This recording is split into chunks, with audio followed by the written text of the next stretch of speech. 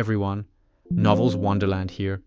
Thank you all for the love and support you've shown me and the channel. Bone King the Restorer's Wildlife, Chapter 159 to 213 Energy Battery facing the ferocious primordial chaos. The remaining 3 elemental dragons clearly could not hold out for much longer. Transcendent breath. Rowan opened his mouth and exhaled, a 7-colored breath spraying out wildly. In the blink of an eye, it reached the black giant's shoulder, piercing directly through it and causing the black arm, along with the axe, to fall to the ground. However, the severed hand quickly turned back into slime, returned to the primordial chaos, and grew back out from the stump. What a truly cheap ability. Isn't this just an immortal body? Through Rowan's continuous efforts, his transcendent breath had now reached the 7th tier. Although the level was not particularly high, the breath, which carried all elemental damage, had destructive power far exceeding magic of this tier. Single-target destruction magic would likely be ineffective. To deal with this type of slime monster, one had to attack its core. However, this primordial chaos didn't even seem to have a core. After Rowan's analysis, the mysterious body of the primordial chaos began to reveal a few secrets. How amazing! It really doesn't have a core. No matter how many pieces it's cut into, it seems it can recover. Is this thing truly immortal? However, although the primordial chaos was strong, it was not truly immortal or indestructible. If it were continuously attacked with elements, it could still be destroyed. Furthermore, if its energy were depleted, it would be unable to recover if cut. With a teleport, Rowan arrived beside the primordial chaos. Overlimit degradation. A grayish-white magic circle suddenly expanded, and all the surrounding energy was frantically devoured by Rowan, instantly replenishing the optimization energy that had been largely depleted. Meanwhile, the primordial chaos's life essence dropped sharply, reducing from level 63 to level 56. Before, it was always others suppressing my level, but now I'm suppressing theirs. When suppressing others, this skill extracts much more energy. Rowan felt very pleased. Every time he had used this skill before, it was against beings far higher in level than himself. Using it now to bully weaker opponents was truly quite nice. It would be a waste not to use up the excess energy, so he took out a few relic-level materials. Optimization. Optimization. Optimizing relic-level materials required consuming a large amount of energy. Rowan was short on energy. Usually, he had to optimize materials while also using it to raise the levels of Naya, Orca, and Canina. Therefore, he had never been able to spare the energy to optimize these high-level materials that he wouldn't use in the short term. Now, however, there was plenty of energy, and he needed to consume it urgently. The energy that had just been full was now more than half empty after the optimization consumption. After having a large gulp of energy drained, the primordial chaos immediately withered. With its brain, it had no idea what had happened. But this wasn't over yet. Degradation. Degradation again. The poor primordial chaos had actually been suppressed to a level lower than his underlings. Its strength plummeted. Originally it could fight 4 elemental dragons without effort, but now it was struggling to even fight 3. If I keep it, wouldn't I be able to extract energy from it constantly? Rowan had considered this plan before, and had even conducted experiments. Generally speaking, a level 30 monster that had been subjected to degradation could barely recover 1 level per day. It mainly depended on the opponent's level and strength. If the level was high and the strength was strong, the recovery speed would be a bit faster, and if the level was low and the strength weak, the recovery speed would be very slow. In the past, after a triple degradation, a level 30 monster's level would drop below 10. Rowan couldn't be bothered to wait for it to slowly recover, so he would just kill it for experience, and find a new monster next time. After all, he had clones everywhere now, and it was still possible to find some level 30 monsters. Furthermore, degraded monsters provided the same experience as they originally did, so there was no loss in experience. That was why Rowan had no intention of keeping monsters. But this level 63 primordial chaos was different.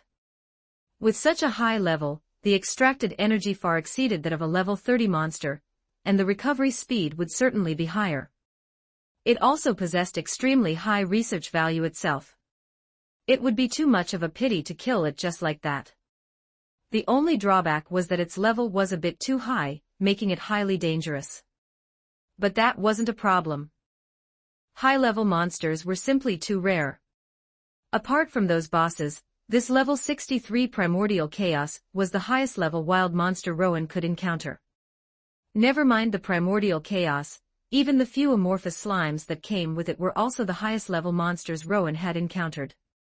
They are all treasures. However, only Rowan could easily control these few monsters. It would be tough for anyone else. The amorphous slimes were fine, he could use soul stripping, and they would be very obedient after being modified. This Primordial Chaos was difficult, it either had to be sealed up or kept by his side. The benefit of keeping it by his side was that he could extract energy every day without needing to use teleport to run back and forth. The downside was that this guy's origin was somewhat special. Rowan was worried that this thing might have some special means. So just in case, it would be better to seal it under the Forgotten Island. Although teleporting every day was tiring, at least it was safe. If the Primordial Chaos were an ordinary monster, it would be fine, but that chaos split really made one's heart creeped out. He teleported back to the Forgotten Island with a pile of monsters. In a room within the White Tower, Rowan began to set up sealing magic. The White Tower was very special. It was a legendary grade item itself, of high quality, and it was connected to the entire island. It was very difficult to destroy the White Tower because the uniqueness of the magic circle gave the White Tower a level of toughness far exceeding that of a legendary grade item. Furthermore, as a core, it was also very suitable as a prison. Using a few days, Rowan set up a very sturdy sealing box for the Primordial Chaos, added a sturdy sealing room outside it, and had 2 high-tier crows keep watch day and night a triple insurance policy, with an Azura clone managing the entire island outside. Basically, there wouldn't be any problems. Furthermore, under Rowan's daily energy extraction, the opponent's level was getting lower and lower. According to observations, the opponent could recover 2 levels of strength per day, but Rowan could drain 9 levels of life essence by using degradation 3 times a day. It recovered slower than it was drained. In just a few days, he had drained the opponent's level to below 30. If he kept draining, he would probably drain this guy to death. Watching this guy look listless every day, its originally round body becoming shriveled, Rowan inexplicably felt it was somewhat funny. There was no other way, subsequently, he could only take turns draining the amorphous slimes. These amorphous slimes were very obedient. Apart from the 4 left on the Forgotten Island for rotating draining, the other 3 were handed over to a few trusted subordinates to take out on missions. After modifying their souls, these slimes could already be ordered around. As for the Primordial Chaos main body, Rowan began some research into its origin through analysis. But he didn't know if that legend was simply fake, or if Rowan's strength was too weak. No matter how he researched and used analysis, he could not find any trace of the original Primordial Chaos. This Primordial Chaos was just an independent entity, with no signs of any higher-level existence. Hashtag 159 Chapter 159 Skeleton Angel Chapter 159, Skeletal Angel Chapter 160, Skeletal Angel. While Rowan was busy arranging things for several slimes in the Forgotten Path, the war outside was developing further. In the Taub Forest Mountains, the Empire's army had arrived. "Lord Count Freddy, are you sure the kingdom's first prince will pass through here?" the subordinate soldier captain asked with some doubt. This place was very desolate, and it really didn't look like anywhere anyone would pass through. The Count revealed an eerie smile. "Of course. Look, hasn't he arrived?" The other person looked up and saw the space in front of them distort, and a man wearing an Azura mask appeared. "This is," the man pointed his magic staff, and in the sky, colorful meteors began to fall. Without a word, without any communication, he unleashed a large area skill right from the start. The location of the falling meteors covered all the army personnel. What on earth is this? The soldiers from the Empire looked at the sky, those colorful meteors carrying a deadly beauty. Run, run quickly. No, it was already too late. Huge explosions, the screams of soldiers, and various colorful elements intertwined, turning this land upside down. When soldiers on the periphery tried to flee, they were harvested by a warrior hidden in a black robe. The entire army of soldiers, tens of thousands of people, died in the meteor shower without any ability to resist. Count Freddy knelt respectfully in front of the Azura clone. Everything is according to your will. The Azura clone said coldly, well done. You know what to do next, right? Of course. I will arrange for the thousands of soldiers from my family to act as the remaining troops for this battle. The enemy's strength is very powerful.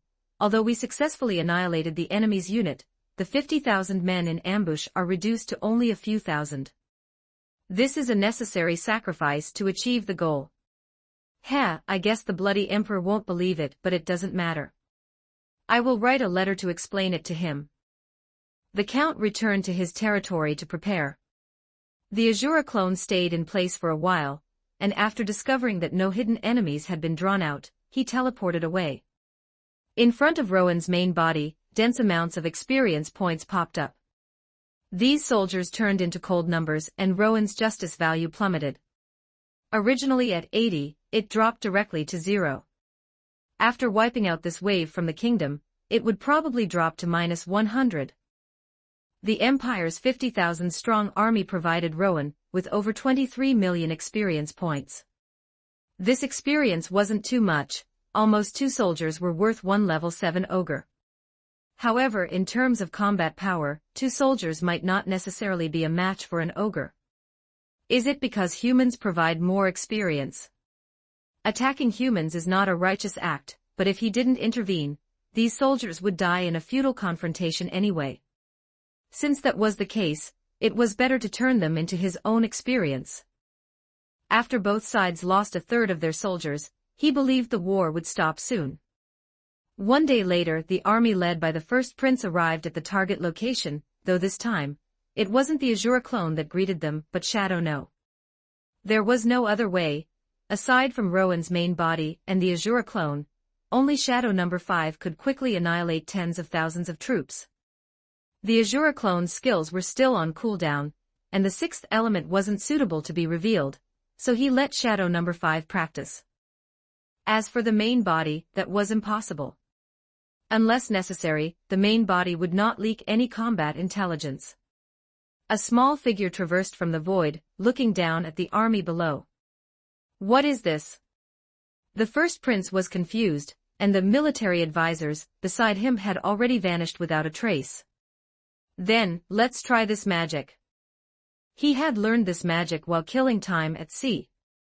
Although the single target damage was relatively average, it was very useful for dealing with small fry. Tier 10, a death withering. With Shadow No. 5 as the center, a terrifying aura of death continued to expand. Wherever the aura reached, both living creatures and plants died. Low-tier existences died upon contact. The kingdom's soldiers clearly did not have the ability to resist. Even if the warrior captain were here, he would instantly collapse. In the face of absolute power, numbers had no effect. With just one spell, all 80,000 soldiers died, passing away without pain under this single spell. On the main body's side, the justice value plummeted as expected, dropping directly to -113, which was even more drastic than anticipated.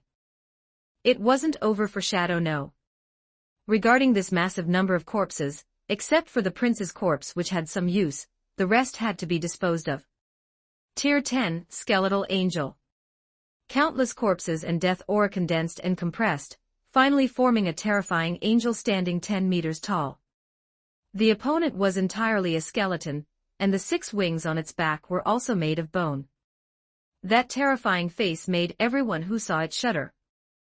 The huge skeletal angel stood upon the earth, waiting for its master's command. Skeletal Angel, Undead, Level, LV70 Justice Value, 0. The skeletal angel was formed by condensing a massive number of corpses and death aura. It was huge in size and had astonishing destructive power. Because it required quite a lot of corpses, the scenarios for using it were relatively limited. Outside of a battlefield, it was rare to be able to gather so many corpses. After summoning the skeletal angel, Shadow number 5 took out a black coffin. The coffin was only the size of a palm, very small and cute. The coffin emitted a black light, pulling the skeletal angel inside. Corpse storage coffin level, highest grade, LV-45, description, can store one skeleton and generate death aura to maintain it. This was a small gadget Rowan had created previously. Its level wasn't very high, and it only had the simple function of storing corpses, which was very limited. He had only made a few as backups. There was still a pile of corpses to deal with on the Empire's side. Shadow number 5 headed to the location where the Empire's soldiers had died and similarly summoned a skeletal angel. This skeletal angel was smaller, only over 8 meters, and its level only reached level 69. He didn't know what the limit of the skeletal angel was. If he had enough corpses, could it grow infinitely? An interesting conjecture, but it was a pity that this kind of skill wasn't suitable for normal people to use, and Rowan didn't plan to study it in depth. Once things were done, Shadow number 5 teleported away. Rowan, who was observing from the shadows, breathed a slight sigh of relief. It seemed that no disruptors had appeared. That made sense, although the true dragon lords of this world were very powerful, their numbers were equally scarce. The potential true dragon lords mentioned in the plot would not exceed 10. Moreover, the status of most true dragon lords was unknown, and there were only a few whose activity could be confirmed. The world was so big that it wasn't that easy to run into one.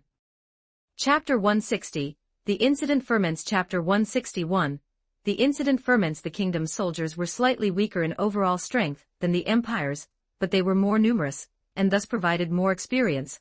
With the experience from these two waves added to what he had accumulated over this period, Rowan successfully raised his level to 70. Now, even if he faced a true dragon lord, he could resist for a while, at least having the opportunity to escape. However, he could not be too complacent. It was better to be prudent. Before he had the strength to absolutely and completely suppress a true dragon lord, Rowan did not intend to expose himself. On the main battlefield, the two armies began to fight, but Rowan did not arrange for his subordinates to go. To Rowan, his goal had already been achieved. A few days later, inside the Imperial Palace, Freddy knelt respectfully before the Bloody Emperor. The Bloody Emperor sat on his throne, with Flutter standing by the side of the throne, his eyes cast down, not knowing what he was thinking. The Bloody Emperor rubbed his brow. In other words, you successfully ambushed the 80,000-strong army led by the first prince with 50,000 men, but because the enemy was too numerous, only a few thousand survived in the end. However, even so, you completely annihilated all the enemies, not a single one escaped, and you even brought back the corpse of the first prince of the kingdom. Count Freddy said, that is indeed the case. 80,000 from the kingdom, 50,000 of ours, fighting to the death without retreating. That first prince did not retreat even when fighting to the last man.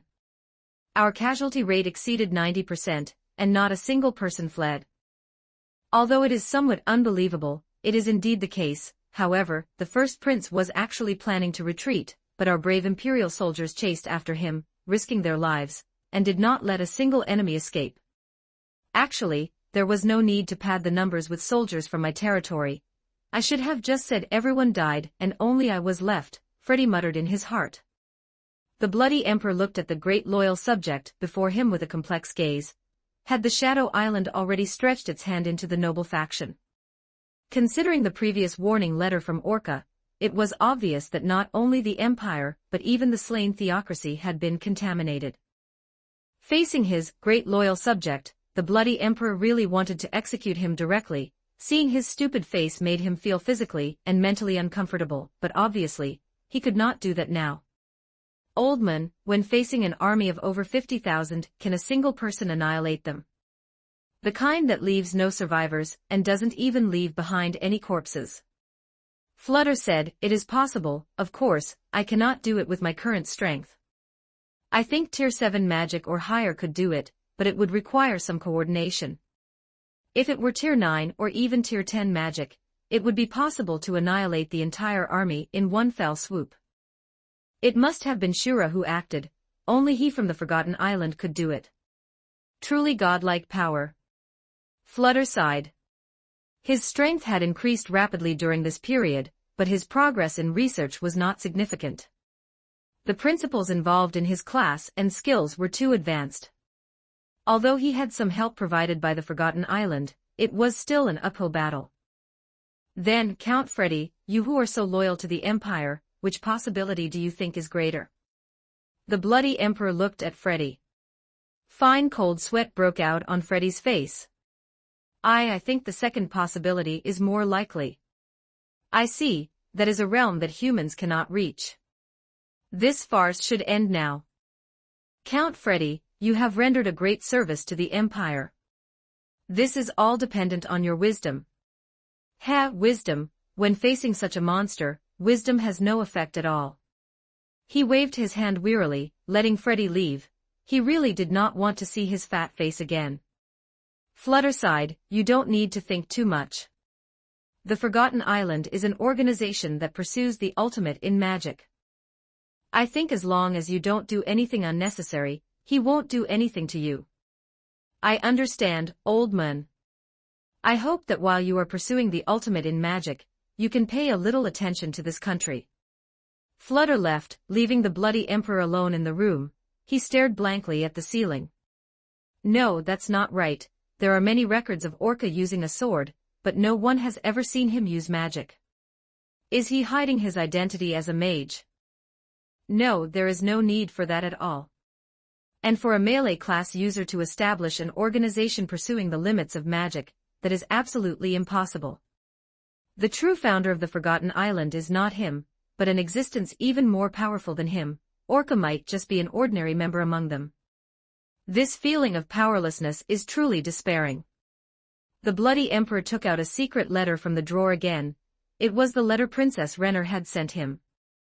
In the letter, she used playful language to thank him properly, and hoped that the two of them could cooperate well in the future. After all, they were now partners. The news of the first prince dying on the battlefield was transmitted back, and the royal palace fell into an eerie silence. Everyone was cautious, worried about angering the old king. Under the current circumstances, doing something wrong could really lead to being executed by the old king. In the residence of the second prince, he held his head in his hands, his face twisted. No, impossible, how could this happen? Even if that idiot were even stupider, he shouldn't have left the protection of the warrior captain. Besides the close protection of the kingdom's #1 expert, he also had various treasures. Even if he encountered danger, he shouldn't have died in battle. What on earth is going on? Did Princess Renner make a move? She couldn't possibly have such ability. The second prince only felt his whole body go cold, as if he had fallen into a quagmire. No, I must find a retreat. I need to think of a route to escape the palace. If some unforeseen event really occurs, I won't be completely without a countermeasure. The second prince forced himself to calm down, and began to ponder the pieces available in his hand. At the same time, in the kingdom, inside the king's bedchamber, the old king sat on his throne with a haggard expression. His crown was crooked, but he had no mood to straighten it now. His eldest son had died, as the heir to the future king. He had died in the Empire's ambush. An army of 80,000, completely wiped out. The main battlefield had already ceased fighting. In other words, the Empire's goal was his eldest son. They had planted a spy and obtained the operational plan.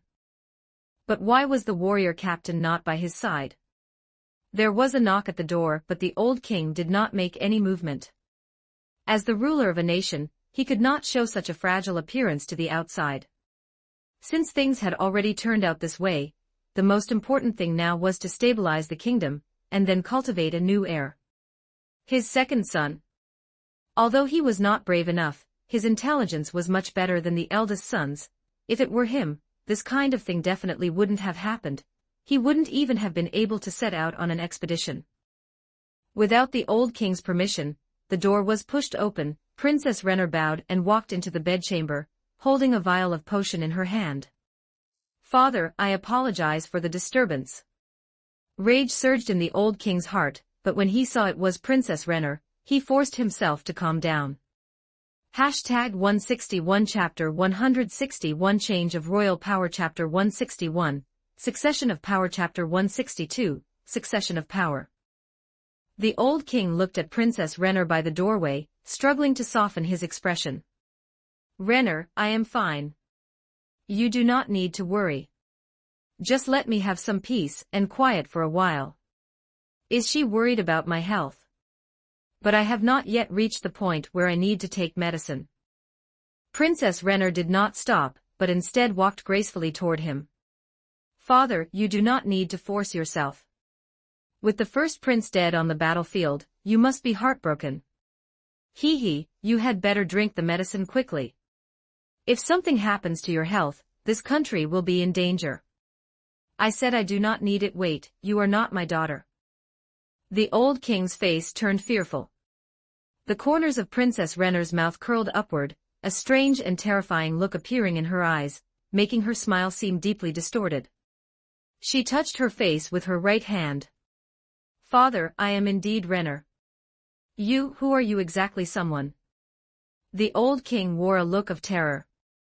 To say such things. Honestly, you really do not understand your own daughter at all. No, I should say that the obedient daughter you thought you knew never existed in the first place. Something is wrong. There is no movement. Has this place been isolated by magic? Or has Princess Renner dismissed everyone nearby? The old king looked incredulous. "The first prince, was it you who leaked the intelligence?" "No, you do not have such ability." "I have already said it. The daughter you knew, whether it be her personality, capability, or strength, was always just your imagination. My respected father, what you saw was merely an illusion." He drew the sword hanging on the wall, wanting to stop Princess Renner, but she continued to approach slowly. "You do not come any closer." The sword pierced through her body, but Princess Renner's form merely distorted. It was an illusion. His body could not move. A figure appeared beside him, and reached out to touch his body. The sword clattered to the floor. "Are you really Renner? Am I your father?" "Of course. You are my beloved father." Princess Renner stared at her father with a twisted gaze. "Father, although I have no desire for power, I need this country to help him do some things.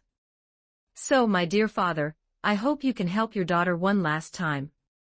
She pried open the old king's mouth, poured the medicine in, and gave him a push, causing the old king to fall shakily back into his chair.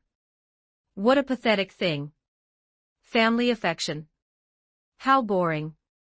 A single tear slid from the corner of her eye as she watched her father quietly. The old king felt his consciousness growing increasingly blurred as he stared blankly at Princess Renner before him. "Renner, my daughter, I have never truly understood you." Once the old king's consciousness had completely descended into chaos, Princess Renner slowly turned and left. The old king's body trembled slightly as he stared in the direction Princess Renner had left, but his eyes had no focus, and his lips quivered without being able to make a sound. What is this feeling now? No, that is not it. It is a more complex emotion. A joy of breaking free from one's fate, and unleashing one's true nature, and a sorrow for her past self and for the old king. It was a complex emotion where pain and joy were intertwined. Because the first prince died on the battlefield, the old king was consumed by rage and fell critically ill, to the point that even the kingdom's most skilled physicians could not cure him. This news spread as quickly as a hurricane. The topic of the war ending had just arisen, only to be immediately crushed by the news of the old king's critical illness and the discussion of the kingdom's successor. The king is critically ill, and the first prince is dead.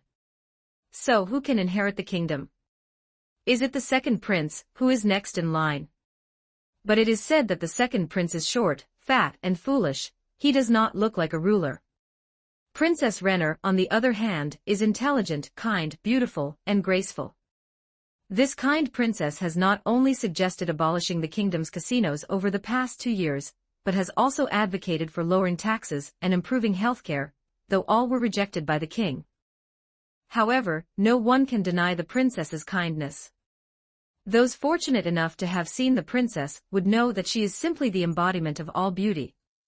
As for the second prince, that short, fat fool, one look is enough to see he is no good. The entire kingdom, whether it be the Adventurers' Guild, taverns, or the streets, was discussing this matter. However, public discussion could not influence the decisions of the kingdom's upper echelons. The only ones who truly decided the direction of this country were the nobles. A few days later in the palace, the old king was lying in bed, his face so pale it lacked any color. He was breathing with difficulty, and it looked like he did not have much time left. Several high-ranking nobles and the second prince were already waiting. Cough, cough. I will soon depart to meet my ancestors. The kingdom shall be left to Princess Renner. The second prince looked incredulous. This is my decision. The old king's face was deathly pale. Princess Renner, whether in capability, appearance, or prestige, is no lower than you. The nobles looked at the old king with some surprise. They had assumed he would let the second prince inherit the throne. Although Princess Renner was excellent in every aspect, she was naive and romantic, and not suited to inherit the throne. She was too kind. However, kindness has its benefits. For the kingdom's nobles, a kind monarch is easier to get along with. In the corner, Princess Renner stood quietly, but neither the nobles nor the second prince noticed her presence. She was like an illusion. If one were to approach that spot, they would find that not only could they not see her, but they could not even touch her. The combined abilities of an illusionist and a hexer made Princess Renner's true form extremely ethereal. As for what they were seeing now, that was only what Princess Renner wanted them to see. In reality, the old king was already staring at the ceiling, his body stiff. He had completely passed away. The nobles were seeing an illusion so realistic it could pass for the truth. This feeling of fooling everyone brought Princess Renner great pleasure. The high-ranking nobles whispered among themselves. In truth, for most of them, it did not matter who became king, as it would not affect their status. They had all previously placed their bets on the first prince. No one had really bet on the second prince or Princess Renner. From now on, this country is in your hands. As for my warrior captain, pardon his crimes, let him redeem himself through service, and assist Princess Renner. Cough, cough. The old king could no longer make a sound. He turned his head and stared at the ceiling. At this moment, the illusion and reality overlapped. The old king had passed away. No one in the room wept. The nobles left the room with the second prince, and the servants began to enter to prepare the old king's remains. With the passing of the old king, the news that Princess Renner would serve as the new ruler swept through every corner of the kingdom like a hurricane. Chapter 162, Princess Renner, Queen. Chapter 163, Princess Renner, Queen. Inside the kingdom's prison, a blue-haired man looked at the haggard man in the cell. What a headache. This friend of mine is just too stubborn. Gazef Stronov, the old king is dead. The warrior captain sighed, a look of grief appearing on his face. Someone already told me. It is my fault. If it weren't for me, you can't blame yourself for this. I doubt he expected that the first prince, leading an army of 80,000 along with elite royal guards, would run into an ambush and be wiped out entirely. The warrior captain remained silent. The situation was clear by now. The first prince had made erratic decisions, intelligence had been leaked, and the king's orders had been forged to lure him away. Whether in terms of reason or law, he was not at fault. Even so, he was still in immense pain. If only he had been able to see that the order was fake beforehand. Even if he couldn't turn the tide of battle, at least he would have had a chance to protect the first prince. What will you do now? Do you want me to pay to get you out? I've saved up some money over the years. Just let me atone for my sins here. The warrior captain was in despair. The person he had sworn to follow was dead, and he had lost his purpose in life. Nail Clipper opened his mouth, but didn't know what to say. He knew this man before him very well, and because he knew him so well, he couldn't think of a way to console him. The prison door was pushed open, and a golden-haired young girl entered with guards. Her face was haggard, and her eyes were red, as if she had been crying for a long time. Nail Clipper didn't know who she was, but the warrior captain said in astonishment, "PR princess." He couldn't wrap his head around why the noble princess would come to this prison. Sir Gazef Stronov, and this must be Sir Brain Unglaus, right? Greetings, princess. Brain Unglaus looked surprised, not knowing why the princess had come here, or how she knew his name. He was somewhat flattered. Although the ceremony hadn't been held yet, her succession as the queen of the kingdom was already set in stone. A 14-year-old queen that was truly terrifying. What was even more terrifying was that she actually knew who he was. Sir Brain Unglaus, I have some things I would like to discuss with Gazef Stronov. Could you please give us some space? My apologies. Brain Unglaus bowed and left. The princess had come to the prison in person, what a great honor. Gazef Stronov would be fine, it seemed. He had worried for nothing. Gazef Stronov looked at the princess. Your Highness, how could you come to the prison? Sigh, are you aware that my father has passed away due to illness? And that he passed the throne to me? Yes, I have heard. Then you must know that I am just a 14-year-old girl, right? Princess Renner wiped the corner of her eye. The warrior captain was silent. I cannot do anything. Before this, I only liked to read books. I have never been involved in the affairs of the kingdom, and I am not even as capable as my second prince brother. I don't know why father wanted me to be the queen. The princess began to cry again. Gazef Stronov felt deeply pained, she was such a pitiful girl. Indeed, why didn't the king let the second prince take the throne? While Princess Renner was very kind, she was too kind and not suited to be a queen. Father's decision cannot be changed by anyone, not even I can refuse it. However, he did consider many things for me. He told me that in this country, aside from his own children, the person he trusted most was you, warrior captain. Due to certain reasons, he could not see you himself, so he asked me to come see you. That's right. He hopes you can continue to serve as the warrior captain, to protect me, to protect this country, and to guard the royal family. As long as you are here, even if I am young, the country's safety can be assured. The warrior captain's face flushed. I do not have that ability. I couldn't even protect the first prince. That was not your fault, it was just because of the first prince. Surely, you are not unwilling to help me. Apart from the warrior captain whom father trusted most, who else can I rely on? Princess Renner wept softly. Gazef Stronov watched the sobbing princess, his heart heavy. Although this incident was not his responsibility, his heart remained heavy. Yes, the situation was already like this, what had happened could not be undone. Was he just going to hide in this prison? That was not atonement, that was a coward avoiding reality. The old king valued me so much, and the princess also values me so much. Should I really continue to avoid reality?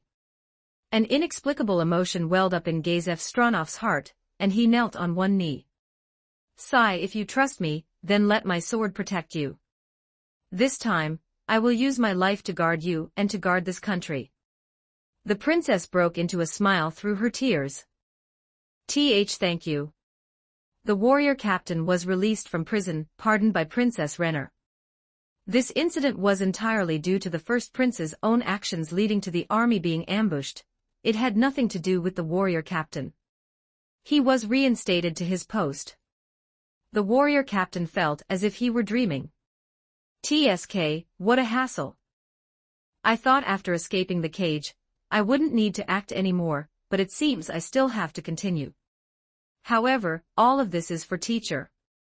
In this world, the only one who truly understands me is teacher. If I can help teacher, all of this is worth it. Princess Renner looked out the window. At some point, teacher had become her spiritual anchor. In this world, only teacher understood her, needed her, and constantly taught her. Everyone else was nothing but monkeys. She looked coldly through the window at the people bustling about in the distance. I still need to work hard to become stronger. If my strength is too weak, I won't be able to stay by teacher's side. Even a little bit of cleverness isn't enough. Wisdom without strength is not true wisdom. A few days later, the coronation ceremony was held as scheduled. Amidst the support of numerous nobles, the cheers of the people, and the witness of envoys from various countries, Princess Renner officially ascended the throne and became the new queen of the kingdom. A queen of only 14. Among the 5 human nations, excluding the slain theocracy, which was quite special, 3 of the 4 nations had queens. Only the empire had a male emperor. The tedious ceremony lasted for an entire day. That night, Princess Renner returned to her bedchamber and found a young black-haired man already waiting. He was sitting at a table, flipping through a thick magic book. On the table, a slime-like creature was helplessly squirming. Hearing the commotion, he looked up and revealed a smile. "Princess Renner, you've worked hard during this time." A happy smile appeared on Princess Renner's face. "Teacher, it wasn't hard. All of this is worth it." "Then, come and tell me your story." Princess Renner ran towards Rowan. She wanted to stay by the side of the person closest to her. Hashtag 163 Chapter 163 Departure. Searching for world items. Chapter 163 Departure. Searching for world items. Chapter 164 Departure. Searching for world items. Princess Renner's mental state is abnormal. It is unclear whether this was the case from childhood, or if it was caused by her environment. Her world is something ordinary people cannot understand. In the original story, she found emotional sustenance after meeting the loyal dog Climb. Now, however, because of Rowan's appearance, her sustenance has been placed on her teacher, causing her to miss her encounter with Climb. In the original story, she secretly surrendered to the Ains Olgaun, personally killed her father, and handed the entire kingdom over to the Ains Olgaun. Now, she has still killed her father and is controlling the kingdom for Rowan. Compared to the original story, everything has changed, yet it seems as if nothing has changed at all. So when the Ains Olgaun descends, what choice will Princess Renner make? Rowan is also curious. After chatting with Princess Renner for a long time, giving her a few special items, and gifting her an amorphous slime, Rowan departed. With Princess Renner's ability, given some time, she can completely control the kingdom. Furthermore, her strength is sufficient, and with the protection of the level 50 plus amorphous slime, she won't face any threats. Now that Rowan has reached level 70 and possesses a certain degree of self-preservation capability, he must also begin to try cultivating his subordinates and searching for world items. As for Zeshi Zetsumei, he will deal with her after playing it safe. She is in the slain theocracy, and cannot run away. As for the maritime city, it is unknown when it will be discovered, so Rowan won't just wait around. After reaching level 70, he can also try to plan for world-class items. Confronting those powerful existences without world-class items is extremely difficult. In the future, even if Rowan reaches the maximum level, his stats surpass the Ains Olgaun, and he possesses numerous special classes, he will still be at a disadvantage when facing the Ains Olgaun, because the gap in equipment is too large. Among these, the difference in world-class items is immense. This world has been tossed about by transmigrators several times. Apart from the famous ones, there are many unknown transmigrators who brought world items with them. World items are said to be formed from the leaves of the world tree, and possess world-level power, far beyond what divine equipment can resist. They are the supreme power in this world, and the top 20 among them possess truly incredible power. There is only one of each such item in the entire world. The Ains Olgaun carries quite a few world-class items, even including some from the top 20. Without equipment of this level, it is almost impossible for a guild to confront the Ains Olgaun. As for what Rowan can currently confirm, there is only the slain theocracy's downfall of castle and country. Additionally, he knows of items that exist, but only has a general idea of their location, such as the two-world mandala located in the sanctuary of the destroyed nation, and the nameless spellbook held by the 8 greed kings. Furthermore, there are some mythological records that are suspected to be related to world items. There are also legends of gods and demons suspected to be related to world bosses, which might yield world items upon defeat. Of course, there is too little intelligence, and most of it is obtained from ancient books, so Rowan cannot confirm it. He can only investigate these places one by one. Those ethereal legends provide very little valuable information. Each one takes a lot of time to investigate, and the only ones he can confirm are the nameless spellbook and the two-world mandala. Rowan naturally likes the nameless spellbook the most, but unfortunately, it is in the 8 Greed Kings Guild, which is currently untouchable. The only thing he can try to figure out right now is the two-world mandala. The two-world mandala was mentioned in the spin-off story, located in the sanctuary of the destroyed ancient nation. In this world, there are quite a few destroyed ancient nations. Considering the Buddhist nature of the two-world mandala, that former nation was likely related to Buddhism and the monk class. Therefore, the scope has narrowed significantly, and he can roughly confirm the location. Rowan circled a large area on the map, and after that, he would have to investigate it in detail. The Buddhist nation in the distant past, this was a country for the monk class. It is said that the monk class was pioneered in this country, but later, a great upheaval occurred. Although this country has long since been destroyed, the monk class has taken root and sprouted all over the world. The history is too long ago, and the former Buddhist nation has turned into a dangerous mountain range rampant with demi-humans. That history of destruction is no longer known to anyone, and the remaining legends have gradually been forgotten. Only a few words about the Buddhist nation are recorded in some ancient books. It took Rowan a great deal of effort to organize this information. Compared to other ethereal legends, this one already has clear evidence. The two-world mandala and the downfall of castle and country are the two world-class items that Rowan can confirm, and is the only one with a way to obtain. In the wilderness, Rowan released a flock of crows for reconnaissance. He wore a black robe, and 2 people followed beside him. One tall and one short, both wearing black robes. The tall one held a small white magic wand, and the short one held a brown long staff, forming a strong contrast with their own heights. "Lord Rowan, are we going to search here for a long time?" Kanina asked, though the smile in her eyes could not be hidden. Although a long time had passed, Kanina still respectfully called him Lord Rowan, and it seemed that this had never changed. Now that the affairs of the Adventurers Guild have come to an end, there is no need for Kanina to keep an eye on things there. They can already be handed over to others to handle. Rowan brought her along to infuse her with experience at high intensity. As one of the few people Rowan trusts, Rowan must help her increase her level. Ability is important, but trust is more important. In the future, Kanina and Naya will both be Rowan's assistants. The Ainzolgaun has many subordinates, and he also needs to cultivate some subordinates to help share the pressure. With the healer's limit break in hand, Rowan has a way to forcefully push people to high levels. Whether this is forcing growth or not is beside the point, at least the level can go up. Yes, there is something here that I must find, but it is hidden too deep. Rowan frowned. Crows can only scout the terrain. Wanting to find the two-world mandala is a pipe dream. If it were that easy to find, it would have been snatched by those dragon lords many years ago. The time point of the Ainzolgaun's arrival is getting closer and closer, and he doesn't know how much time he will have to spend on this search mission. The same goes for the maritime city. Although Rowan was calm on the surface, Kanina still felt the anxiety in Rowan's heart. She sighed. She had thought that by relying on Lord Rowan, her strength had become much stronger, but she didn't expect that she still couldn't help with anything.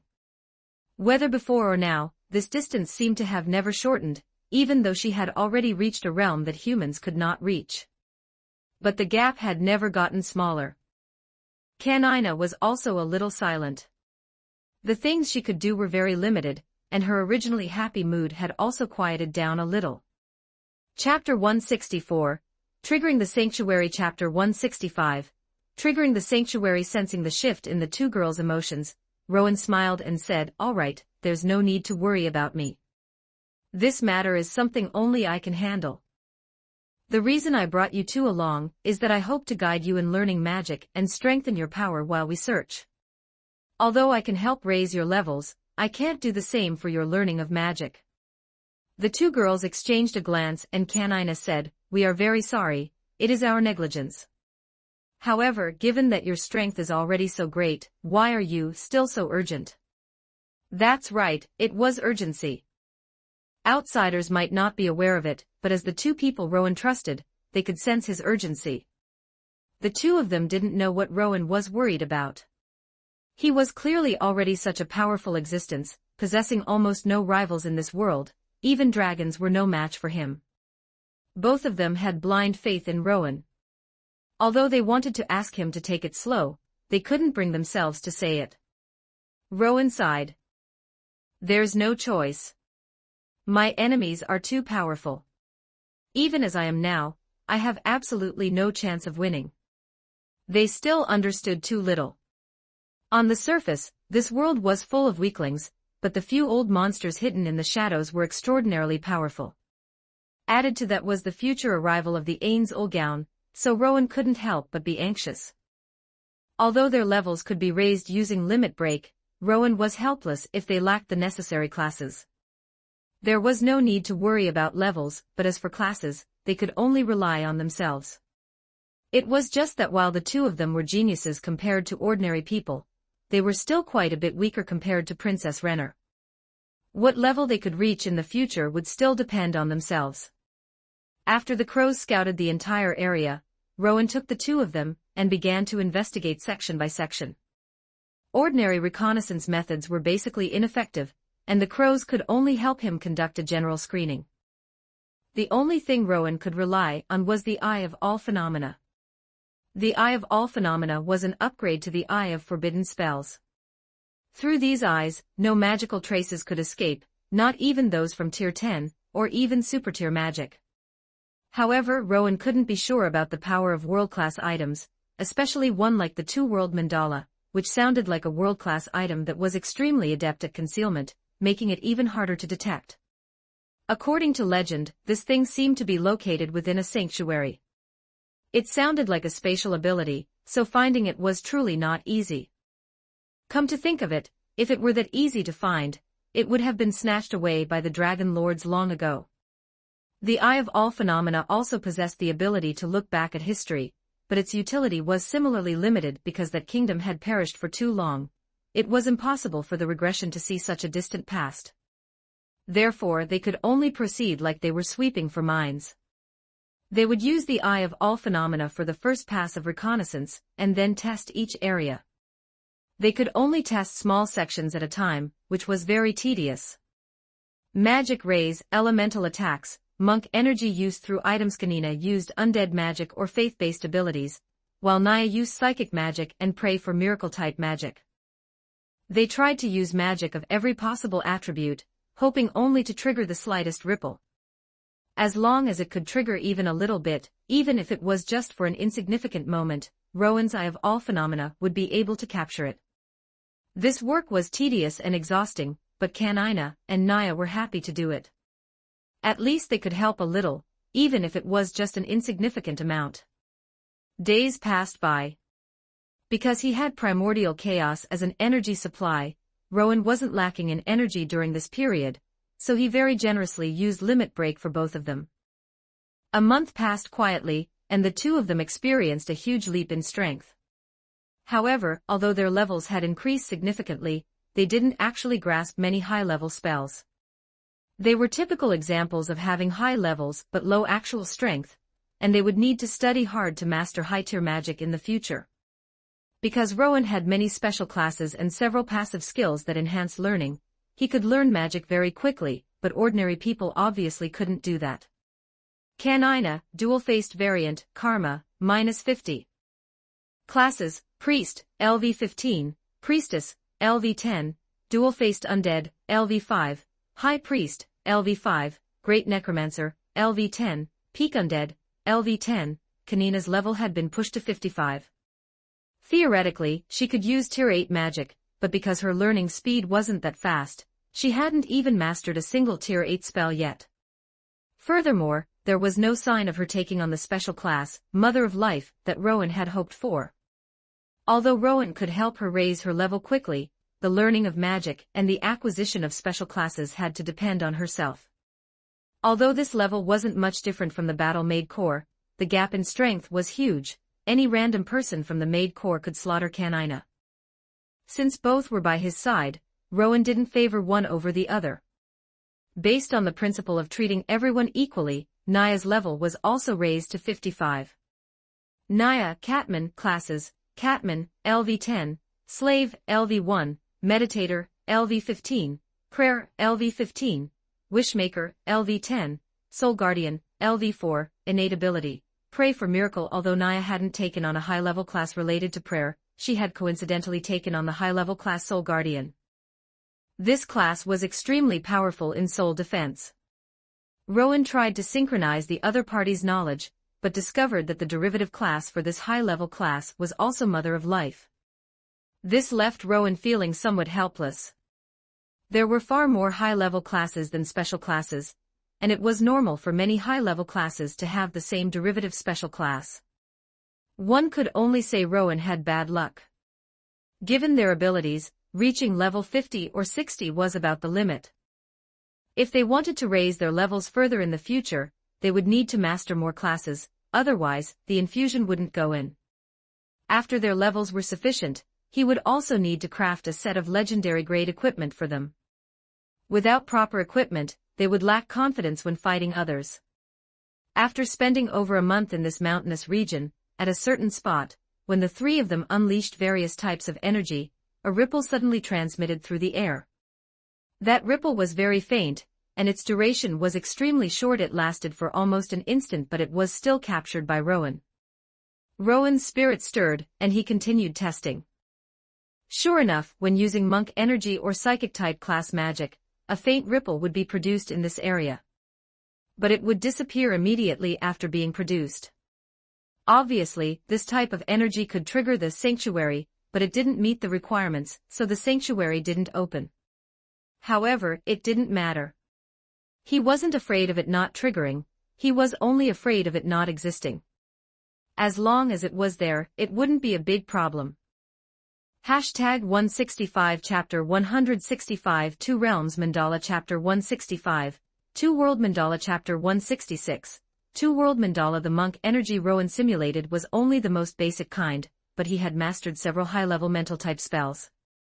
Taking various materials from his player inventory, Rowan set up a Tier 10 magic circle, completely enclosing the area.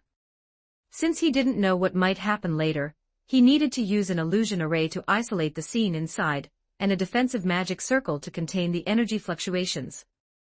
This way, even if a commotion occurred, it would be blocked inside, preventing it from attracting anyone's attention. Rowan didn't care about ordinary beings, he was only worried about attracting the attention of a true dragon lord. It will be very dangerous from here on out. There might be some unexpected events inside the magic circle, so stay outside and keep watch for me. Understood, Lord Rowan. Please be careful, Kanina reminded him. Rowan nodded, sent them out of the magic circle, and summoned some crows to monitor the surroundings to prevent any sneak attacks from enemies, although the probability of that was extremely low. The only enemies he imagined were true dragon lords, but so far, he hadn't actually encountered any of those guys. As several magic circles were set up, everything around was shrouded within them. The magic power in the air became dense, and this place was now completely isolated from the outside.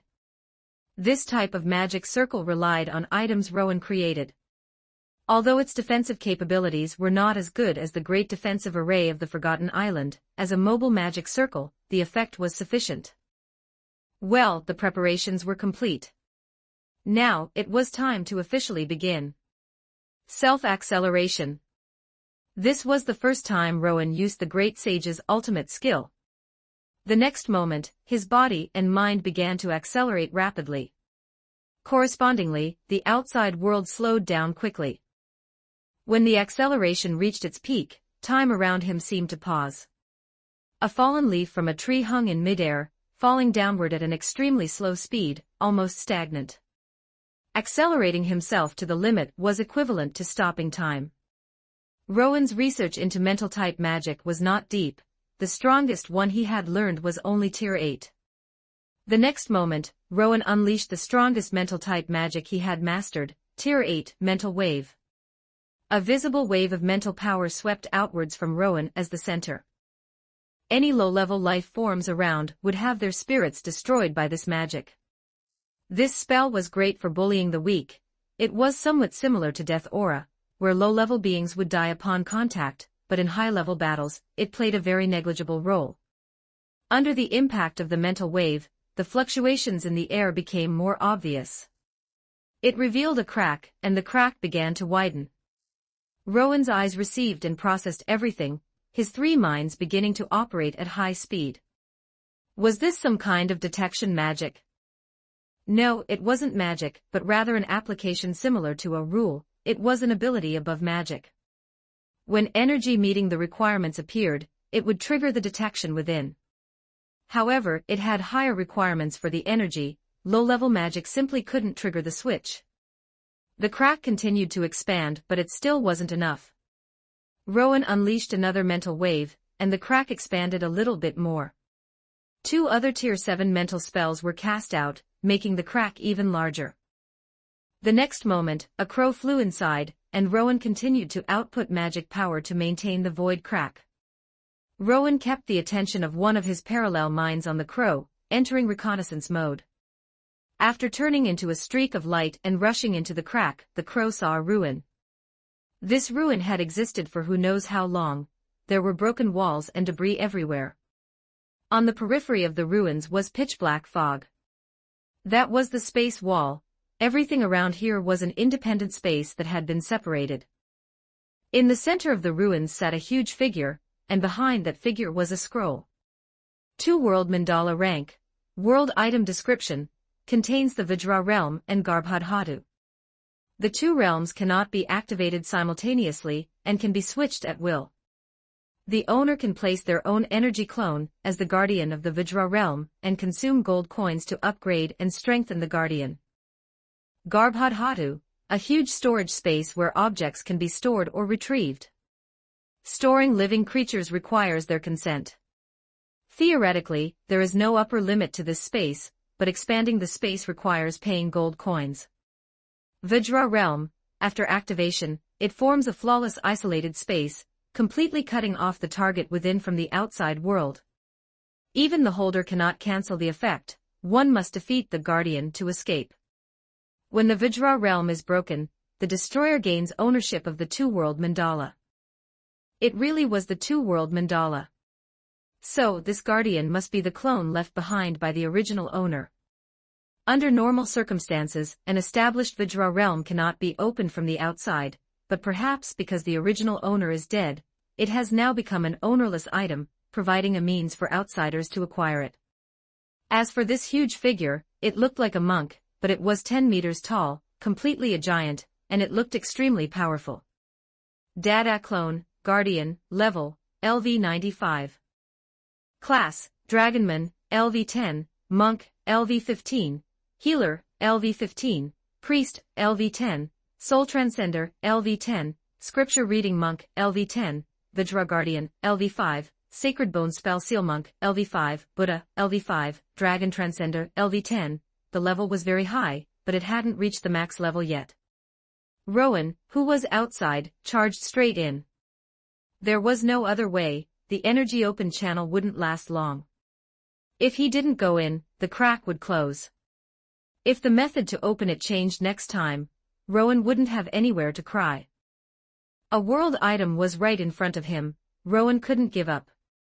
After rushing in, Rowan immediately used the Eye of All Phenomena in conjunction with the Great Sage's analysis to conduct reconnaissance.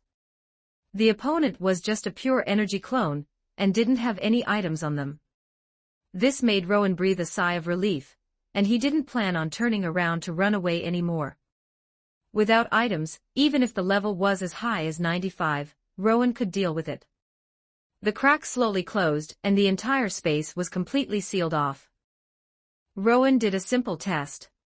He discovered that in this space, teleportation-type abilities, and even forbidden magic, world teleportation, were restricted. But it wasn't a big problem. Rowan could still sense Orca's existence. If he really couldn't win, he could respawn at Orca's location after death. The huge Dada clone opened its eyes, an intense light shone from them. Drain 90% of HP and 30% of MP to use forbidden magic, colorful barrier. A thick, colorful barrier wrapped around Rowan. Optimization. HP fully restored. Drain 90% of HP to use forbidden magic, distorted barrier. A light shield expanded rapidly, wrapping this space within it. Chapter 166, Rowan vs. Dada Clone. Chapter 167, Rowan vs. Dada Clone. He did not use the world barrier for its defensive capabilities, but rather for its powerful effect that allowed for free teleportation within the distorted barrier. Following this, he used a high-level health potion and the Tier 10 Faith-type spell, Recovery Aura. Combined with the Dragon Transcender's super vitality, Rowan's HP began to recover at a visible rate. With more than half of the duration of self-acceleration remaining, and 2 ultimate moves prepared, Rowan quickly began buffing himself. Supreme Reinforcement. Shield Reinforcement. High-speed movement. Magic Resistance. Elemental Reinforcement. Mental Resistance. Light Attribute Resistance Boost. Facing such a high-level enemy, Rowan did not come empty-handed this time. Instead, he brought out a relic-grade elemental wand. To deal with an enemy like this, he had to go all out. Just as Rowan finished preparing, a beam of light lunged toward him. Even with self-acceleration active, he still could not dodge the attack. The speed of this move was already approaching the speed of light. The beam struck Rowan, hitting his 7-colored shield and emitting a sizzling sound. Fortunately, the shield was thick enough. The 7-colored shield, generated by consuming 90% of his HP, was not so easily broken. Moreover, Rowan's magic defense exceeded 100%. With this bonus applied to the 7-colored shield, its defensive power was even more terrifying. While the golden beam was high level, it could not break the shield directly. The next moment, Rowan appeared behind the Dada clone, and reached out to touch it. Degradation. LV95-LV90 for Rowan was speechless. Are you kidding me? It only dropped by 1 level. Even with a 25 level difference, it should not be like this. The decay from degradation was too severe. He touched it again. Degradation. LV90 for dash, LV93. The Dada clone pointed its right hand toward Rowan. Under normal circumstances, its speed would certainly be extremely fast, but with Rowan using self-acceleration, its movements were too slow. Even though Rowan was a mage, he could easily react. He used teleport to leave again.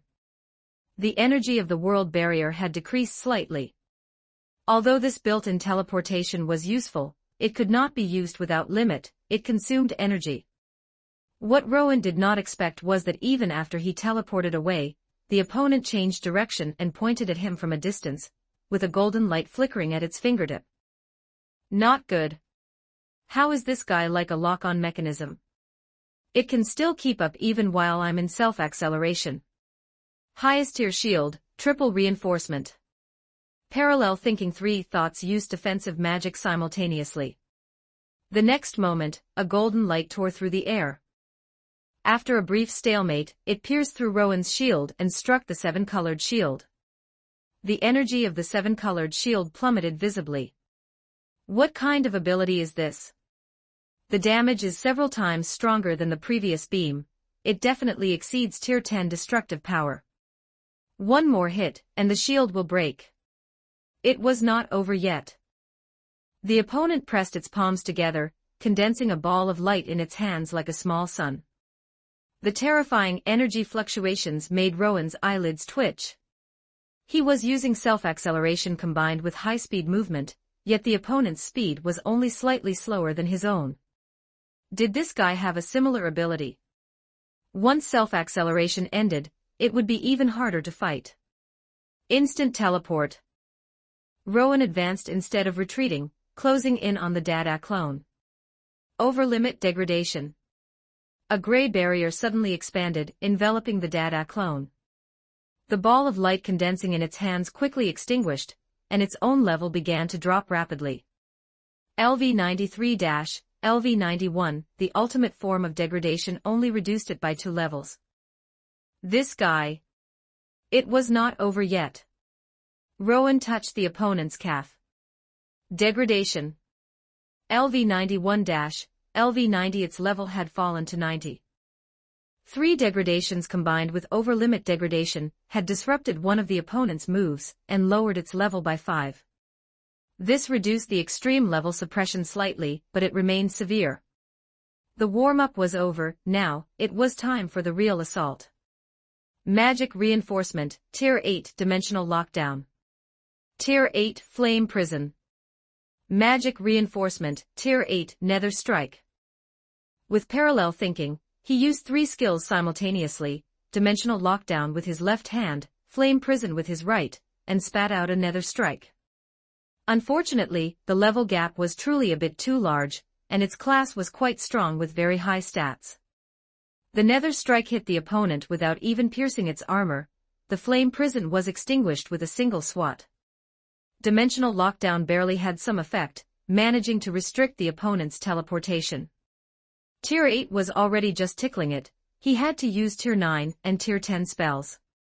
Although Rowan's level had reached the requirement for Tier 10, he had not had much time, so he did not know many Tier 10 spells.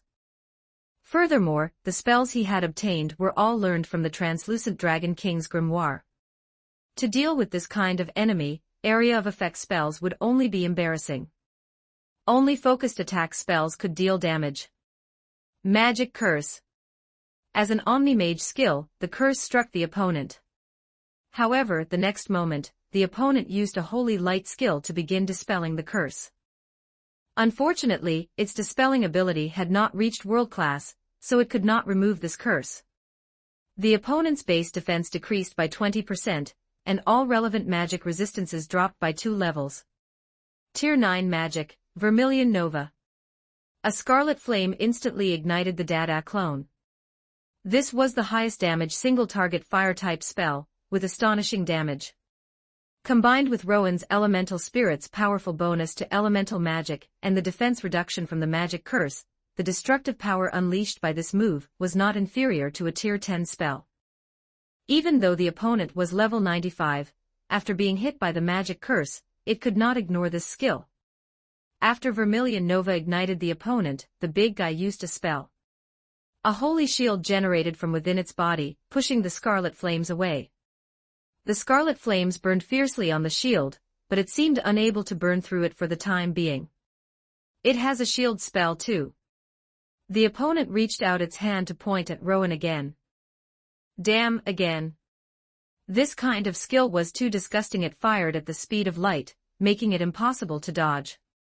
Dragon Magic, Tier 10, Supreme Dragon Shield. One consciousness cast the shield, another analyzed the enemy's movements, and the third prepared a new spell. As the massive dragon shield formed, a golden laser followed right behind. The laser stalemated with the dragon shield for a moment before piercing through it and striking Rowan's shield. The durability of the 7-colored shield dropped by another small notch, but it still held firm. As for the dragon shield, it had a hole punched through it, but it did not shatter. It seemed it could still be used. If nothing else, the durability was quite good. The opponent's destructive power was just too strong, even Tier 10 magic could not block it. Come to think of it, that made sense after all. There was a gap of over 20 levels.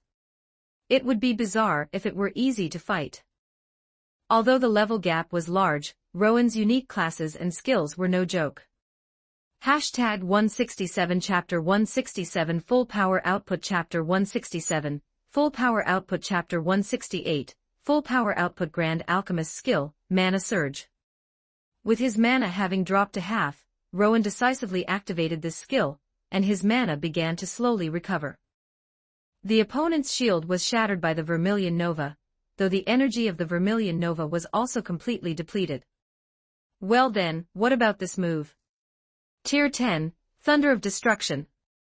A massive bolt of lightning whistled out, striking the opponent hard, causing them to convulse all over, but it was unable to completely crush them. This is just an appetizer. Forbidden Spell Weaver's ultimate skill, Forbidden Spell Enhancement. A dark power surged from within Rowan, raising the destructive power of his next forbidden spell by 1 level. Forbidden Spell, Tier 10, Supreme Dark Thunder. The pitch-black lightning in Rowan's hand seemed capable of devouring everything around it. The surrounding mana began to churn violently, rushing into Rowan's hand one after another. Because of the immense destructive power, Rowan's own health points were being slowly drained. The destructive power of a Tier 10 forbidden spell is terrifyingly abnormal, and the cost is equally dreadful. It consumes more than double the mana of a standard Tier 10, Thunder of Destruction, and it even drains life force itself. Its destructive power is naturally above Tier 10, and when combined with Forbidden Spell Enhancement, it reaches the level of Supertier magic, or perhaps even slightly exceeds it. The consumption is huge, the damage is astonishing, and when combined with Forbidden Spell Enhancement, it can simply destroy the heavens and earth. It is a pity that it can only be used once. If Forbidden Spell Enhancement is not used, the power should be slightly inferior to Supertier magic, but the gap is not too large. The opponent's beam of light struck Rowan's dragon shield, shattering it, but Rowan didn't care in the slightest. The pitch-black lightning in his hand shot out, drawing a black straight line in the air. The black line struck the opponent's head, paused slightly, and then pierced through. The remaining energy passed through the body, striking the black mist in the distance, and causing the space wall to vibrate violently. Supreme Dark Thunder has extremely strong penetrating power. Rowan doesn't know how high its upper limit is, but in any case, he feels that his 7-colored shield probably couldn't withstand the enhanced Dark Thunder. The black lightning vanished. The opponent tilted its head, and looked at Rowan. There was a small hole pierced through its head, but now, a green light emerged from the opponent's body, and this small hole actually began to slowly recover. Damn, it didn't die even with a hole in its head. Is it cheating? And it even has this healing ability. Upon using Supreme Dark Thunder for the first time, Rowan discovered its greatest weakness. Its penetrating power is too strong, but its destructive power is quite average, especially against guys like this who have no vital points. Let's try again, non-enhanced version. Forbidden Spell, Tier 10, Supreme Dark Thunder. The black lightning beam pierced through the opponent's heart area, but this was still not a vital point. Since the non-enhanced version of Supreme Dark Thunder can also pierce the opponent, why would I use Forbidden Spell Enhancement? What a waste. I overdid the output. The opponent raised its hand, firing a laser. But this time, at the critical moment, Rowan used Teleport to get away. Although he couldn't reach the speed of light, he could still dodge based on the opponent's starting movements, though it was extremely difficult. The laser plowed a long furrow in the ground. Dealing with this big guy without any weak points, Rowan felt a headache for a moment. Without Supertier magic, the destructive power of Tier 10 magic is too low. Any damage dealt would just be recovered by its healing ability. As for forbidden spells, this is the only Tier 10 forbidden spell he has, and it was only researched after spending a great deal of effort during this period. Ordinary magic is no longer an option. Do I still have to rely on skills? The opponent pressed its hands together, and a brilliant golden light burst from its body, illuminating the entire space. Not good, the opponent is about to use a big move. World Guardian's skill, Absolute Defense. A transparent light shield enveloped Rowan. The next moment, energy like a sun appeared above Rowan's head, and then violently exploded. The entire space trembled slightly, and the ground beneath his feet rapidly cracked and collapsed. The violent energy shattered everything around it. This was definitely a big move, and it was a super big move similar to the sixth element. Fortunately, the World Guardian's absolute defense is really no joke. No matter how powerful a skill is, it can block it. Smoke filled the air, and the next moment, a 7-colored breath pierced through the smoke. Tier 7, Transcendent Breath. A mouthful of seven-colored breath struck the opponent's shoulder, causing it to stagger, but the damage was weak. Magic mark. A peculiar symbol struck the opponent's chest. Sixth element. Elements began to condense rapidly, and the entire ground was trembling slightly. You just hit me with a nasty one, so now, it's my turn. The Dada clone located in the center seemed to realize something was wrong. It pressed its hands together, and a golden light enveloped it. How does it still have a shield skill? Forget it. When the elements condensed to the extreme, they burst forth violently. Combined with the 10% damage bonus from Magic Mark and the defense reduction from Magic Curse, this ultimate skill of the elemental spirit erupted with terrifying power. That was the pure destructive power of elements. Everything around it was destroyed. And the Dada clone in the center, the light shield on its body rapidly cracked and collapsed, and the immense energy swept over its body. Its body cracked continuously. However, Rowan felt something wasn't quite right. Sure enough, as the dust settled, the opponent's upper body had been completely shattered, leaving only 2 legs. However, those 2 legs actually began to slowly recover. Are you kidding me? It's still not dead after this. Is this an immortal body? This guy's class is really a bit overpowered. Limitless destruction. Rowan enhanced his next attack, and then, surpass ultimate, primordial Azura. A black door was slowly pulled open, and this time the door was even larger. The black door was opened, and a huge arm squeezed out from behind it. The arm held a bone all high up and thrust it down with force. The remaining 2 legs could no longer withstand this attack, and were completely destroyed. This time, not even a scrap was left. The damage was too high, and it even overflowed by quite a bit. There was no other way. The opponent was like an immortal body, and Rowan was worried that some other mishap might occur. The huge arm retracted. Behind the black door, a huge eye stared at Rowan, and Rowan felt his scalp tingle from being stared at. The black door slowly closed, shielding the opponent's line of sight. What on earth is going on? This primordial Azura, could it be something like a super boss? The door this time was much bigger than the last one. In the future, will it summon the entire primordial Azura? After summoning it, will that guy turn around and beat up the summoner? What on earth is this ultimate skill of the Dragon Transcender? Just one hand has such terrifying destructive power. That guy is definitely a max-level existence. I always feel like this surpass ultimate, primordial Azura carries great risk. I must be careful when using this skill next time. Chapter 168. Obtain Chapter 169. Obtained experience plus 55 million. The Guardian has been defeated. Ownership of the two-world mandala has been transferred. A notification appeared, and Rowan let out a sigh of relief. Thank goodness, he had finally defeated this troublesome guy. However, the experience points were too low, completely mismatched with his level 95 rating. If it were a normal entity, the experience should have at least exceeded 100 million, 200 or 300 million wouldn't be excessive. After all, he was already nearing the level cap. In terms of experience, it didn't even compare to the level 70 plus translucent Dragon King. Summoned creatures were truly frustrating. They gave too little experience, were very difficult to fight, and offered no item drops. Only large hordes of monsters were useful for grinding experience. Wild summons yielded far too little. Fortunately, however, his first world item had finally been obtained. Rowan felt an indescribable connection with the scroll.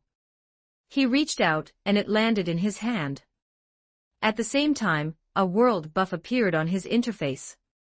This buff could only be possessed by holders of a world item. It granted immunity to special effects targeted by other world items, excluding damage-type effects. In other words, Rowan no longer needed to worry about being targeted by world items. Even if someone used Downfall of Castle and Country, it would be unable to control him. He could finally set his mind at ease. Taking the risk to come in and fight this giant had been worth it. If the primordial Azura still couldn't completely destroy the giant, Rowan wouldn't have many trump cards left. There were only the 2 life-saving skills from the Mother of Life. the elemental skill Meteor Annihilation, the soul stripping with its unknown damage, and the noble sacrifice that could only be used by losing levels. It seemed like there were quite a few, but in reality, aside from the destructive power of noble sacrifice, which could surpass the sixth element and the primordial Azura, the damage of his other skills was quite average.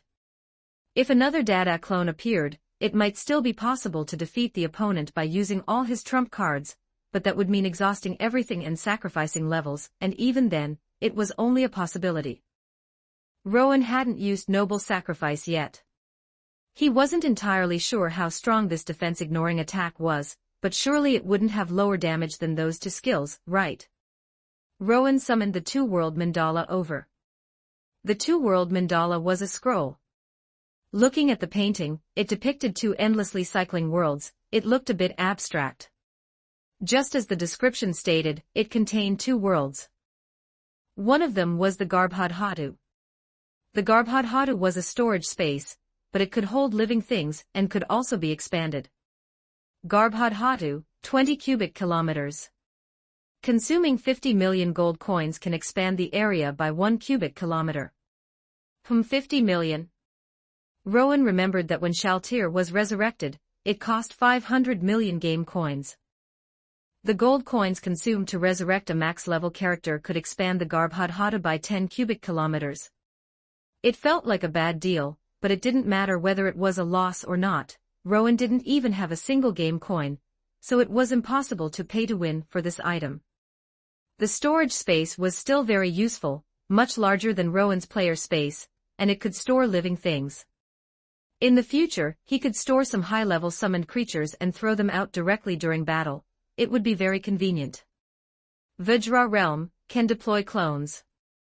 Clones cannot use items, and their level cannot exceed the main body.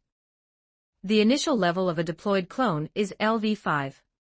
You can consume mana to add professions already possessed by the main body, but leveling up does not provide attribute bonuses to the clone, nor does it have skills. You must consume mana to increase the clone's attributes or add skills. For every 10 levels gained, you can choose one skill based on the clone's current profession. It felt a bit troublesome. Judging by the description, although it didn't consume gold coins, it was definitely a huge mana sink. Everything required mana. It was practically a mana-guzzling monster. Forget it, let's leave this godforsaken place first. Rowan put away the two-world mandala. This thing didn't seem to be able to be put into his player space. Rowan rolled it up and hung it on his waist. Naturally, Rowan had to keep an item of this level on his person. He wouldn't feel safe leaving it anywhere else. He deactivated the Vajra realm, and the surrounding black mist gradually dissipated. Rowan looked around. It was an unfamiliar place, not his previous location at all. Where was he? Was this still the Central Six Kingdoms? He summoned a few crows to scout. Rowan discovered this was a completely unfamiliar area. Judging by the positions of some of his clones, this was probably the east. It seemed to be some distance away from the Central Six Kingdoms. The surrounding area was a ruin that had been destroyed for who knows how long.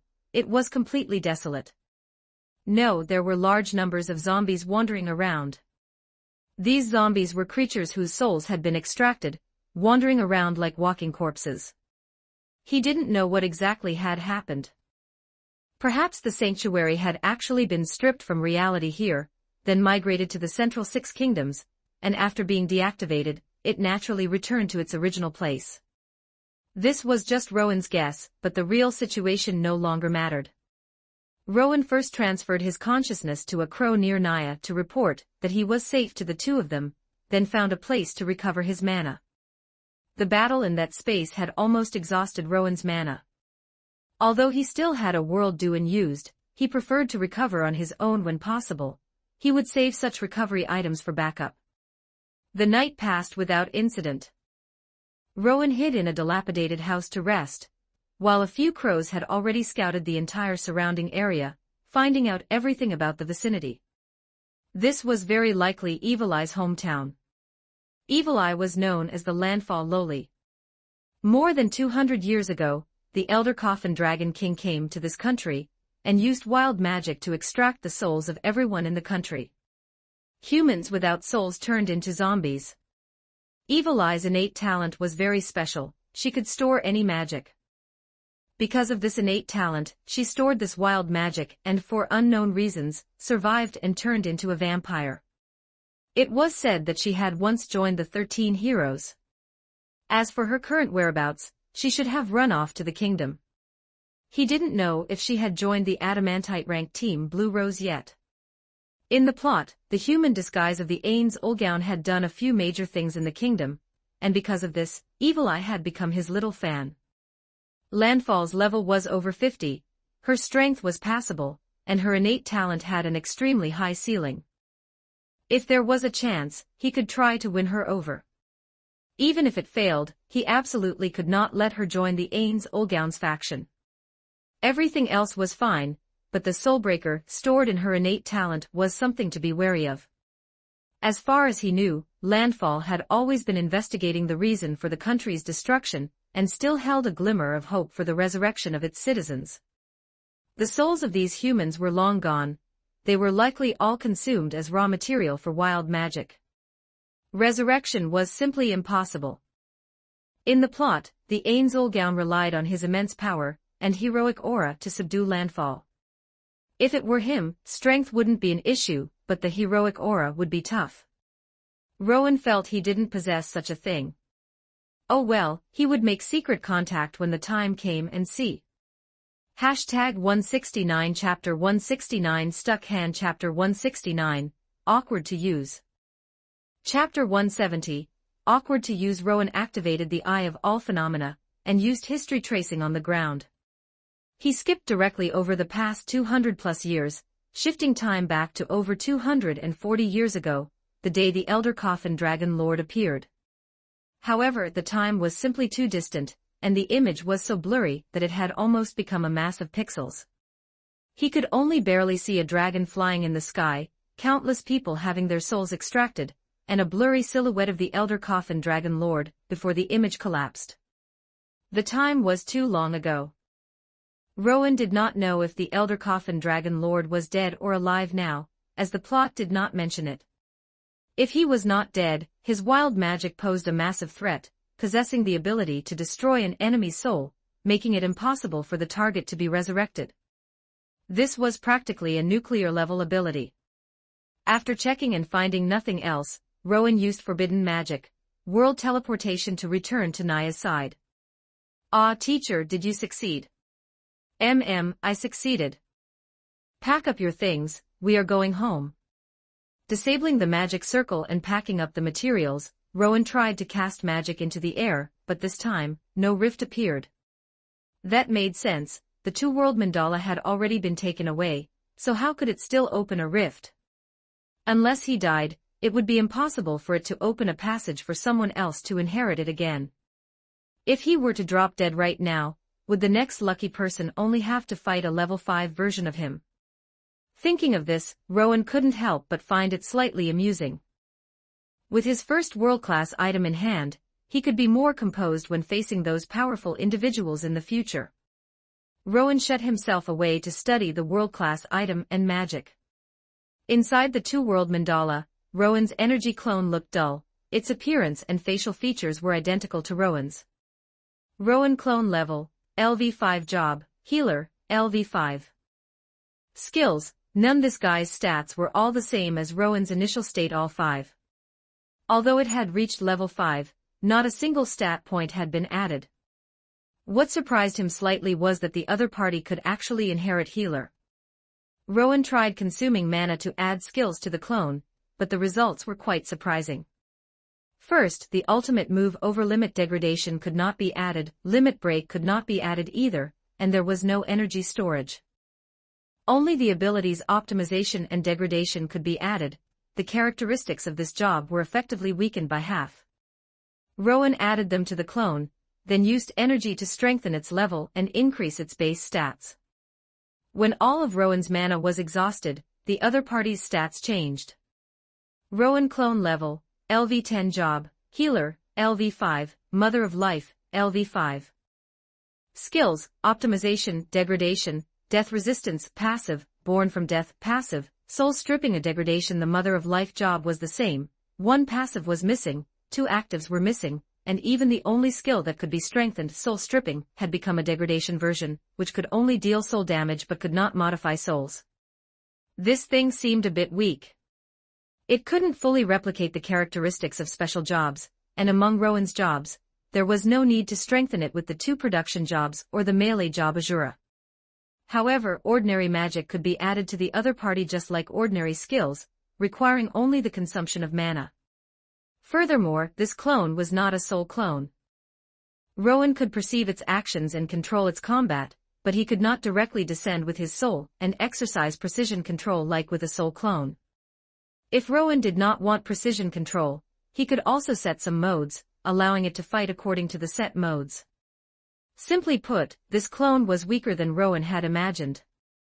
Garbhodhatu was completely a storage space, and a storage space that could hold living things at that.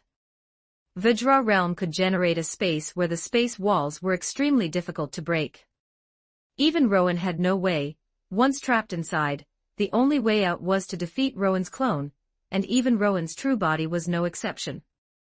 And for now, and for a long time to come, Rowan's clone was very fragile, so using it to trap enemies would not work, that would just be giving a gift to others. There were two plans.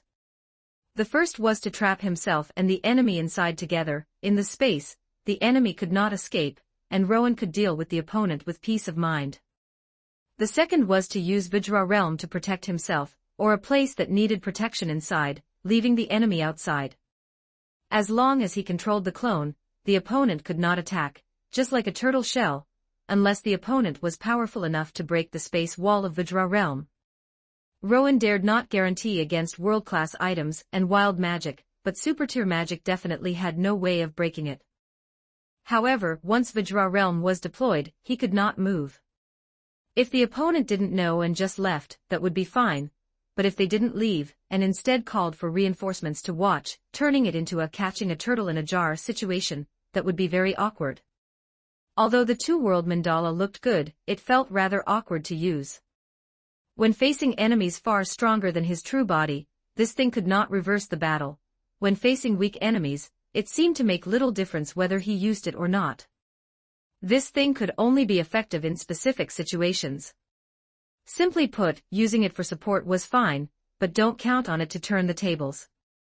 At least for Rowan, its importance wasn't that high. Once he was better off in the future, it would be fine to hand it over to his subordinates to use. After figuring out the attributes of the two-world mandala, Rowan put it away.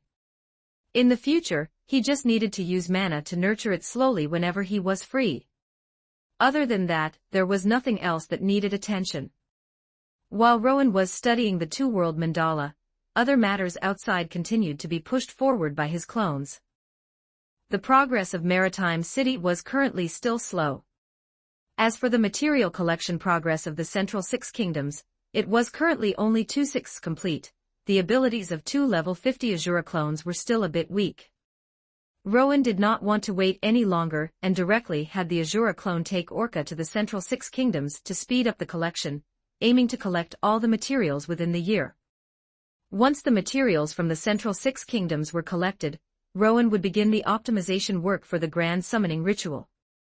While the Azura clone and Orca were heading to the Central Six Kingdoms, Rowan was not idle. His mind began to become active. This world contained many world-class items. Since he had obtained the first one, could he go and search for others? Behind the myths and legends circulating in this world, there might be traces of world-class items. With the powerful reconnaissance and analysis capabilities of the Eye of All Phenomena, perhaps he could find hidden world-class items. Once there was one, there would be two. After getting his first world-class item, Rowan felt a bit restless. If he could get a few more, that would be great. One was completely insufficient. He needed more. The more the better. The one from the Slain Theocracy and the Guild of the Eight Greed Kings would definitely need to be visited later, but before that, digging deeper into world-class items in the wild would also be good. Chapter 170, Crystal Dragon Ariane. Chapter 171, Crystal Dragon Ariane Rowan quickly formulated his plan of action for the near future. The first task was to distribute his crows across the continent to search for traces of the dragons. With Princess Renner and Naya still nowhere near qualifying for high-tier classes, Rowan could not rely solely on them.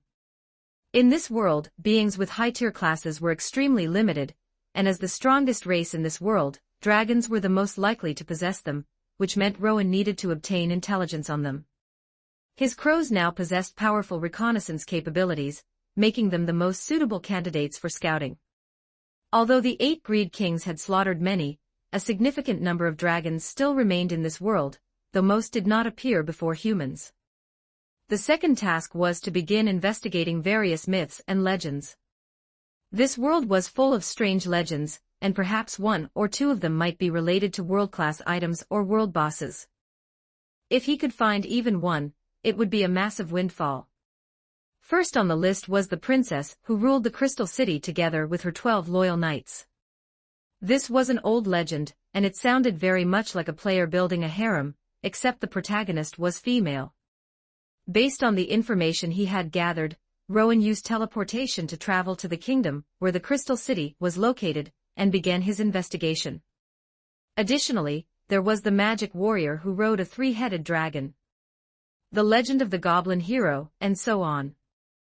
However, whether it was because the two-world mandala had exhausted his luck or something else, he searched for several months without making any progress.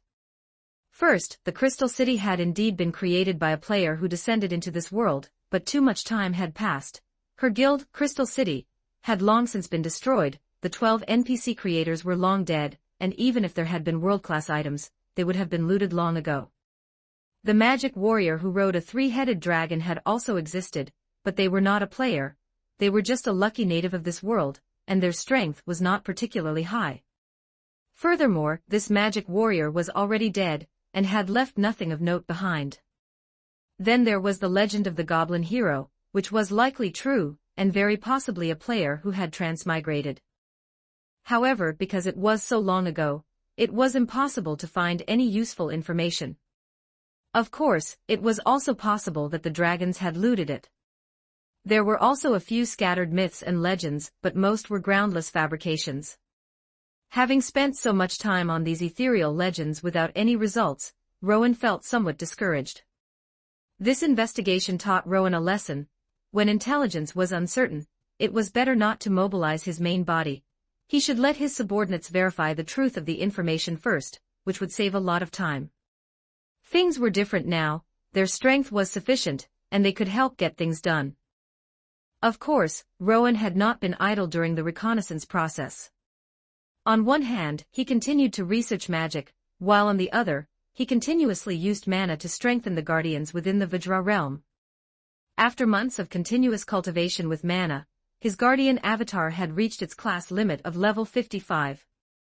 Even after reaching the level cap, it could still be strengthened with mana because its base attributes could continue to be improved.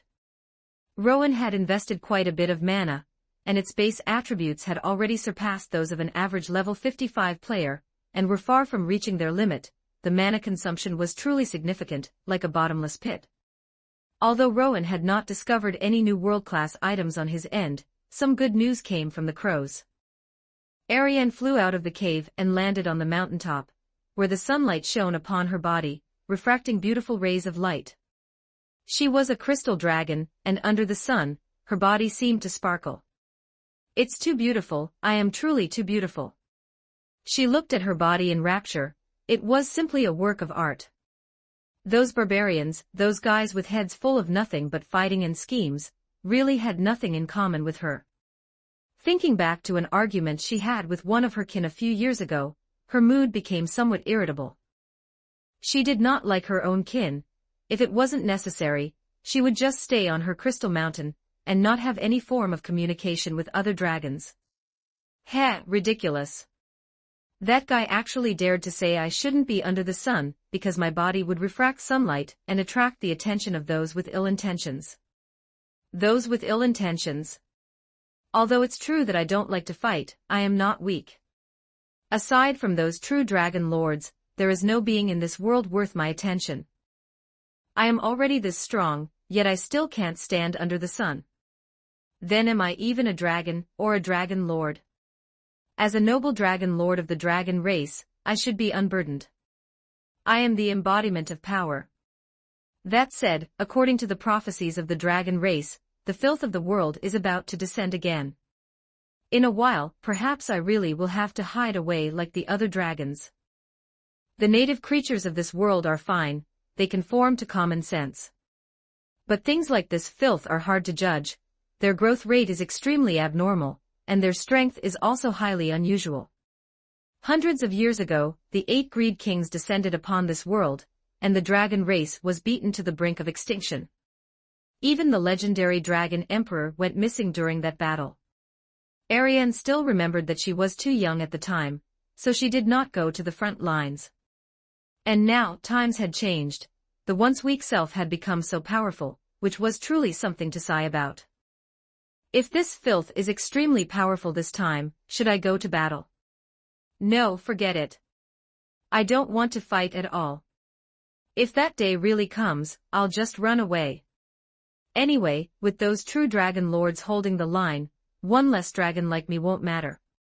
Thinking of that battle from hundreds of years ago, Ariane couldn't help but shiver. She still didn't want to recall those nightmarish scenes even now. Too many dragons had died, her friends, parents, and elders had all perished in that great war. If such a terrifying existence truly descends, forget it. I can't even comprehend wild magic, so going up there would be useless. The crystal dragon Ariane was lost in her own wayward thoughts. What she did not know was that, far away, a crow was taking all of this in. Its appearance looked like an ordinary crow, and its mana fluctuations were hidden within its body, so even if ordinary reconnaissance magic were used, the crow's abnormality could not be detected. Unless high-level reconnaissance magic was used, but obviously, under normal circumstances, no one would waste mana on a crow.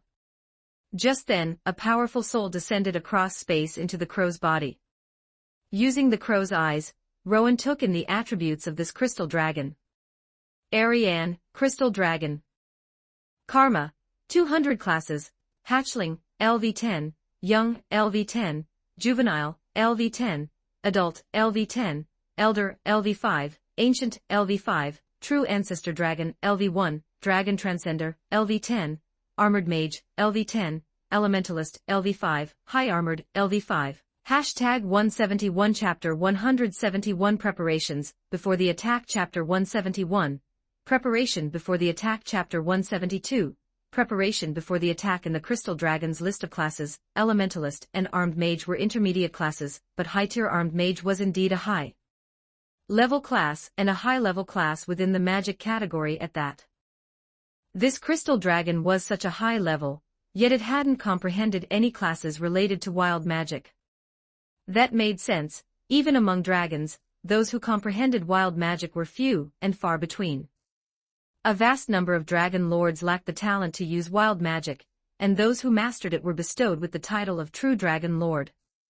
This crystal dragon was likely just one of the ordinary dragon lords. Although it had no talent for wild magic, its talent for tiered magic seemed quite good, and its level was high. In fact, over the past few months, the crows had searched for quite a few dragons, but most were level 40 or 50, or even 60-something. Their classes were either just age-based dragon classes or ordinary basic or intermediate classes, not a single one had a high-level class. This crystal dragon was the highest level dragon encountered in these past few months that possessed a high-level class. The other dragons were relatively low-level and lacked high-level classes. Rowan merely noted the locations of those dragons in secret without alerting them. And for this crystal dragon, with such a high level, its dwelling place was surprisingly remote. It was almost at the edge of the continent. Furthermore, the cave looked extremely well hidden. Then again, if not for the fact that it liked to sunbathe on the mountaintop, it wouldn't have been easy for the crows to discover it. This crystal dragon's level was a bit high, and to obtain its memories, Rowan had to use optimization. This was much harder than just defeating it, as it required defeating it twice. After all, optimization couldn't be done stealthily, it was a continuous process. Even if Rowan snuck over to use optimization on it, it would instantly wake the target, and 9 times out of 10, it would turn around and blast Rowan with a breath attack, interrupting his optimization. Beating it half to death, using optimization to revive it, and then killing it again without letting it escape, that was a task of considerable difficulty. One had to understand that dragons were naturally powerful, far stronger than ordinary monsters at the same level. An 81 level dragon was equivalent to a monster of level 85 or higher. Even with Rowan's numerous skills, he had to stay focused. However, the enemy was in the light while he was in the dark. With proper planning, there was certainly a chance. The surrounding mountains seemed suitable for setting up magic circles.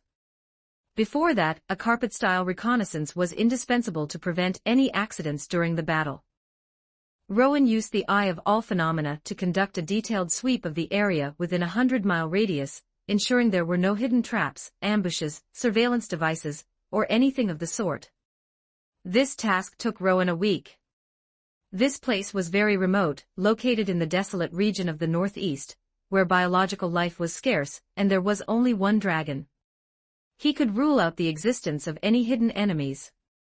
This crystal dragon hadn't set up any magic circles around its cave either.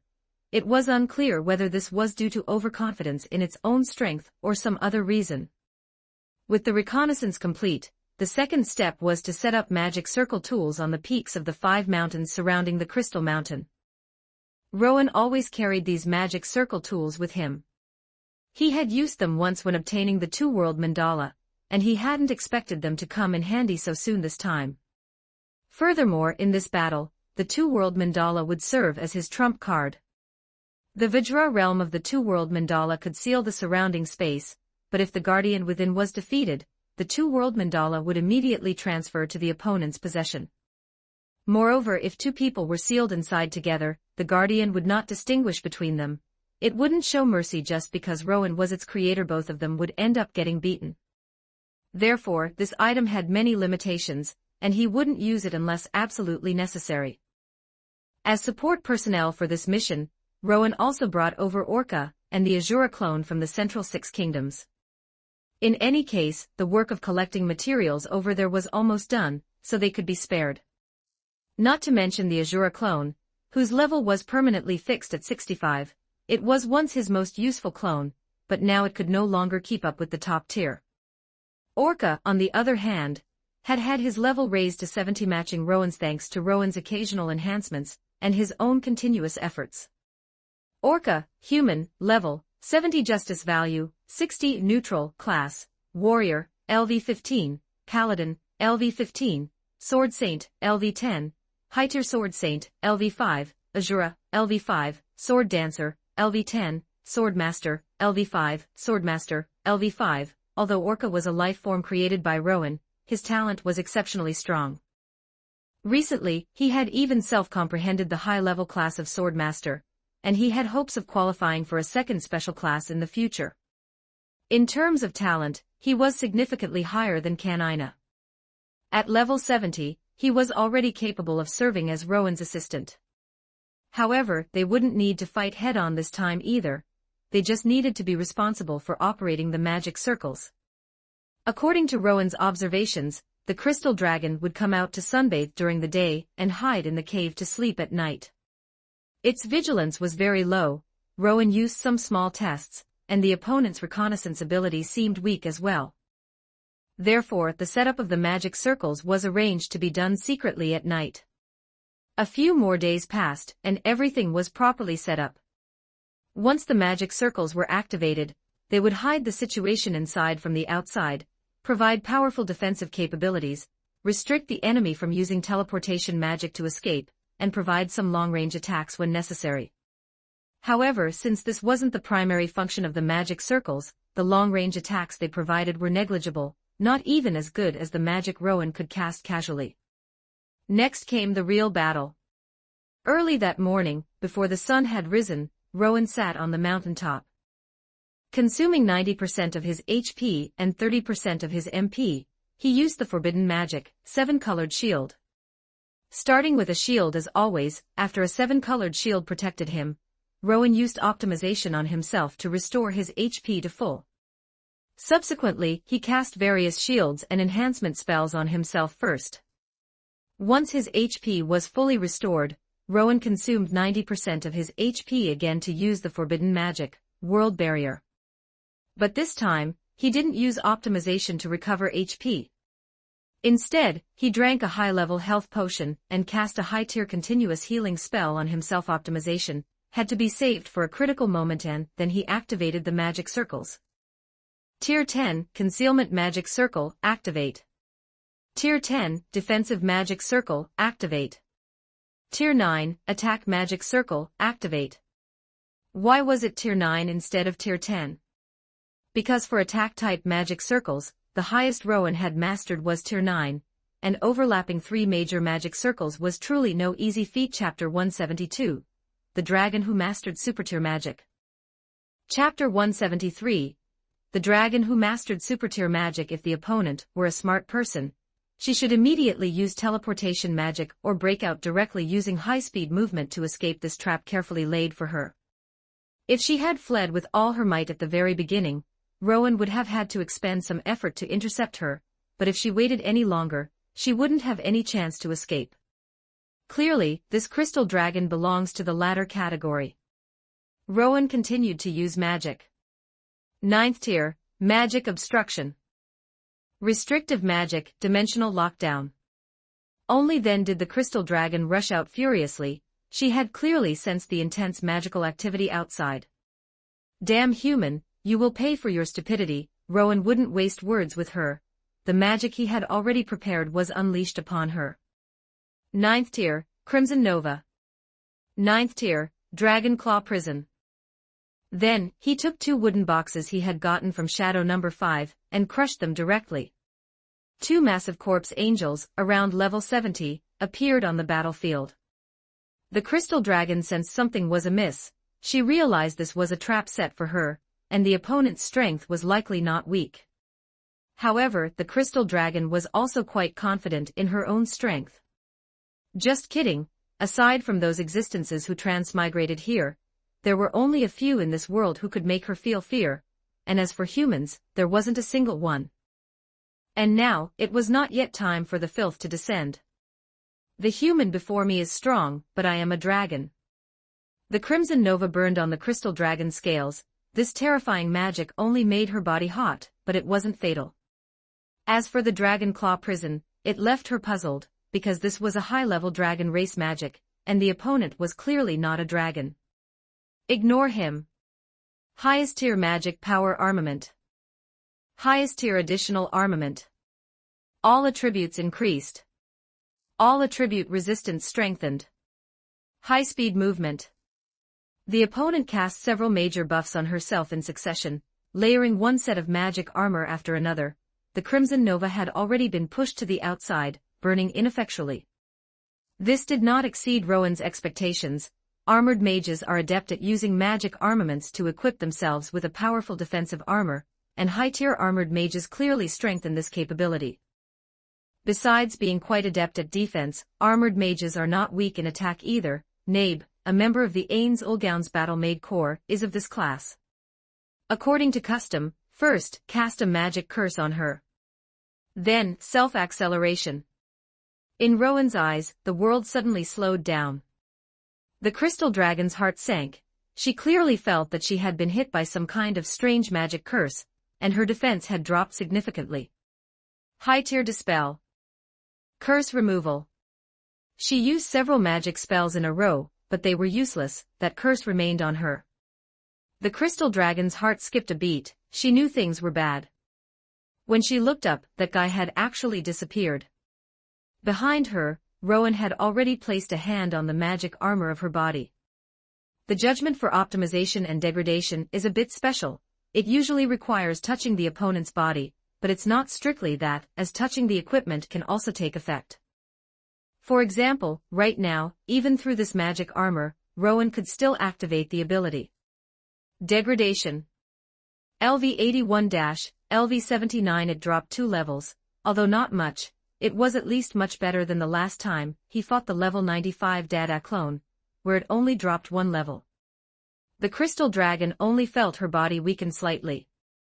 This is a mage proficient in curses. And the curse is very high level. It actually had no effect even after high-tier dispel and curse removal. She turned her head and breathed dragon breath, but the opponent easily dodged it. So fast, too fast, did he use some kind of self-acceleration ability? Her high-speed movement is a similar ability, but the opponent's speed is clearly faster, far faster than her own. Not good, I must end this quickly, my speed can't keep up with him, and he is a human proficient in curses. If a few more of these strange curses come, it will be troublesome. The crystal dragon felt her scalp go numb. She dared not hold back and immediately used her trump card. Crystal Holy Coffin. A transparent coffin protected her inside, completely isolating all external attacks. Super tier magic, Thunder Punishment Purification Domain. Layers upon layers of magic patterns rose from the crystal dragon, and massive amounts of magic power kept gathering here. The magic in the air was restless. Haha, stunned, aren't you? Although I don't have the talent to touch wild magic, I am a genius in tier magic, and also one of the few in the clan who has mastered super tier magic. The origin of super tier magic is already blurred, but it must have been obtained from humans by powerful dragons in the clan. Back then, I paid quite a price to obtain this super tier magic. The crystal dragon felt proud and said viciously, "Die under this powerful force, you damn ant." Super tier magic. Rowan's brow twitched. This kind of magic is an existence that transcends tiers. Only magic classes above level 70 can learn and use it. I don't know which idiot transmigrator actually leaked this magic intelligence to the dragon race. The dragon race also doesn't know how they learn super tier magic. Generally speaking, super tier magic has huge magic consumption and long chanting times. Mages using this magic either use pay-to-win items to skip the chanting time, or use special means to enter a defensive stance. Of course, they can also have their companions or creations protect them. The crystal dragon is clearly using the defensive stance form. This crystal coffin is similar to the scythe insect king's cocoon, but the crystal dragon's coffin looks much more defensive than the cocoon. This was also the first time Rowan faced an existence using super tier magic. This massive amount of magic power also slightly surprised him. However, although super tier magic is strong, it is still one level weaker than world-class powers like wild magic and world items. Looking at the smug crystal dragon, Rowan already had several plans in his mind: teleport away, forceful attack with forbidden magic, block with absolute defense, and of course, he could also use overlimit degradation. A gray-white barrier expanded rapidly from Rowan as the center, enveloping everything around him, including the crystal dragon. Rowan's energy began to rise rapidly. Correspondingly, the crystal dragon's barrier began to crack and disintegrate rapidly, and the gathered super tier magic also began to collapse rapidly.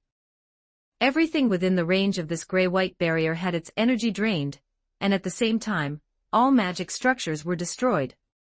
It was as if she had painstakingly built a castle out of sand, but now the bottom of the castle had been fiercely dug by this guy, and the sandcastle began to collapse rapidly. At the same time, she felt her body weaken again. LV-79-LV-77 No, you, what did you do? Her face was full of horror. It was really hard for her, actually being able to make such an exaggerated expression with a crystal dragon face. Hashtag 173 Chapter 173 Ariane's Life of Being Disliked Chapter 173 The Disdained Life of Ariane Chapter 174 The Disdained Life of Ariane. Rowan was in a pleasant mood. He had originally just been testing it out, but he hadn't expected overlimit degradation to not only break through the opponent's defensive magic, but also directly dispel the unformed super tier magic. As a cost, the rate of level reduction was much weaker than under normal circumstances. It was surprisingly the same as regular degradation, only causing the opponent to drop 2 levels. However, the energy was abundant, filling him up directly to the point of overflowing. Rowan had no intention of explaining anything. He was currently in the self-acceleration state, and his speed was astonishing. Forbidden Spell, Tier 10, Supreme Dark Lightning. A bolt of pitch-black lightning struck the crystal dragon's body, at a speed invisible to the naked eye. It burrowed into her body, and the black lightning ravaged her, causing her to let out bursts of miserable screams. This spell not only pierced through the opponent's thick magical armor, but also shattered the dragon scales on her body. However, it did not completely penetrate her. This creature's defensive power was quite impressive. However, what followed would not be so easy to withstand. With her level reduced, her defense broken, and a magic curse applied, her magic resistance had plummeted significantly. Magic mark. A special magic pattern appeared on her body. Parallel thinking, Trinity. The leftmost consciousness controlled the lightning element, while the rightmost consciousness controlled the ice element. Rowan's main body controlled the dark element and connected with the two auxiliary consciousnesses. This was a forbidden spell that Rowan had developed some time ago, based on elemental magic. Forbidden spell, Tier 10, Elemental Burst. He reached out and pointed.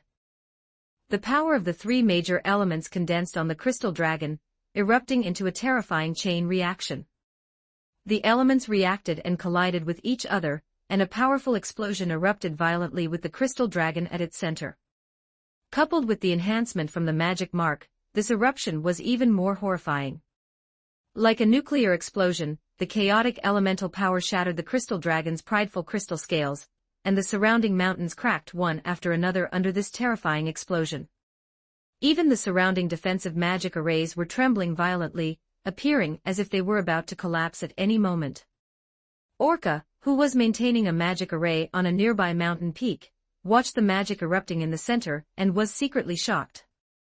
What terrifying power!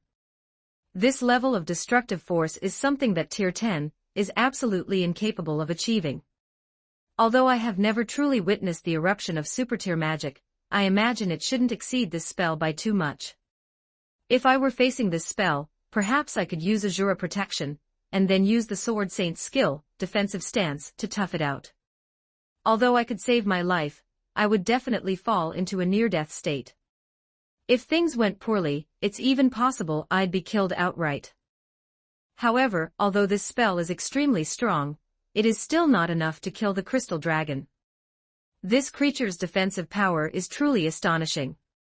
Just as Orca had predicted, although the crystal dragon was covered in wounds and both of her large wings had been blown off, she was now lying flat after the explosion, her entire body charred black.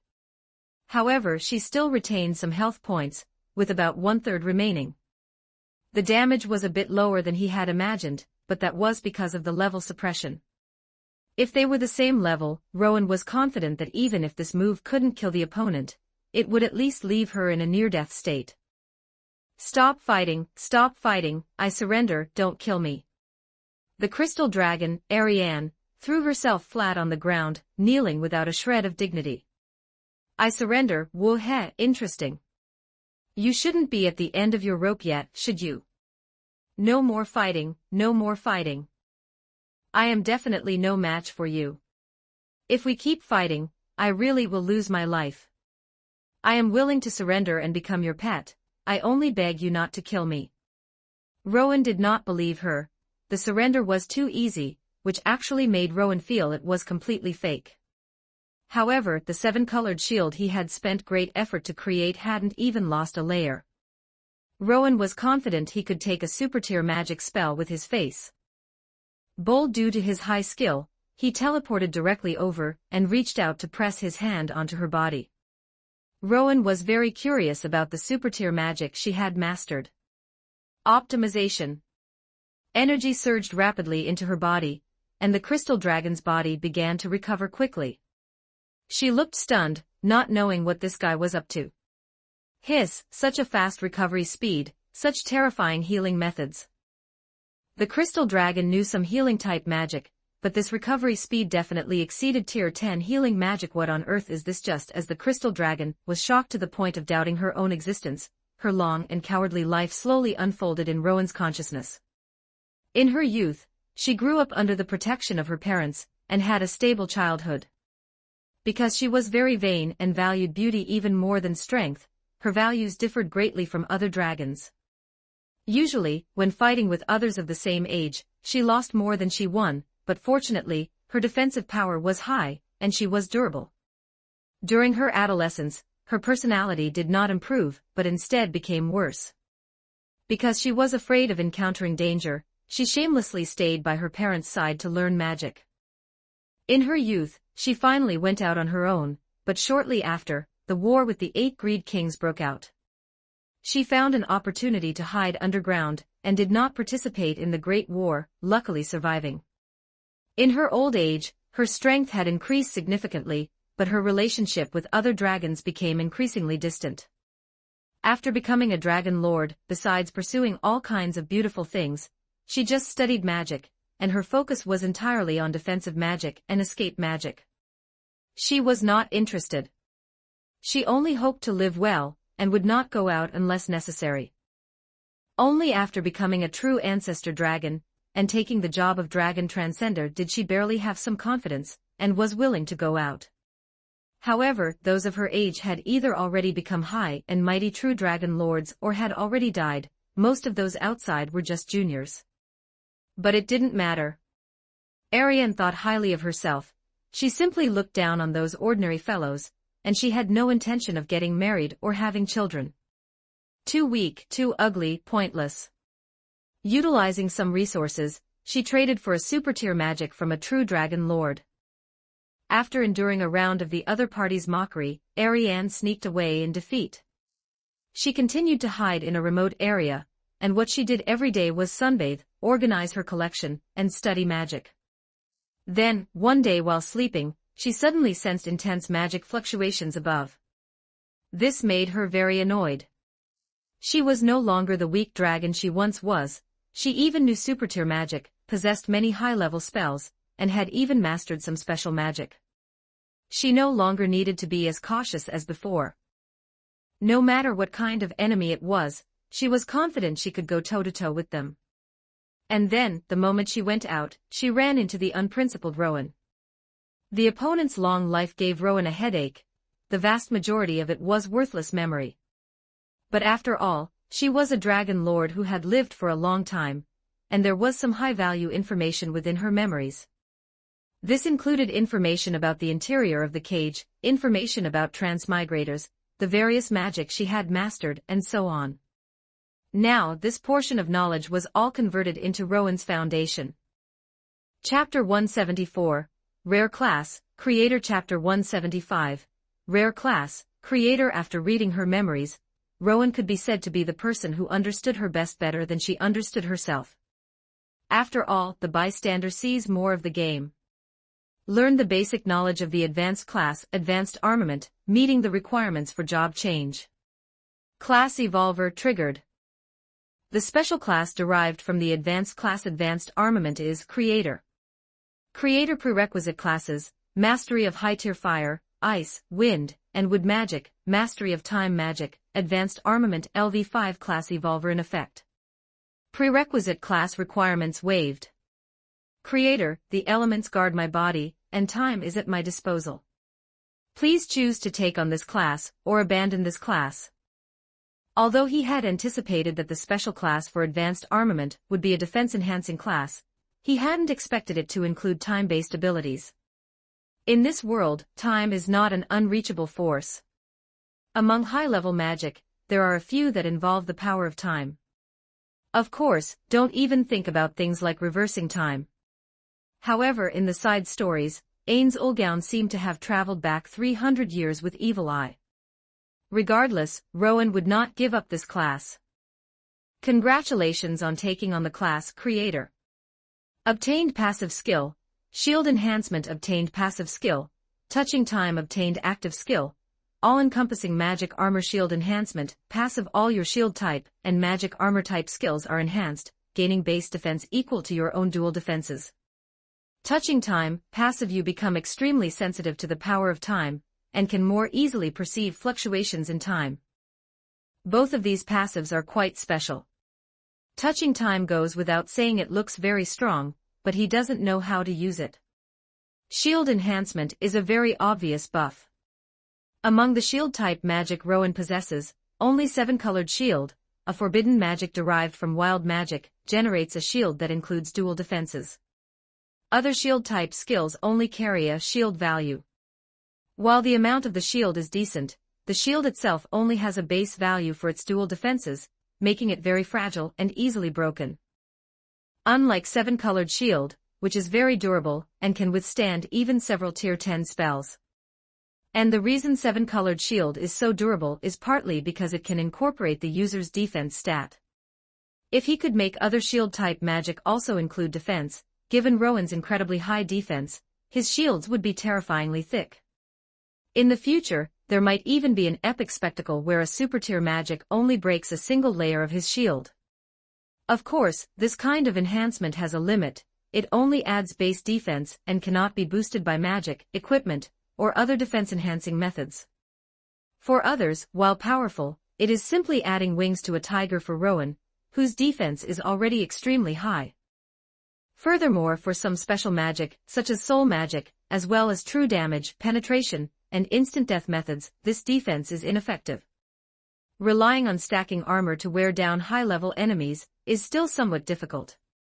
Those powerful entities more or less have special methods. In addition, this growth-type active skill is designed to complement the passive skill. All-encompassing armor, active LV1, a growth-type skill that applies an all-encompassing armor to yourself, resisting physical and magic damage, and weakening various crowd control effects, curse skills, and negative status effects. It's hard to tell just how powerful this skill is, but it is certainly comprehensive. Once applied, defense skyrockets and it covers all aspects well, except for true damage, soul attacks, and instant death effects. And its sub-skills are also similarly focused on defense. All-encompassing shield, active, consumes 100 MP to condense a shield with astonishing defense. It can resist true damage and penetration damage. Lasts for 1 minute, or until the shield value is depleted. Usage limit, 1x/12H. Requires creator LV1, space-time leap, active, performs an ultra-long distance leap, can pass through space-time barriers, and can escape time-based crowd control effects. Usage limit, 1x/7 days. Requires creator LV3, space-time creation, active, consumes a massive amount of MP to create for overlapping spacetimes with special effects, fire, ice, wind, and wood. The size of the space is linked to the amount of MP input. The main body can leap between the 4 spacetimes. The space will shatter if broken, or when the duration expires. Usage limit, 1x/30 days. Space duration, 12 hours. Leap cooldown, 1 minute. Requires creator LV5. Fire space, fire attribute magic power is greatly enhanced, other elemental magic power is slightly weakened. Ice space, ice attribute magic power is greatly enhanced, other elemental magic power is slightly weakened. Wind space, wind attribute magic power is greatly enhanced, other elemental magic power is slightly weakened. Wood space, the user's HP and MP recovery speed is greatly enhanced, while other entities' recovery speed is weakened. Of the 3 skills, the first skill slightly compensates for some of the shield's flaws, but it is very limited, and its upper limit is far inferior to the World Guardian's absolute defense. The second skill is good for escaping, but he doesn't know if it can pass through spaces created by the 2-world mandala, or wild magic, world-bending barrier. Of the first 2 skills, the second has some potential. As for the third skill, it has an extremely long cooldown, and a long description. It looks very powerful, space-type abilities certainly can't be weak. It would be good for trapping enemies, and using some strategies to switch spaces could amplify his own advantages. It's just that he doesn't know how effective the restriction ability is. If the opponent uses a high-level teleportation, and just runs away, then the 4 spaces created by consuming a massive amount of MP would really make him look like a clown. These 4 spaces look a bit special, but Rowan can't determine exactly how they are right now, they need to be tested. Rowan couldn't say if this class was strong or not, but given the status of a special class, it couldn't be too bad. If the special abilities are utilized well, they could even be on par with ordinary wild magic or world-class items. However, although the description was imposing, these skills don't seem to have much to do with time. This made Rowan's expectations go to waste. Rowan pulled his consciousness back. He could study this class slowly later, he had to deal with the matter at hand first. The crystal dragon's HP had fully recovered, and even the shattered crystal scales had been restored to their best state. This miraculous method left the dragon tongue-tied. This person was too mysterious, too powerful. It was different from the crushing power of those true dragon lords, it was a very special, eerie kind of power. Very eerie, just like those filth that had traveled across worlds. No, it couldn't be. Hashtag 175 Chapter 175 The Seed of the Soul's Origin Chapter 175 Seed of the Soul Origin Chapter 176 Seed of the Soul Origin. Rowan stared at the crystal dragon, making her feel a bit uneasy. Interesting. You wish to surrender to me? Of course, my beloved master. Ariane will forever be your most loyal subordinate. Ariane struck a submissive pose. This was the first time she had ever assumed such a humiliating posture, but there was no other way, she wanted to survive. A playful smile appeared on Rowan's face. I am merely a weak human.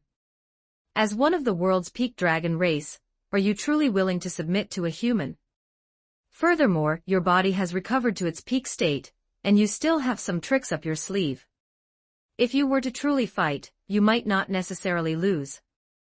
Ariane laughed awkwardly and said, No, I really wouldn't dare. Is that so? There is a very special magic called the Seed of the Soul Origin. I wonder if you have heard of it. Ariane's complexion turned deathly pale, or whiter crystal, and she became visibly panicked. Soul what? Rowan continued speaking to himself, this magic is truly interesting. It is an extremely rare Tier 9 soul magic. It requires the user to have a life level of 70 or above. Furthermore, its effect is not aimed at an enemy but at oneself. It is also very difficult to learn and requires a certain level of mastery over the soul. The method of use involves opening a gap at the root of one's own soul and integrating a soul seed created by another. Ariane's eyes became vacant, as if she had lost all hope. Through this method, the caster will be completely at the mercy of another, their life and death under the other party's control. If necessary, the other party can even control the caster's body by influencing the soul. Because of the uniqueness of the soul origin, each soul can only accommodate one soul seed. It is truly strange that someone would create such a magic. Rowan looked at Ariane with a smile, the other party seemed to still be planning to struggle a bit. Yes, it is so strange, haha. A silence followed, and this silence caused Ariane's mental state to collapse. I don't know this magic, is that so? If that's the case, then there is no other way. Your body, your scales, your heart, everything about you will become my materials. Of course, you can make one last effort to see if you can defeat me. Pitch-black lightning danced in Rowan's hand. Having just suffered for it, Ariane shivered. She definitely did not want to take another hit like that. What the hell? Such rare soul magic, even among the dragon lords, few know of it. Why does this guy know about it? And how does he know that I can use this magic? Did he obtain information about me from somewhere? It's over, it's over. If I don't use this magic now, there is absolutely no way I can leave. However, if I use this magic, there will never be a chance to escape. Unless this master dies, but if he dies, I will also be implicated. I know this magic, I am willing. She wore a mournful expression. Now there was no hope left, there was no possibility of escape. This monster is excessively powerful. Fighting until now, the opponent still has more than half of his mana remaining. And that shield looks very similar to the Bright Dragon Lord's wild magic, 7-colored shield, its defensive power is astonishing. As a defense expert, she could easily gauge the strength of this shield. Furthermore, the 2 Tier 10 magic circles looked a bit like the wild magic, distorted world barrier field magic. She was very clear about the effects of this magic. There was still a dimensional lockdown remaining on the field, plus the only super tier magic had already run out of uses. Fighting is absolutely impossible. I might spend half a day trying and still not even break the shield. Forget it, let it be. If he is truly excessively cruel to me, I can just self-destruct my soul and end it all. Even the soul seed cannot stop my soul from self-destructing. Even now, she remained very puzzled. The seed of the soul origin magic is extremely rare, even among the dragon race, almost no one knows it. She had learned it from an ancient soul magic book. Unexpectedly, the knowledge she learned ended up trapping her in the end. Rowan had apparently also learned this magic. He condensed a soul seed from his soul. Rowan felt a bit puzzled. This magic was somewhat similar to his method of creating soul clones. Although the application direction was different, the techniques were quite similar. The entity that created this magic must also be a master of the soul. Ariane prepared herself, and Rowan's soul forced its way into her soul. The feeling of a foreign object being forcibly squeezed into the root of her soul made her feel extremely uncomfortable, but there was no other way. Faced with Rowan's dominance, she had absolutely no means of resistance.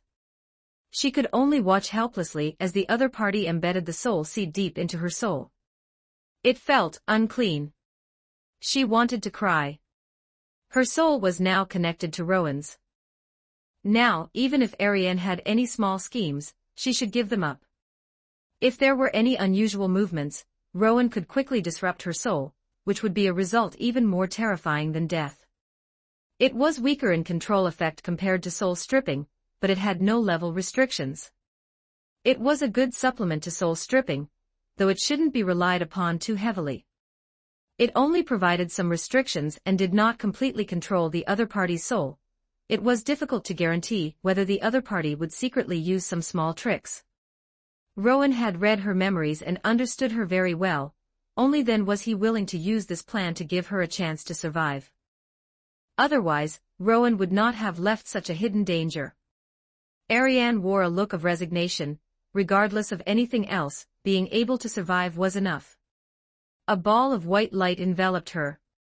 A moment later, the white light dissipated, and appearing before Rowan was a blue-haired girl with a pair of small dragon wings on her back. Master, my original form is too massive and not very flexible. Please allow me to follow by your side in human form. This was Ariane's mimicry ability. Rowan had read her memories, so he was not surprised. However, there were not many monsters in this world that possessed mimicry abilities. Only the slime types were masters in this aspect, and even among the dragon race, those who possessed this ability were few and far between. Ariane's talent in this area was extremely strong. As you wish. Now, hand over the collection in your dragon lair. The other party's expression changed, revealing a very aggrieved look. He actually wanted to take away her treasure. He might as well just kill her. She looked at Rowan aggrievedly. Rest assured, I only want your magic materials and magic books, you can keep the rest. Rowan was a bit speechless. Although this fellow was quite old, her personality was still like a little girl. Chapter 176, Level 75, and Creating Spacetime. Chapter 177, Level 75, and Creating Spacetime. Rowan was well aware of what treasures this crystal dragon hid. After reading her memories, Rowan could be said to be the one who knew her best. Ariane returned to her lair and packed up all her belongings. As a high-level dragon lord, she also possessed a storage-type magic item, so there was no need to carry things around in bags. As for the materials and magic books, Rowan simply tossed them into the two-world mandala. The state of the corpse angel was still perfectly intact. It hadn't even used a single skill after coming out before the battle ended, completely serving as background filler.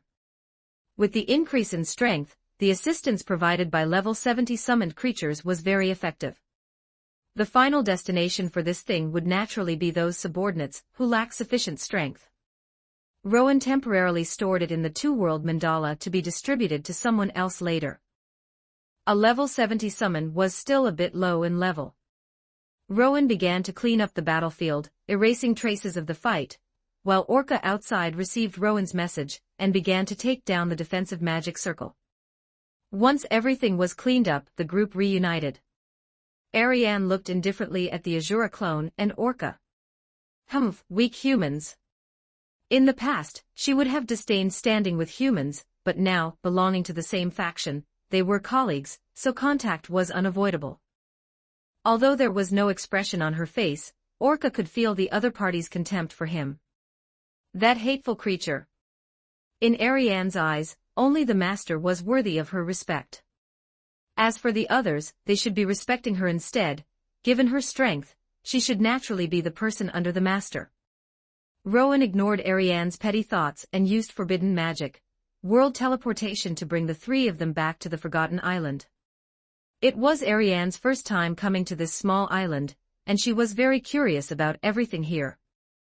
After receiving Rowan's permission, she flapped her small wings, flying here and looking there. She was amazed by the composite magic circle that Rowan had set up using items. After another improvement, the defensive magic circle of the Forgotten Island had been strengthened once more. Ariane estimated that if she were to attack this island, she would probably need to use several Tier 10 spells or use super tier magic to break through.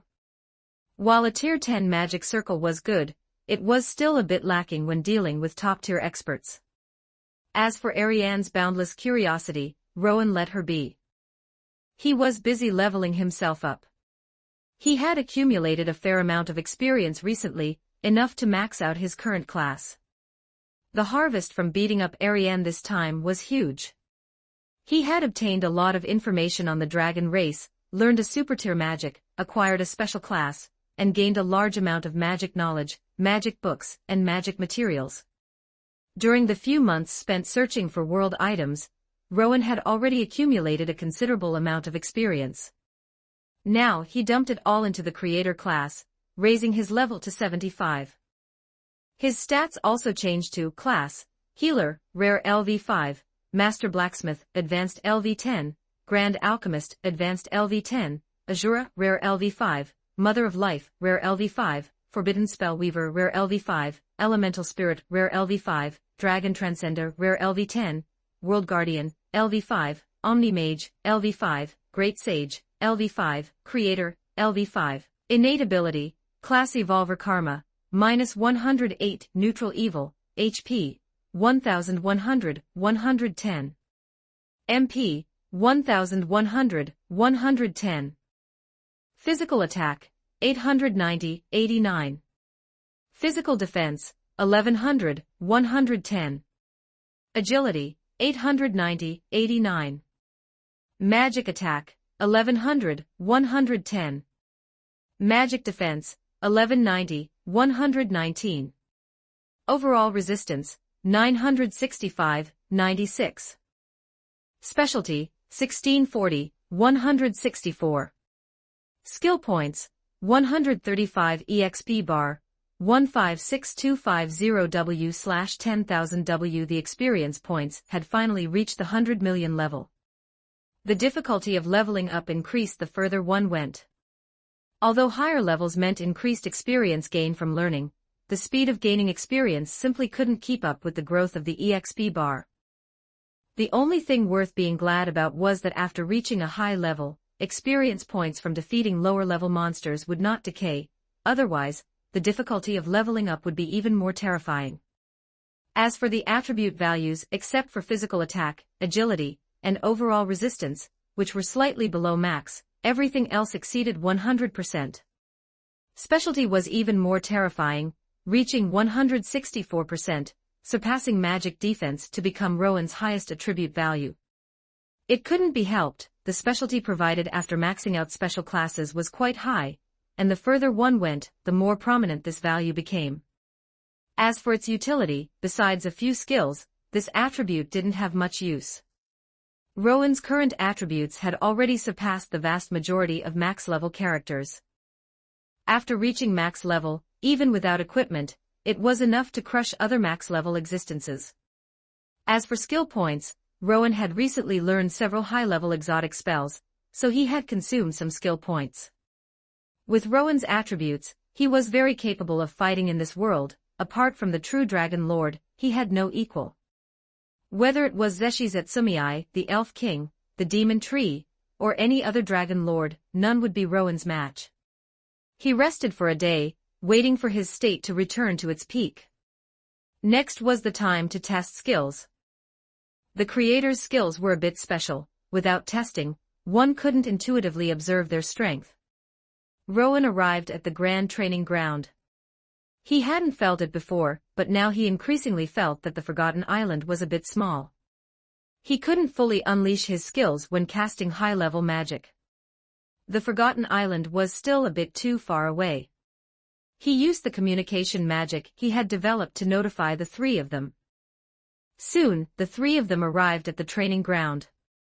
Seeing that the three were present, Rowan said straightforwardly, "I want to test a skill, and you three will be the ones to accept the test.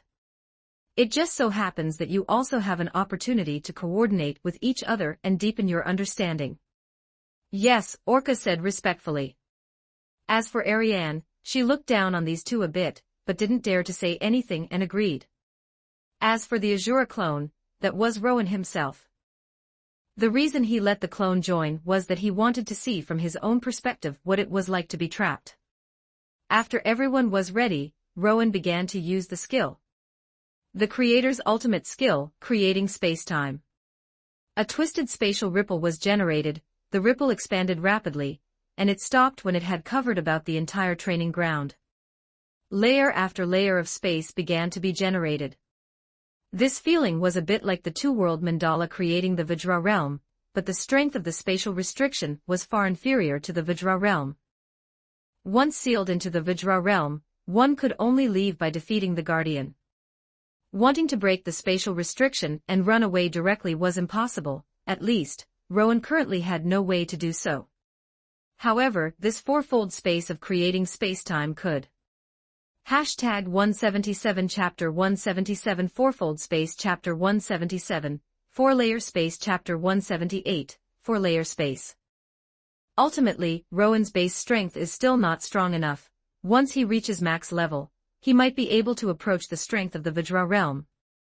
As for the consumption, an area the size of the training grounds consumed about a quarter of his mana. That is quite a significant cost. Rowan's stats far exceed those of ordinary people, and his mana is almost double that of ordinary characters at the same level. If it were anyone else, they would have to expend at least half of their mana to deploy this four-layer space. After the four-layer space was deployed, both Rowan and the test trio were drawn into it, vanishing from the training grounds. Rowan was located in the innermost wood space, where the sky was gray and hazy, the ground was covered in various grasses, and the surroundings were enclosed by black mist. The four-layer space created by space-time creation is not a truly independent space, but an isolated space based on the real world. It does not truly create space-time in the literal sense. While in the wood space, Rowan's mana and health regeneration rates were significantly boosted. Rowan estimated that it would only take half an hour for him to recover to full status from being completely mana drained, which is 20 to 30 times the normal recovery speed of the outside world. This recovery speed is quite decent. In combat, this recovery speed is not quite enough, far inferior to Rowan's two major recovery skills, Mana Surge and World Dew, but it does have its upside. The total amount restored is greater than the former two. If the two skills are stacked, Rowan's mana regeneration rate will be quite substantial. Rowan used flight magic and flew a circle around the space. It is possible to use teleportation magic inside here, but one cannot teleport outside. One can only teleport within, and even top-tier teleportation is ineffective. Forbidden magic, world teleportation, however, can be used to leave. One would imagine it is even easier to leave using wild magic, world teleportation. As for Rowan himself, if he wants to leave this space, he can use the displacement permissions inherent to the four-layer space to leave or travel to other layers, though there is a 1-minute cooldown.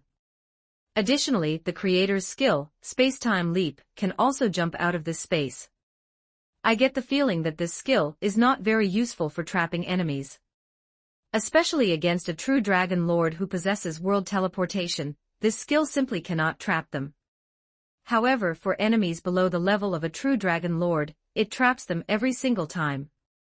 It has little effect against top-tier entities, but it is extremely powerful for bullying weaker opponents. Then again, one doesn't seem to need a skill of this level just to bully weaker opponents. Furthermore, the truly powerful aspect of this skill might not be for trapping enemies, but for protecting oneself. After testing, Rowan discovered that this spatial barrier is relatively stable. Using Tier 9 or Tier 10 magic cannot break it directly, one needs to attack the weak points of the space to destroy it in one blow. Of course, one could also use Super Tier magic to force it open, or use multiple Tier 10 spells to attack it continuously. But after breaking one layer, there is another. One must break through all 3 layers to reach Rowan. If nothing else, the mana consumption will be significant. Unless the opponent also has some understanding of space, and can find the weak points. If he encounters a true Dragon Lord, he can directly use spacetime creation to manufacture the 4-layer space, then hide in the innermost wood space to recover his status, and make various preparations. Whether it is setting traps, waiting at ease for the enemy, or using the 4-layer space to trap the enemy for a period of time, and then looking for an opportunity to escape, it is all very good. It cannot trap the enemy, but it can be used to protect oneself. Furthermore, if his strength increases in the future, this 4-layer space will become even more powerful, and by then, it might even be able to restrict world teleportation. In short, the future is promising. One day it might surpass the 6th element, and become his most powerful trump card. Rowan conducted various tests in the wood space, while in the outermost fire space, the trio was also studying countermeasures. Clearly, the 3 are not true Dragon Lords and none of them know wild magic, world teleportation. In the outermost fire space, flames drifted everywhere, and the temperature here was as high as over 100 degrees. For the 3 of them, this was nothing, but if it were an ordinary person, they would be cooked shortly after entering. What a terrifying ability. This is a spatial ability, right? During the previous battle, Master actually didn't use this ability. Ariane looked dejected. Clearly, Master hadn't used his full strength before, which made her feel frustrated. While dejected, she also secretly felt relieved. Fortunately, she hadn't held any unrealistic expectations at the time, otherwise, her fate would have been absolutely miserable. The Azura clone also curiously observed this space but did not speak. He was currently acting just as a camera for the main body, while taking the opportunity to examine the abilities of these 2. Orca came to the edge of the space but could not enter the mist. It was not mist, but something similar to a spatial wall, yet he felt that this wall was not very stable. Orca did not understand space. Space and time are realms that only the strong touch upon. At level 70, he was not yet qualified to study this level of power. He tried using martial arts, but no matter what martial art it was, the spatial wall remained motionless. That makes sense, even if it is unstable or fragile, it is still power with the spatial attribute, which is absolutely not something that a low-level existence can shake. With Orca's strength, he had no way to deal with a barrier of this level. If it were martial arts like Dimensional Slash or Void Severing Slash, they should be effective. It is a pity that such martial arts only exist in theory. No one in this world has mastered martial arts of this level. Although he had collected some information, he had absolutely no clue. Ariane was also trying to break the spatial wall, but her methods were far more varied than Orca's. She first used various displacement magics, but undoubtedly, they all failed. She could only move within this small piece of space, and could not teleport outside. Tier 9, Freezing Ray. A beam of ice struck the black mist, but it only caused a slight ripple. The fire elements here were too dense, and correspondingly, the power of other elements seemed to have diminished slightly. If that's the case, what about this magic? Tier 9, Crimson Nova. Powerful fire-type single-target magic slammed into the spatial wall. This time the ripple was larger, but it still failed to break it. This is the power of space. It is completely impossible for ordinary magic to contend with it. Space-time type magic is very rare. If it exists, it is of a high tier. Low tiers cannot touch upon it at all. In Ariane's long dragon life, she had encountered many magics, but space-time type magic could be counted on one hand. This type of magic is extremely difficult to learn, but fortunately, she had learned one or two, so she still had some understanding of the spacetime attribute. If using brute force attacks, perhaps only super-tier magic could break it directly. But Ariane clearly did not want to use this method of breaking it with brute force. She had to use a more ingenious approach. Chapter 178 Spatial Weak Point. Chapter 179 Spatial Weak Point. Looking at the other two tapping here, and looking there, she said helplessly, "Hey, stop wasting your effort. With your power levels, there is no way to shake this spatial wall. Do you have any discoveries?" Discovery wouldn't be the right word, but based on my understanding, although this spatial sealing ability is powerful, it hasn't reached world-class power yet.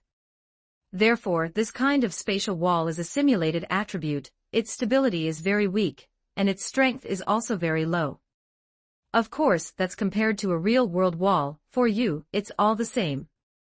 Besides that, this kind of spatial wall has another major characteristic, which is that it is uneven. Do you mean there are things like weak points? Ariane nodded. Under normal circumstances, you can break it directly using super-tier magic. However, if you attack some fragile places, such as the connection points of the space, then Tier 10 magic, or even high destructive single-target magic of Tier 9, can also break it.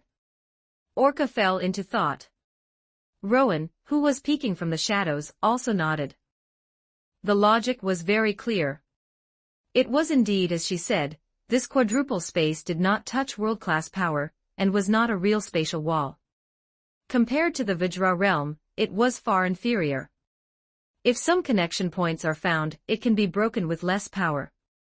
Only those who have truly understood space-time power could think of this, but it is not easy to find the connection points. Rowan can detect and find them by relying on the eye of all phenomena, but it is extremely difficult for ordinary people to find them. Ariane is worthy of being a dragon king, who has lived for hundreds of years. In terms of knowledge, she is already in the most profound category in this world.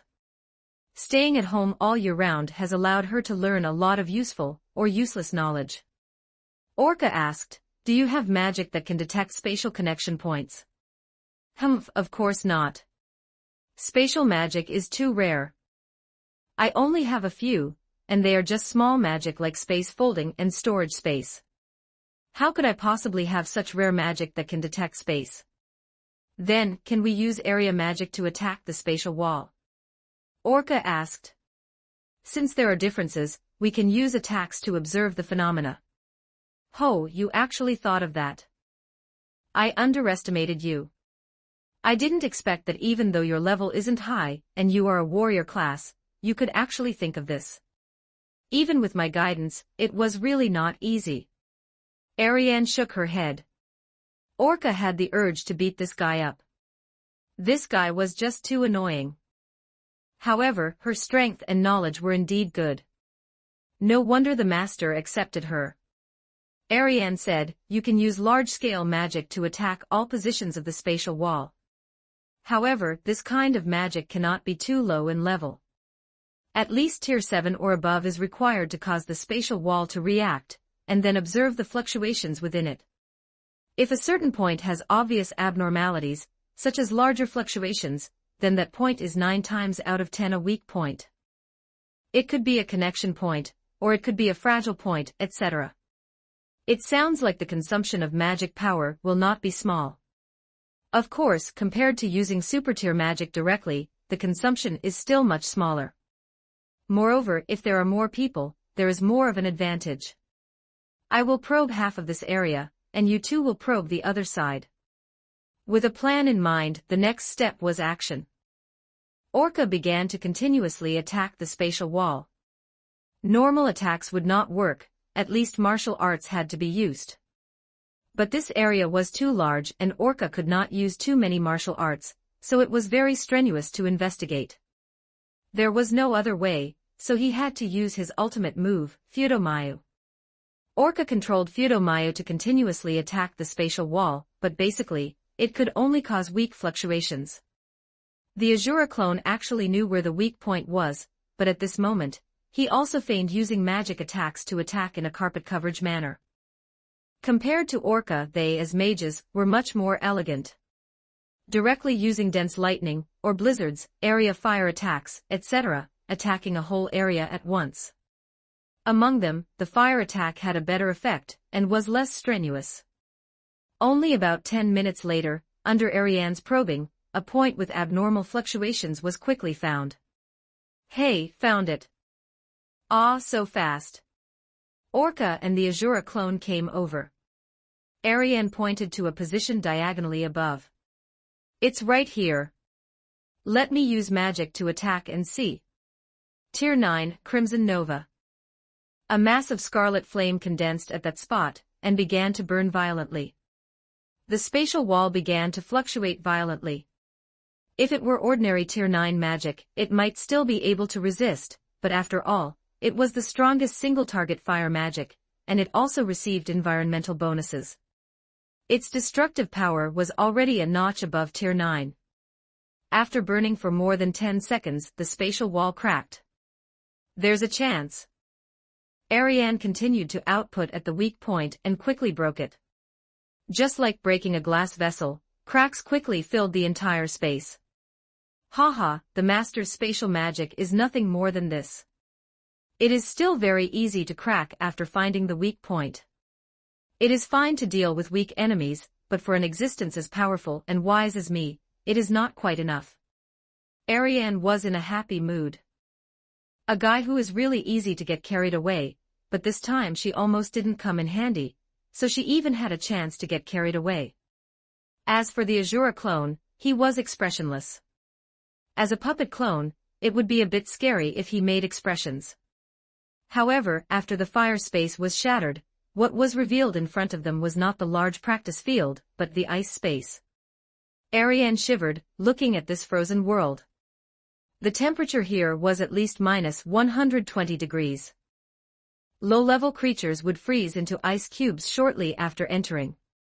The three of them were not afraid, but the alternating cold and heat still made them shudder. No way, it's actually a double space. I was just saying that the one just now wasn't that hard to crack. It turns out there was a second layer.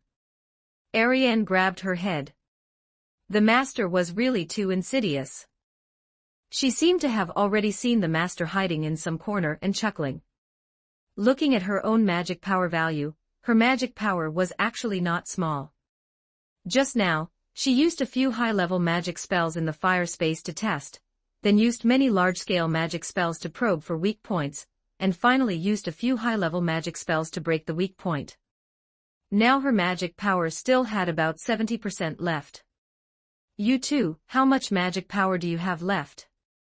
Orca said helplessly. My concentration has been consumed a lot, and my strongest skill has also been used up. I'm sorry, I can't help you much here. Sigh, low-level physical classes really have no way. Ariane sighed. Considering that they were both serving under the master, there was one sentence she didn't say out loud, mainly because your strength was too weak. Hashtag 179 Chapter 179 Plot to teach the country. Chapter 179, Plotting against the slain theocracy. Chapter 180, Plotting against the slain theocracy. Ever since Ariane joined, he felt like he was frequently being hit hard. Orca fell silent for a moment, determining that once he returned, he would definitely redouble his efforts to develop higher-level martial arts. As for the Azura clone, my mana is still at half, so I can still help out a little bit. Alright, let's just start directly. I still have enough mana, breaking this space won't be a problem. The two began to work hard, continuing to use area of effect magic to search for weak points. The weak points of each space were different, and without any experience to reference, they could only rely on searching in all directions. Although there were fewer people this time, their luck was quite good. They found a weak point before even covering half the area. What good luck! Ariane unleashed various spells and soon broke through this ice space. The ice space shattered, but what appeared before them was the wood space. In this space, raging winds were like blades, tearing through every living creature. Is this ever going to end? Ariane was on the verge of tears. Master, this isn't right, Why is there a third layer of space after breaking through the double space? Triple space. This is cheating, right? Rowan did not come out to explain it to her, only the sound of howling winds echoed in response. Ariane sensed her mana, she had about 50% left.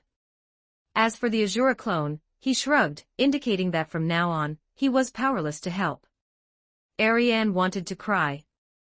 There was no help for it, her teammate was too weak, and now she had to rely entirely on herself.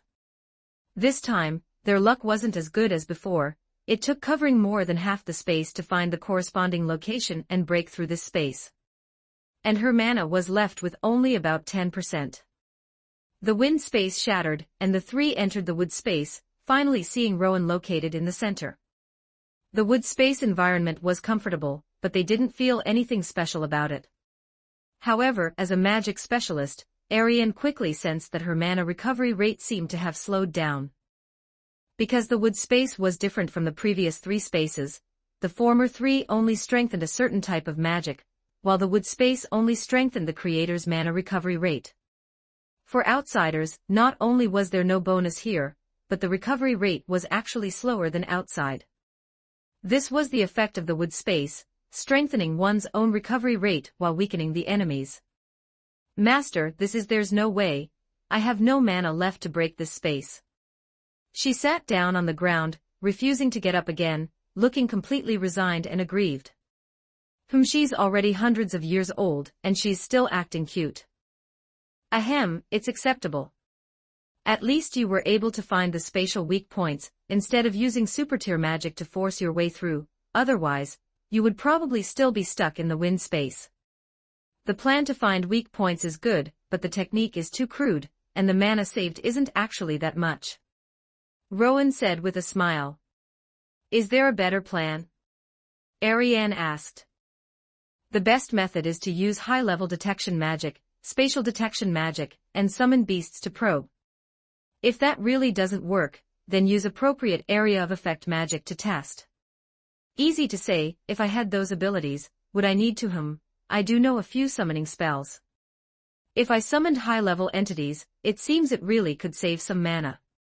Alright, that point wasn't considered. Alright, it was my oversight. Just how many layers are there here?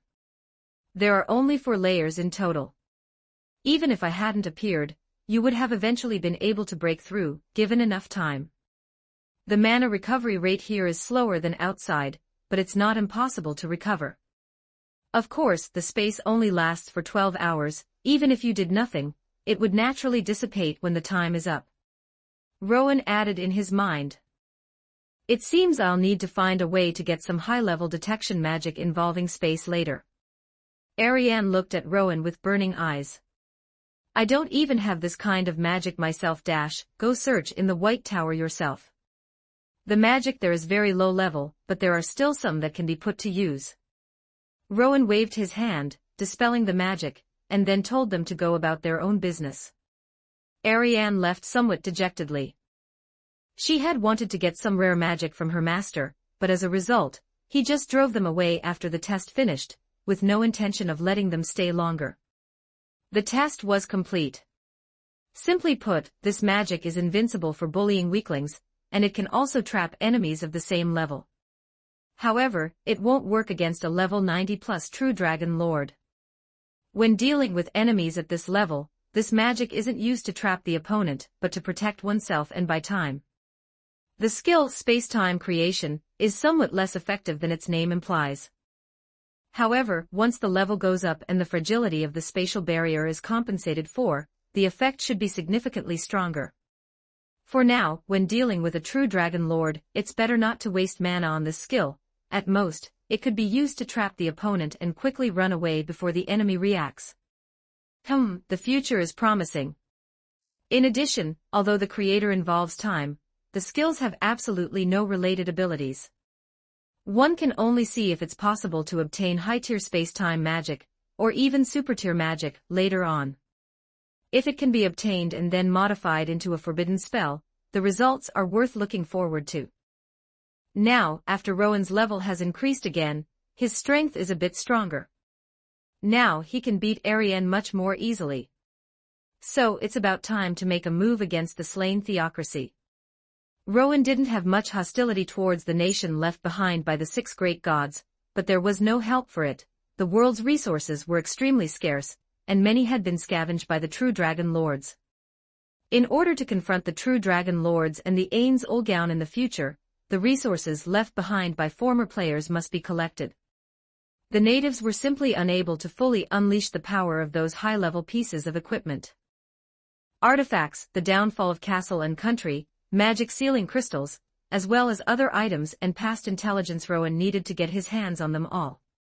Before officially invading the slain theocracy, there was one more person to deal with.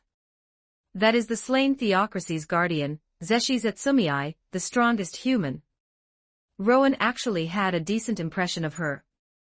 Although this person seemed crazy, she was actually one of the few good people in this world with a sound moral compass. Zeshi Zetsumei's potential was very high, but it was a pity that she ruined herself by taking on random jobs. If there was a chance, Rowan would try to subdue her.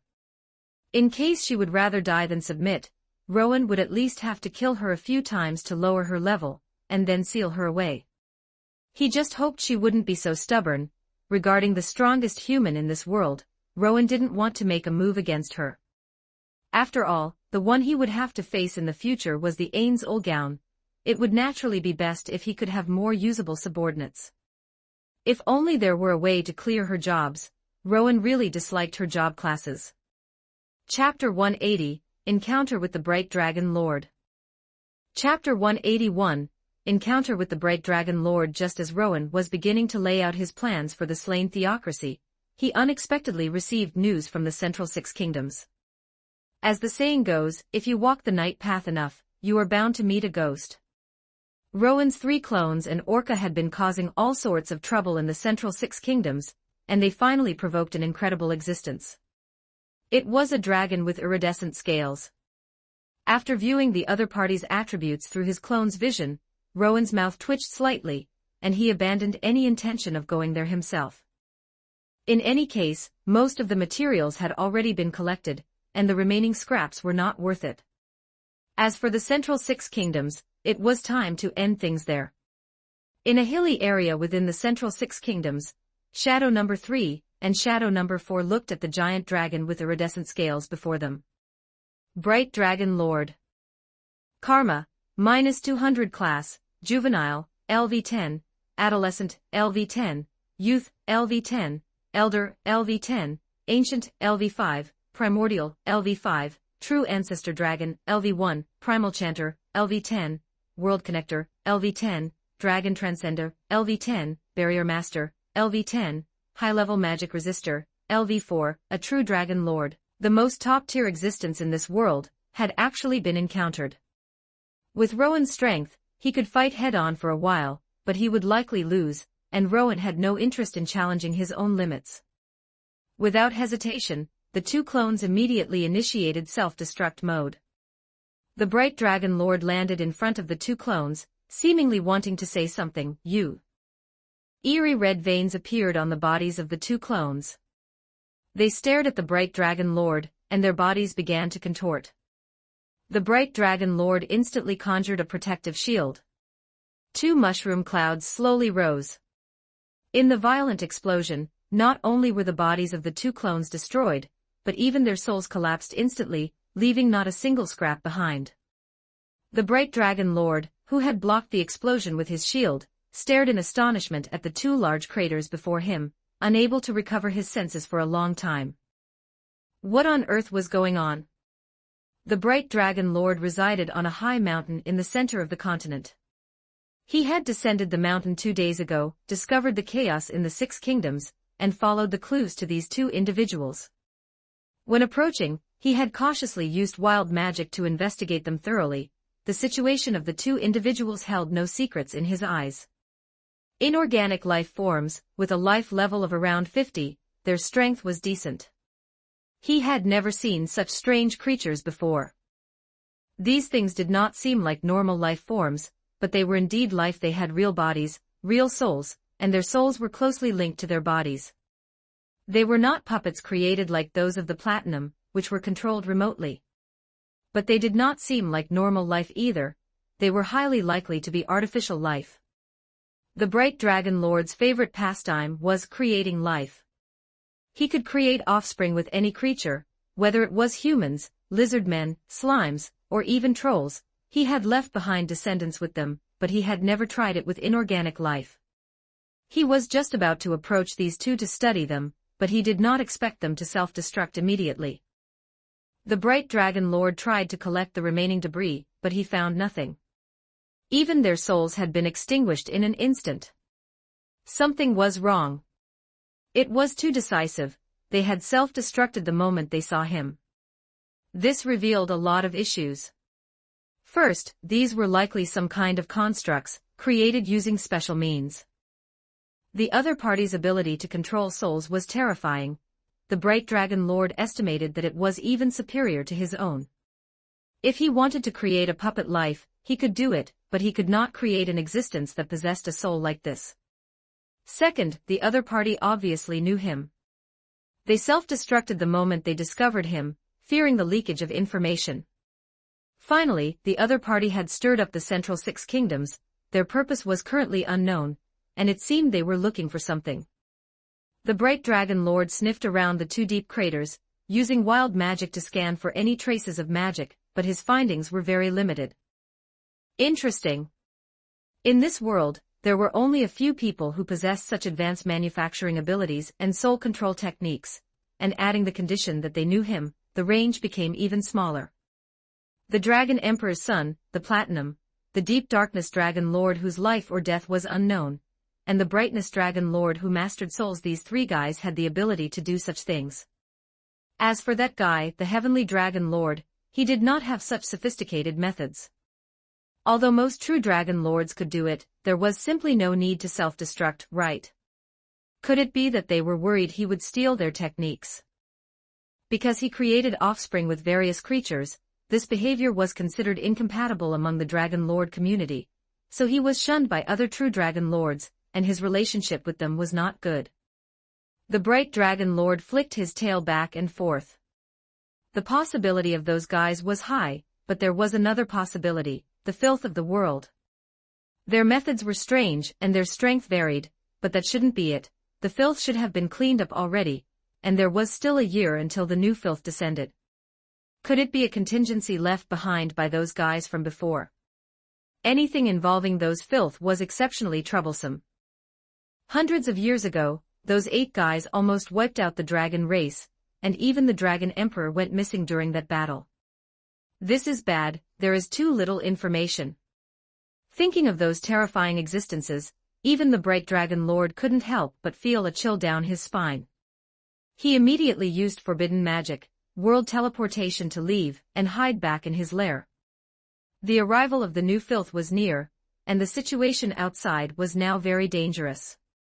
That guy, the Platinum, always used armor to go out and collect information, while his true body hid in his lair and almost never went out. It looked like he had been scared out of his wits, but it was actually a means to protect his own information. It is too risky for my true body to go out. From now on, I must be more cautious. After all, these few years have reached the time of great change. Regardless, I should first let my subordinates conduct reconnaissance. The Bright Dragon Lord was a bit scared by those two strange life forms, so he decided that from now on, he would no longer go out, and would only send his descendants to collect information. The Platinum had very useful armor, while the Bright Dragon Lord did not have such means. However, he had many descendants, and by using special wild magic, he could borrow their vision and even remotely control them. Rowan did not know that the Bright Dragon Lord had been startled by him. Regardless, he had been startled by the other party.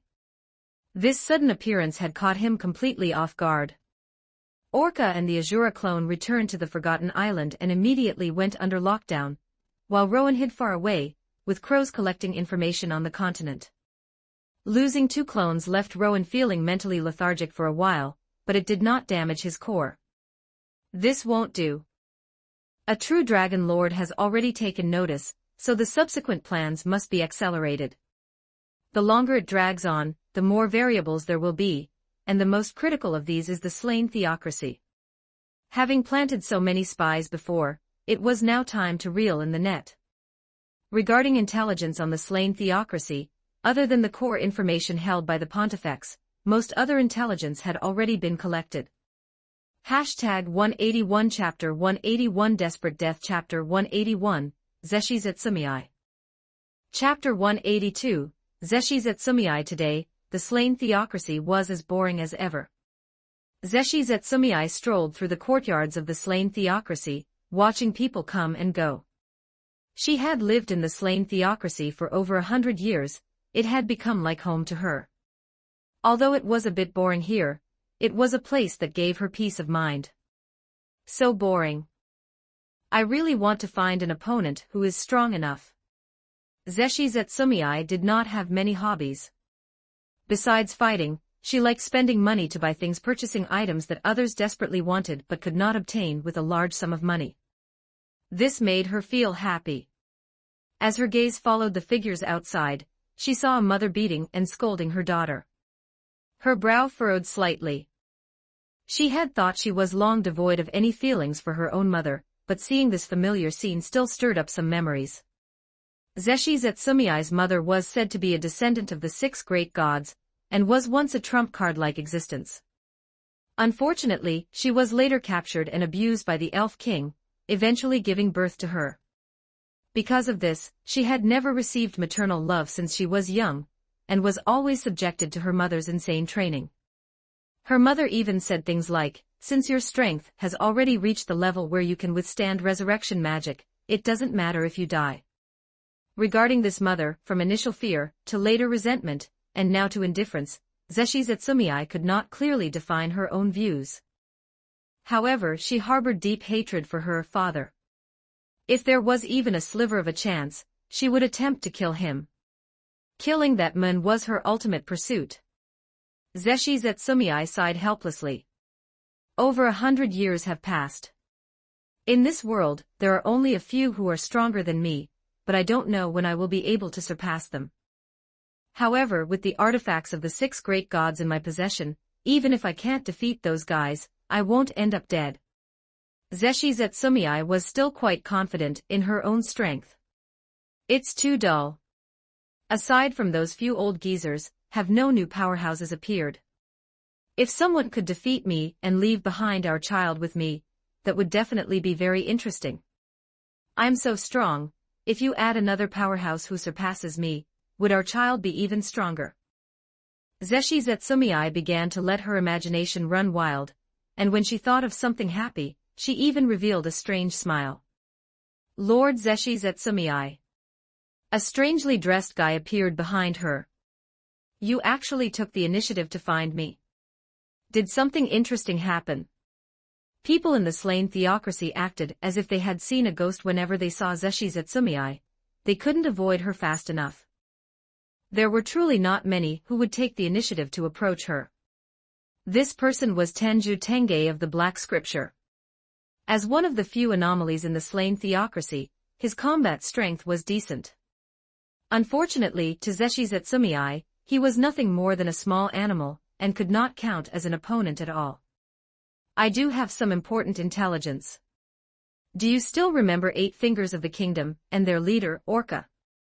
Of course I remember. I was even looking forward to it back then. You led the team to scout, right? And in the end, you even lost infinite magic. It is said that she still isn't dead. It's highly likely she betrayed the slain theocracy, and joined the other side. That girl has guts, but her strength isn't enough. Zeshi Zetsumii sighed again. If she were just a little stronger, then I could have gone out. Tenju Tenge said, indeed. Orca is not strong, but he is very cunning. I have been collecting intelligence on him all this time, and then, I discovered an interesting thing. Orca has a master. Zeshi Zetsumii stared at Tenju Tenge, making him feel uneasy. I also monitored him in secret for so long before I discovered some things. As soon as I confirmed the intelligence was accurate, I immediately reported it to you. I haven't disclosed it to anyone else yet. How is that guy's strength? His strength is extremely high, far greater than Orca's, ours, or even the captain's. According to the intelligence, they are preparing to make a move on the demon tree sealed in Tob Forest. I think you should know how terrifying the demon tree is. Is he of the dragon race? Zeshi Zetsumei asked. The powerhouses of this world, aside from that elf king, were basically all of the dragon race. Those powerful dragon lords were terrifyingly strong. Aside from the dragon race, basically no other life form could reach such a level. No, he is a human. Impossible. For a human, reaching the level of an transcendent is already the limit. No one can surpass this level. Are you lying to me? Of course I wouldn't dare to deceive you. What good would that do me? I once hid in the shadows and saw him from afar. Because I was worried about being discovered, I didn't use any magic, and the distance was very far. I could only tell that the other party was a human, but I cannot be certain if it was a human disguised as one. Zeshi Zetsumei took a deep look at Tenju Tenge. This guy was weak, but his concealment abilities were very strong. If the distance was far enough, even she would not be able to detect him if he were observing from the shadows. The accuracy of the intelligence he collected was still very high. An extremely powerful existence, and a human at that. Interesting. Where are they now? They headed to Tob Forest a short while ago. I suspect they do not know the specific location of the seal, so they are still scouting. In that case, take me there. Tenju Tenge hesitated slightly and said somewhat awkwardly, this. My strength is too weak. I'm afraid I won't be able to help you much. Also, if you intend to make a move, it is best to set out in your peak state, otherwise, you will definitely die. Are you sure? You haven't seen me go all out, have you? How do you know that I am not a match for him? Tenju Tenge said helplessly, I cannot be 100% sure either. I can only say it is a strong intuition. You should know that for people like us, intuition can sometimes save our lives. I will go and take a look then. Even if it is a trap, it doesn't matter. If he can truly threaten me, that is something worth being happy about. Zeshi Zetsumei said with an indifferent expression. Also, you had better pray that guy is indeed strong enough. Otherwise, you will suffer quite a bit when I return. Tenju Tenge said nothing more and saw Zeshi Zetsumei off. His mind was still recalling his master's words. For Zeshi Zetsumei, as long as a powerhouse existed, even if it were just a rumor, even if it didn't make logical sense, as long as there was a possibility, she would set out. Her strength had stagnated, and she was now pursuing any possibility that could allow her to advance further. Stagnated. When she was already as powerful as a monster. He could only say that he completely failed to understand the world of the strong. Tenju Tenge had a decent impression of Zeshi Zetsumei. It was a pity, but everything was for his master, never mind betraying the slain theocracy, even if he needed to sacrifice himself, he would execute it immediately. Chapter 183. Meeting Rowan had arrived at the Tob Forest, a place he hadn't visited in a long time. Orca had accompanied him. Perhaps spurred on by Ariane, he had been exceptionally diligent lately, seemingly intent on creating higher-level martial arts. Unfortunately, the difficulty of this was incomparable to learning a high-tier spell, and it seemed unlikely he would see any results in the short term. Among the tiered magic of this world, there were many high-tier spells passed down from the dragon race, but the same could not be said for martial arts. High-level martial arts were extremely rare. It could be said that Orca already stood at the pinnacle of human warriors, advancing any further would be extremely difficult. Although Rowan could quickly raise his level, the honing of martial arts and the acquisition of advanced warrior classes were things Orca had to figure out himself. Without a class, it was impossible to raise his level. Unless he just picked up a random common class, but if he did that, even at max level, his combat power would be very weak. A typical example was the slain theocracy's Zeshi Zetsumei. Although her level reached 88, her classes were all haphazardly combined just to use the equipment of the 6 great gods. If she didn't rely on that equipment or the skills learned from her innate talent, and relied solely on her class abilities, her strength would probably be about the same as a level 70 orca. You have to realize, in order to use that equipment, she had taken several warrior classes, several assassin classes, and several priest classes. It was completely reckless. She basically just had the level and the equipment, but once she equipped the divine artifacts of the 6 great gods, her strength could reach the level of a Shaltir without her own equipment. This goes to show just how powerful those divine artifacts were. Master, are we going to unseal the demon tree this time? Orca asked. He could be considered the person most familiar with Rowan, as Rowan entrusted many matters to him, including various intelligence reports from the slain theocracy. You could say that. The slain theocracy's intelligence is relatively accurate. This time, we need to conduct some reconnaissance to pinpoint the location of the seal more accurately. Of course, there is another, more important matter, waiting for someone. Waiting for someone. Zeshis et Sumii. Orca quickly caught on. After all, the only ones in the slain theocracy that truly concerned his master were those 2 godkins. If the outcome of this meeting is acceptable, we will begin to formally inherit the legacy of the 6 great gods. He wondered how much of the 6 great gods' legacy had been squandered. Thinking about how the magic sealing crystal only sealed Tier 6 and Tier 7 magic, Rowan felt a sense of helplessness. It was simply a waste. Master, I have heard that Zeshis et Sumii is the strongest human, and also a descendant of the 6 great gods. So, between her and me right now, who is stronger? Rowan hadn't expected Orca to care about such questions. She is stronger than you.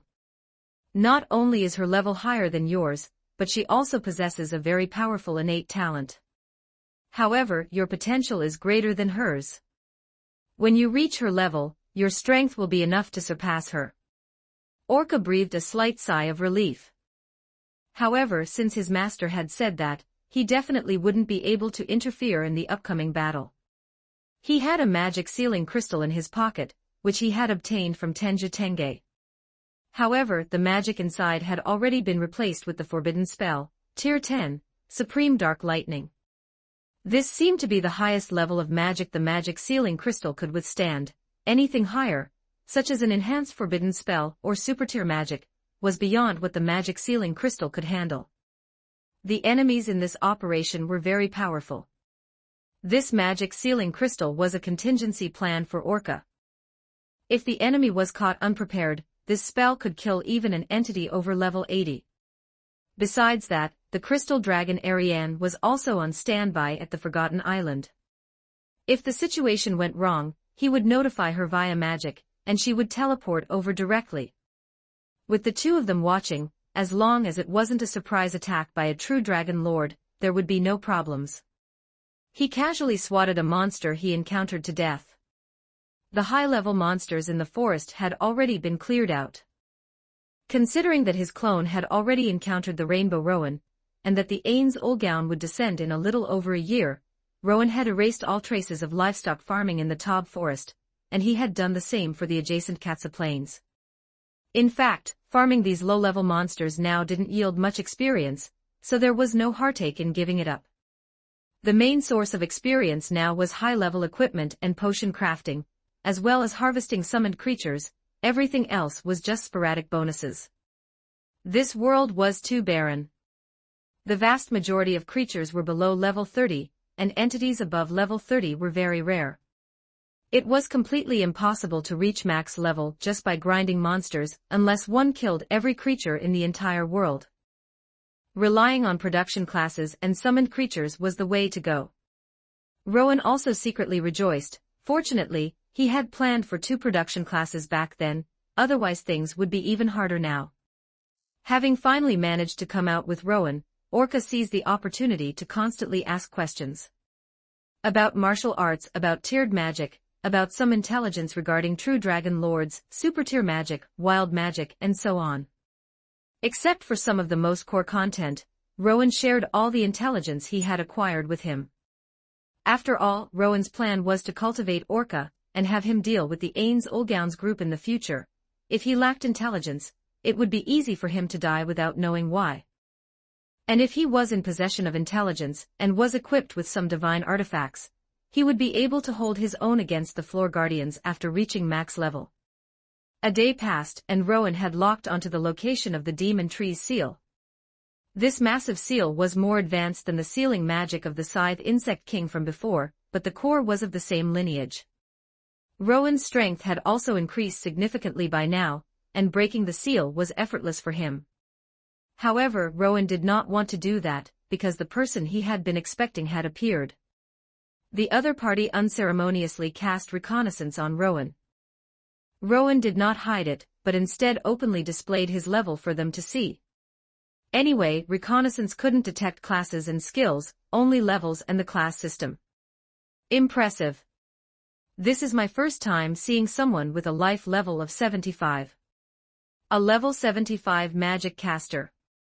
Could it be that, just like the 6 great gods, you are a player from another world? The timing doesn't seem right, does it? A figure appeared beneath a large tree. The girl opposite him was striking, with hair that was half black and half white, a fair complexion, wearing paladin armor, and carrying a scythe. She had followed Tenju Tenge's advice, and set out in her strongest state. However, she realized she had been making a fuss over nothing, because the other party's strength was clearly weaker than her own, about the same as the captain, and she could suppress him even without equipment. As for the other one, level 70. That fool Tenju Tenge, it was truly lucky he didn't die before. No, the fact that he was able to return to the slain theocracy might mean that the two of them had let him go on purpose. Interesting. As a descendant of the 6 great gods, the slain theocracy, and indeed humanity's strongest, it was not surprising that she knew some information about players.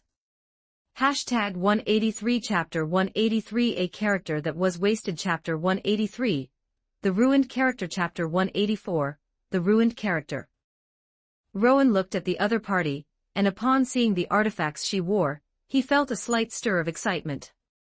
Although artifacts lacked presence in the plot, they were actually the highest tier of equipment, sitting just below world items. Guild weapons were a special type of equipment. Their performance floors and ceilings were extremely high, making them impossible to compare normally. Anti-Lean Heron Fouché, Elf/Human, level, LV 88 Karma, 110, Neutral Good. Classes, Warrior, LV 10, Berserker, LV 10, Master Warrior, LV 10, Low Tier Valkyrie, LV 7, Weapon Master, LV 7, Bandit, LV 1, Assassin, LV 5, Executioner, LV 10, Priest, LV 10, High Priest, LV 10, Heretic Inquisitor, LV 5, Talent, Touch Induction. Touch Induction, can read the past owner's trump card skills from equipment and copy them. It was breathtaking. Rowan could only say that this panel was truly miraculous. An ultra-high level, an ultra-complex class system, an ultra-powerful talent, and the only unique class was a degradation version. If the class system were planned properly, combined with her talent, this person's potential would be extremely high. Her talent was also one of the strongest in this world. Her trump card skill, the goal of all life is death, was copied from the god of death among the 6 great gods via equipment. Nice to meet you, guardian from the slain theocracy, Lady Zeshi Zetsumii. My name is Rowan, and this is my subordinate, Orca, Rowan said with a smile. As for being a player, I am afraid I am not. Rowan was not lying. Although he possessed a player panel, he was not a player, but a transmigrator. You two are very interesting. I am interested in you. So, let's have a fight. If I win, you will become my subordinates and come back to the slain theocracy with me. Zeshi Zetsumii did not believe she would lose. She would win inevitably even without equipment, let alone being fully armed. She truly could not think of a reason why she would lose. With the equipment left behind by the 6 great gods, the opponent could not even break her defense. She should hold back a little to avoid killing him, Zeshi Zetsumii calculated in her heart. I am also very interested in you. Same condition, if I defeat you, you will become my subordinate, how about that? Hee hee, of course. Orca, stand back. I can handle this fight. Do not let anyone disturb our battle. Orca agreed and quickly left. You are not fighting together. So confident in your own strength.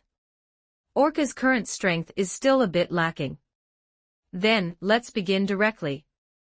Rowan took out his magic staff. Of course. Colorful barrier. Optimization. Self-acceleration. It was still the standard opening, colorful barrier, optimization, and self-acceleration, the triple opening move. The opponent's speed suddenly slowed down, and the whole world seemed to become quiet. Teleportation. After creating a large distance, Rowan continued to add buffs to himself. All-purpose armor. Forbidden magic, distortion barrier. Dimensional lockdown. High-speed movement, attribute shield. Attribute enhancement. Resistance boost. Various colorful buffs were continuously applied, and the speed was extremely fast, with many being cast simultaneously using parallel processing. Normally, one could only use one spell at a time, but Rowan was different. Parallel processing could be considered as having 3 people, except for spells that required chanting or special conditions, everything else could be cast in parallel. As long as it was planned in advance, the speed would be extremely high. After the preparations were complete, Rowan also cast a high-level recovery spell on himself, then directly activated Mana Surge, and his mana began to recover at an accelerated rate. Although Zeshi Zetsumiai's class build was a degradation, the enhancement from her artifacts was real, and she had some trump cards learned through her talent, so Rowan dared not be too careless. He did not want to capsize in the gutter, that would be a joke. Rowan's dazzling display of operations dazzled Zeshi Zetsumiai. The opponent's speed suddenly became extremely fast, followed by a flurry of colorful magic. Zeshi Zetsumiai quickly realized that the opponent must have used a self-acceleration type spell. This ability was very rare, and she put away her contempt. She feared that the guy in front of her was not as simple as he appeared. Possibility perception. Gale Super Walk Break. Ability Super Boost. Defense Super Enhancement. Flow Acceleration. While the opponent was buffing, she also strengthened herself. After the preparations were complete, the first move she made was an 8th tier spell attached to her weapon, Death. She had just been calculating whether to hold back, but now she knew that the opponent's strength was definitely not much weaker than her own. If she held back now, it would be seeking death. The scythe was the artifact Sharon left behind by the god of death, containing several powerful spells, one of which was Death, a single target damage spell with an instant death effect. It didn't matter if she killed him, she could just use a resurrection spell anyway. However, the opponent's body did not even sway, which made Zeshi Zetsumiai somewhat confused. She even suspected that her spell had missed. Although the instant death skill was very convenient, it depended on who it was used against. For someone like Rowan, who had full abnormal status resistance passives, death resistance passives, and super high abnormal status resistance, this type of instant death magic had absolutely no effect. Since instant death was ineffective, she immediately used Dead Man's Flame, causing pale flames to burn on her weapon, granting it additional fire damage. At this moment, Rowan also made his move. Let's test it with a spell first. 9th tier, Crimson Nova. Scarlet flames rose violently, but the opponent only took a negligible amount of damage. A hurricane swept up, blowing the flames away, and angelic wings grew from her armor. This was an artifact left behind by the god of wind among the 6 great gods, glorious angel Meow Meow. The god of wind's armor was a paladin's armor for tank classes, with astonishing defensive power, and the added ability to fly. The destructive power of a 9th tier spell was not strong enough. She flew up violently and then flew toward Rowan at high speed. The defensive capability of the artifact is no less than that of a level 80+ crystal dragon, and it even exceeds it slightly. As expected of an artifact, but while the artifact is strong, the user's ability is lacking. Magic Curse. After attaching a defense reduction mark to the opponent, Tier 10, Dragon Magic, Strongest Dragon Shield. A huge dragon head shield took shape. Forbidden Magic, Tier 10, Supreme Dark Thunder. Dangerous black lightning condensed in Rowan's hand. Under the state of self-acceleration, the opponent's speed slowed down significantly, giving him enough time to use magic. Chapter 184, Supertier Magic, Thunder Punishment Purification Domain. Chapter 185, Supertier Magic, Thunder Punishment Purification Domain. As the energy in Rowan's hands finished condensing, a bolt of pitch-black lightning tore through the sky, instantly reaching Zeshizetsumi in the air and striking her in the abdomen. Although it didn't completely pierce through her body, it shattered her defense, and the black lightning rampaged across her. She let out a short, sharp scream and plummeted from the sky. Tier 10, Feast of Extreme Ice. A massive magic circle formed at the spot where she fell, and everything within the magic circle was frozen solid naturally. This included the falling Zeshizetsumi. A holy light flashed, and the ice was actually shattered directly. What kind of ability is this? Regardless, it certainly isn't a skill of Zeshizetsumi. She herself has no useful abilities at all, let alone high-tier magic. She cannot even use mid-tier magic. Likely another skill from her equipment. Damn it, you guy, did you hide your intelligence? If that's the case, then I have no choice but to use this. Don't blame me. The goal of all life is death. A phantom of a clock appeared behind Zeshizetsumi. She also realized that the guy before her was far from ordinary. He was likely even stronger than she was. Without using her trump card, she wouldn't even be able to get close to him. Damn it, what is going on? Did the opponent use magic to hide his stats? Could he not be level 75, but level 95? Zeshizetsumi felt a mix of shame and anger. The goal of all life is death was her ultimate move. Although the cost was extremely high, the enemy would absolutely be unable to resist it. His strength was extraordinary, so she had no choice but to use this move. Even if he blocked the Tier 8, death attached to the previous weapon, he would absolutely be unable to resist the goal of all life is death, because this skill ignores the opponent's resistances.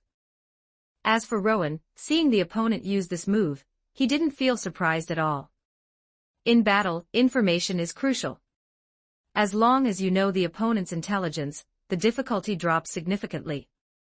Rowan had expected her to have other trump cards, but if this was all, the outcome was already decided. Rowan had 3 plans to deal with this kind of skill. First, although the goal of all life is death is an unavoidable instant death ultimate move, its preparation time is too long. It can be countered by killing the user before the time runs out. Second, use the passive skill Life from Death to tank it. Mother of Life's passive can forcibly retain 1 point of HP upon death and generate a massive shield. The sequence is death first, then life, to withstand the goal of all life is death. Third, Rowan's special class, World Guardian, possesses the unreasonable skill Absolute Defense, which can withstand all attacks, even world-class power. Blocking the goal of all life is death wouldn't be a problem. However, it was still early. Soul Deprivation. An attack struck Zeshizetsumi fiercely, making her scream. Forbidden Spell, Tier 10, Elemental Burst. Infinite elemental power condensed, followed by a violent explosion. The entire ground was trembling. Rowan saw that the opponent seemed to have used some kind of ability to defend. However, the destructive power of this magic had already surpassed Tier 10. The opponent took the big explosion head-on, immediately fell to her knees, and spat out a mouthful of blood. Although she withstood it, her body was damaged. If she took just one more random attack, she would die immediately. What is going on with this guy's strength? This kind of destructive power is definitely not something an existence of this level can unleash. The goal of all life is death hadn't even reached the halfway mark, and she was already about to die. No, I must withstand it. I don't need to attack anymore. I just need to wait for the goal of all life is death to take effect. Zeshizetsumi activated the effect of a piece of legendary equipment, and her body began to recover at a speed visible to the naked eye. This amount of recovery was equivalent to, or even exceeded, Tier 10 recovery magic. The damage Rowan had just dealt was completely healed in a moment. She was almost revived to full health. Legendary equipment is truly powerful, forcibly pulling a poorly built character to such a powerful level, even stronger than the crystal dragon of the past, whether in terms of defense, speed, or recovery methods. As for attack, besides the Tier 8, death used at the beginning, everything else was quite ordinary. The goal of all life is death was the effect of her innate talent. Compared to the two defensive legendary items, this weapon looks cool, but its destructive power is quite limited. So by maintaining a defensive stance now, is she completely trusting that the goal of all life is death has the power to end everything? Since that's the case, let's try this move. Omni-Mage's powerful skill, Super Tier Enhancement. Super Tier Magic, Thunder Punishment Purification Domain. A massive, overlapping magic circle enveloped Rowan. This was Rowan's first time using Super Tier magic. Regardless of the effect, the aura was far more powerful than ordinary magic, looking truly spectacular. Super Tier magic is very powerful, and after stacking Super Tier Enhancement, it becomes even more terrifying. This is also the most powerful of Rowan's conventional magic. In terms of destructive power, it even exceeds the Tier 10 Forbidden Spell under the Forbidden Spell Enhancement state. What kind of magic is this? Zeshi Zetsumei felt her scalp tingle. Her intuition told her that if she endured this magic, she would definitely die. Even with the protection of the legendary items left behind by the 6 great gods, she would still die, without a doubt. The destructive power of this magic had already surpassed the previous ones. This was the most terrifying and powerful magic he had ever witnessed. Even the Elf King could not reach such a high-level magic. I will die. But the goal of all life is death still had half its time left. How is the time moving so fast? There's no other way. I have no choice but to reveal my final trump card. Protection of God. Without hesitation, Zeshi Zetsumei directly triggered the ultimate defensive skill attached to her legendary armor, Protection of God.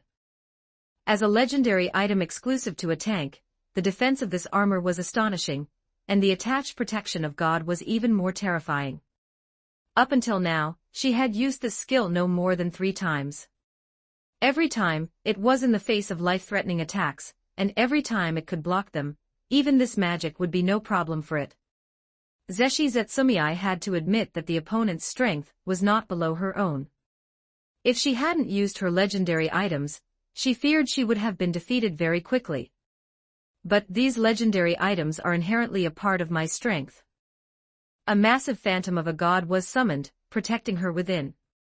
Opposite her, Rowan sighed inwardly. Legendary items are truly useful. The defensive capability of this skill looks very strong.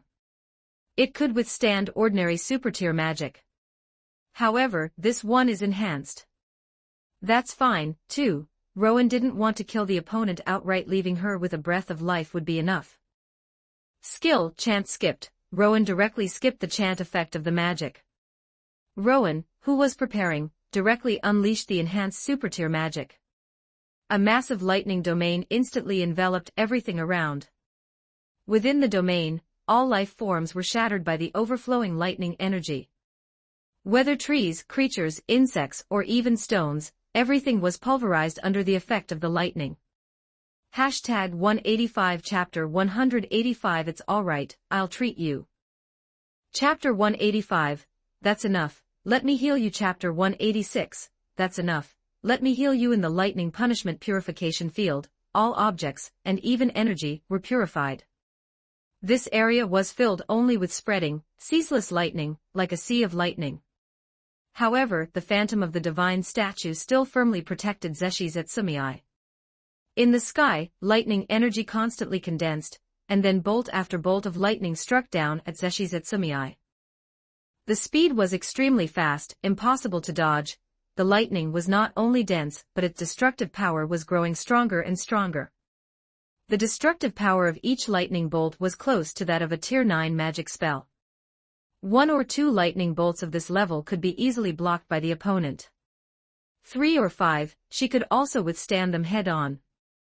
But what about a dozen, or even dozens?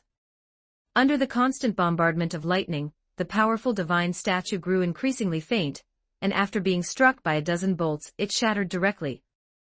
The remaining lightning constantly bombarded Zeshi Zetsumei. She seemed to use some kind of protective ability again, but it was useless. Hold back a bit. The lightning dissipated. Zeshi Zetsumei knelt on the ground, twitching all over, her eyes rolled back. It seemed she had been electrocuted to the limit. The reinforced super-tier magic still didn't have enough power, compared to the ordinary super-tier magic cast by Ains Ulgaun in the original plot. It was a bit weaker. A large area around them had been shattered by the lightning field, nothing remained intact. This move looked powerful, but Rowan was not satisfied. Although a little energy remained, most of the energy had already been unleashed. In the plot, the opponent's one super-tier magic spell took away half of Shaltyr's HP, while she was in her divine equipment state. Although Rowan had beaten Zeshi Zetsumei down to a sliver of health, while she was in her divine equipment state, and had also exhausted one of her life-saving skills, there was actually a fundamental difference between the two. Rowan's super-tier magic was a bit weaker. After all, Ains Ulgaun was at max level and fully equipped with divine gear. Although Rowan had special class bonuses, the 25-level gap and the massive chasm of divine equipment were clearly not so easy to bridge. If he didn't use skill-enhanced super-tier magic, the destructive power would be even smaller. He still needed to hurry up and level up, and research into divine equipment also needed to be put on the schedule. If he had a divine staff, Rowan believed he could achieve this effect without using super-tier enhancement. Zeshi Zetsumei was twitching all over. I won. Zeshi Zetsumei muttered, her speech slurred as she issued her declaration of victory while twitching. Her mouth was twisted, and she barely managed to force a smile. The way she was twitching looked truly comical. The goal of all life is death was about to reach its conclusion. This long-casting skill was about to erupt with its terrifying destructive power. It was a power of rules that transcended super-tier magic, possessing the fearsome might to consign everything to death. Absolute defense. A transparent shield protected Rowan within. No, you lost.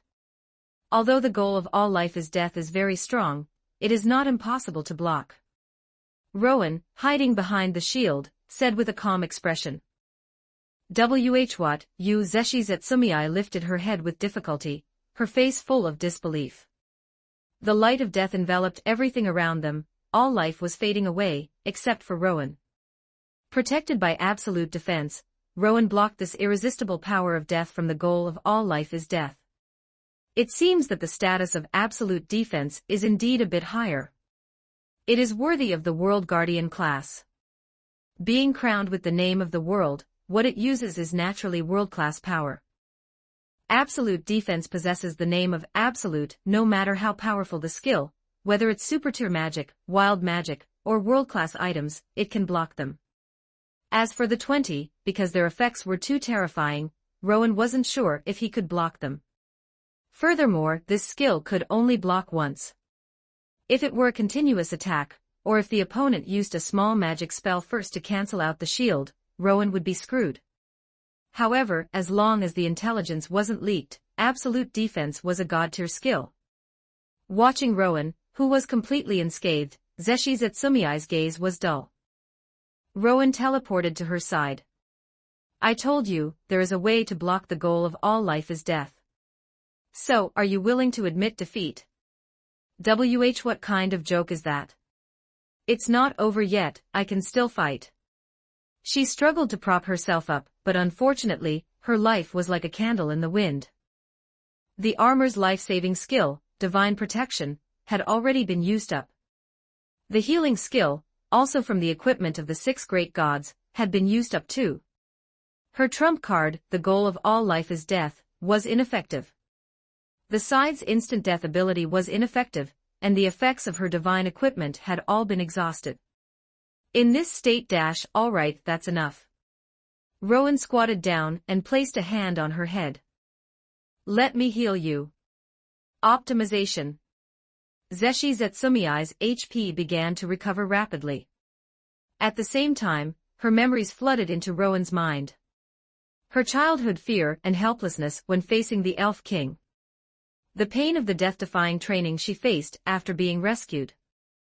In her youth, her mother died, and her strength advanced by leaps and bounds. Inherited from the slain theocracy, the intelligence left behind by the 6 great gods. Various class training sessions conducted to inherit the equipment of the 6 great gods, until she could use the equipment of the 6 great gods. She learned various powerful skills from the equipment, but unfortunately, these skills consumed a huge amount of mana. With her mana level, using 1 or 2 of them would completely deplete her mana. After growing up, she fought with some ancient dragons and sought revenge against the Elf King. She failed, her strength was not enough to kill that man, and she ran back. She trained very hard, but her strength seemed to have reached a bottleneck, and could not advance further, which made her somewhat broken. She longed to fight against stronger beings, longed to break through herself in battle, and even hoped to have a child with a strong person to see the possibility of advancing further. It didn't matter how, she didn't want to remain stagnant like this. She clearly hadn't reached the pinnacle of this world yet, this couldn't be her limit. Strong unwillingness filled the rest of her life, she desperately sought any possibility, but gained nothing. Not long ago, she heard of an organization called 8 Fingers, whose leader was Orca. Later on, Tenju Tenge gave some strange information.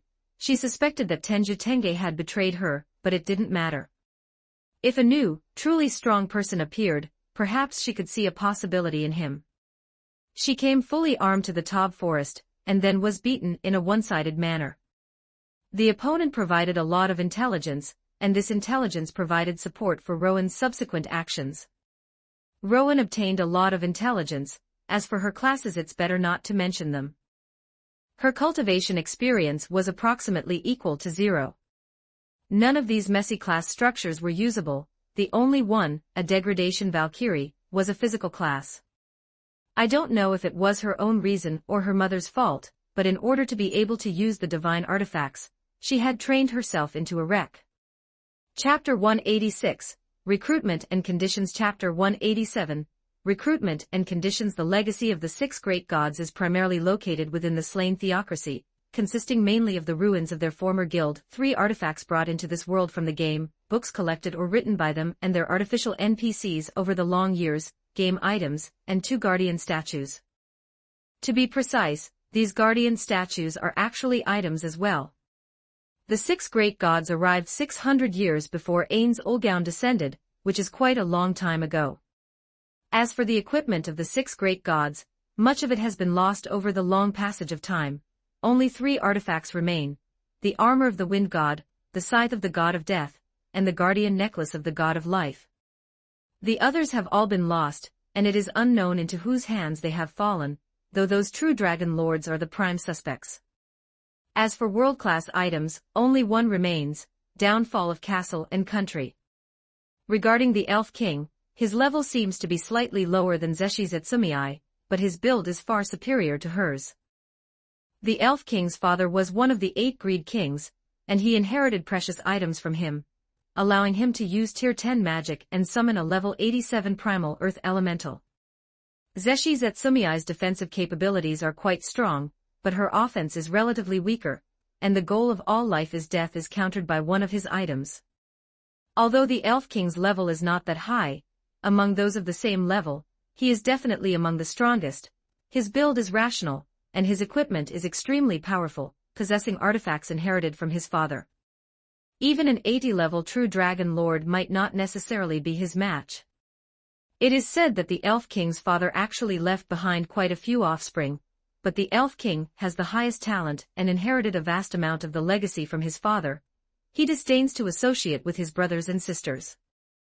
However, although the Elf King is strong, Rowan estimates that fighting him shouldn't be much harder than beating Zeshi Zetsumiai. The memories had been completely received, and Zeshi Zetsumiai's body had recovered for the most part. The ability of optimization is simply too powerful. Zeshi Zetsumiai looked at her own body in disbelief, then raised her head to look at Rowan. To actually use such a precious recovery ability on me, it seems to be no weaker, if not stronger, than that artifact of mine. What exactly are you thinking? Zeshi Zetsumei did not glean any information from Rowan's face. The other party was calm, and defeating her did not seem to be worth feeling happy about. Are you completely unconcerned about my counterattack? You're looking down on me, aren't you? This guy is truly terrifyingly strong. Although I don't want to admit it, I am far too weak compared to him. It was the same before. Clearly, my life level was higher than the Elf King's, yet I lost. Did something go wrong somewhere? But I clearly have the artifacts left behind by the 6 great gods. Zeshi Zetsumei really couldn't figure it out.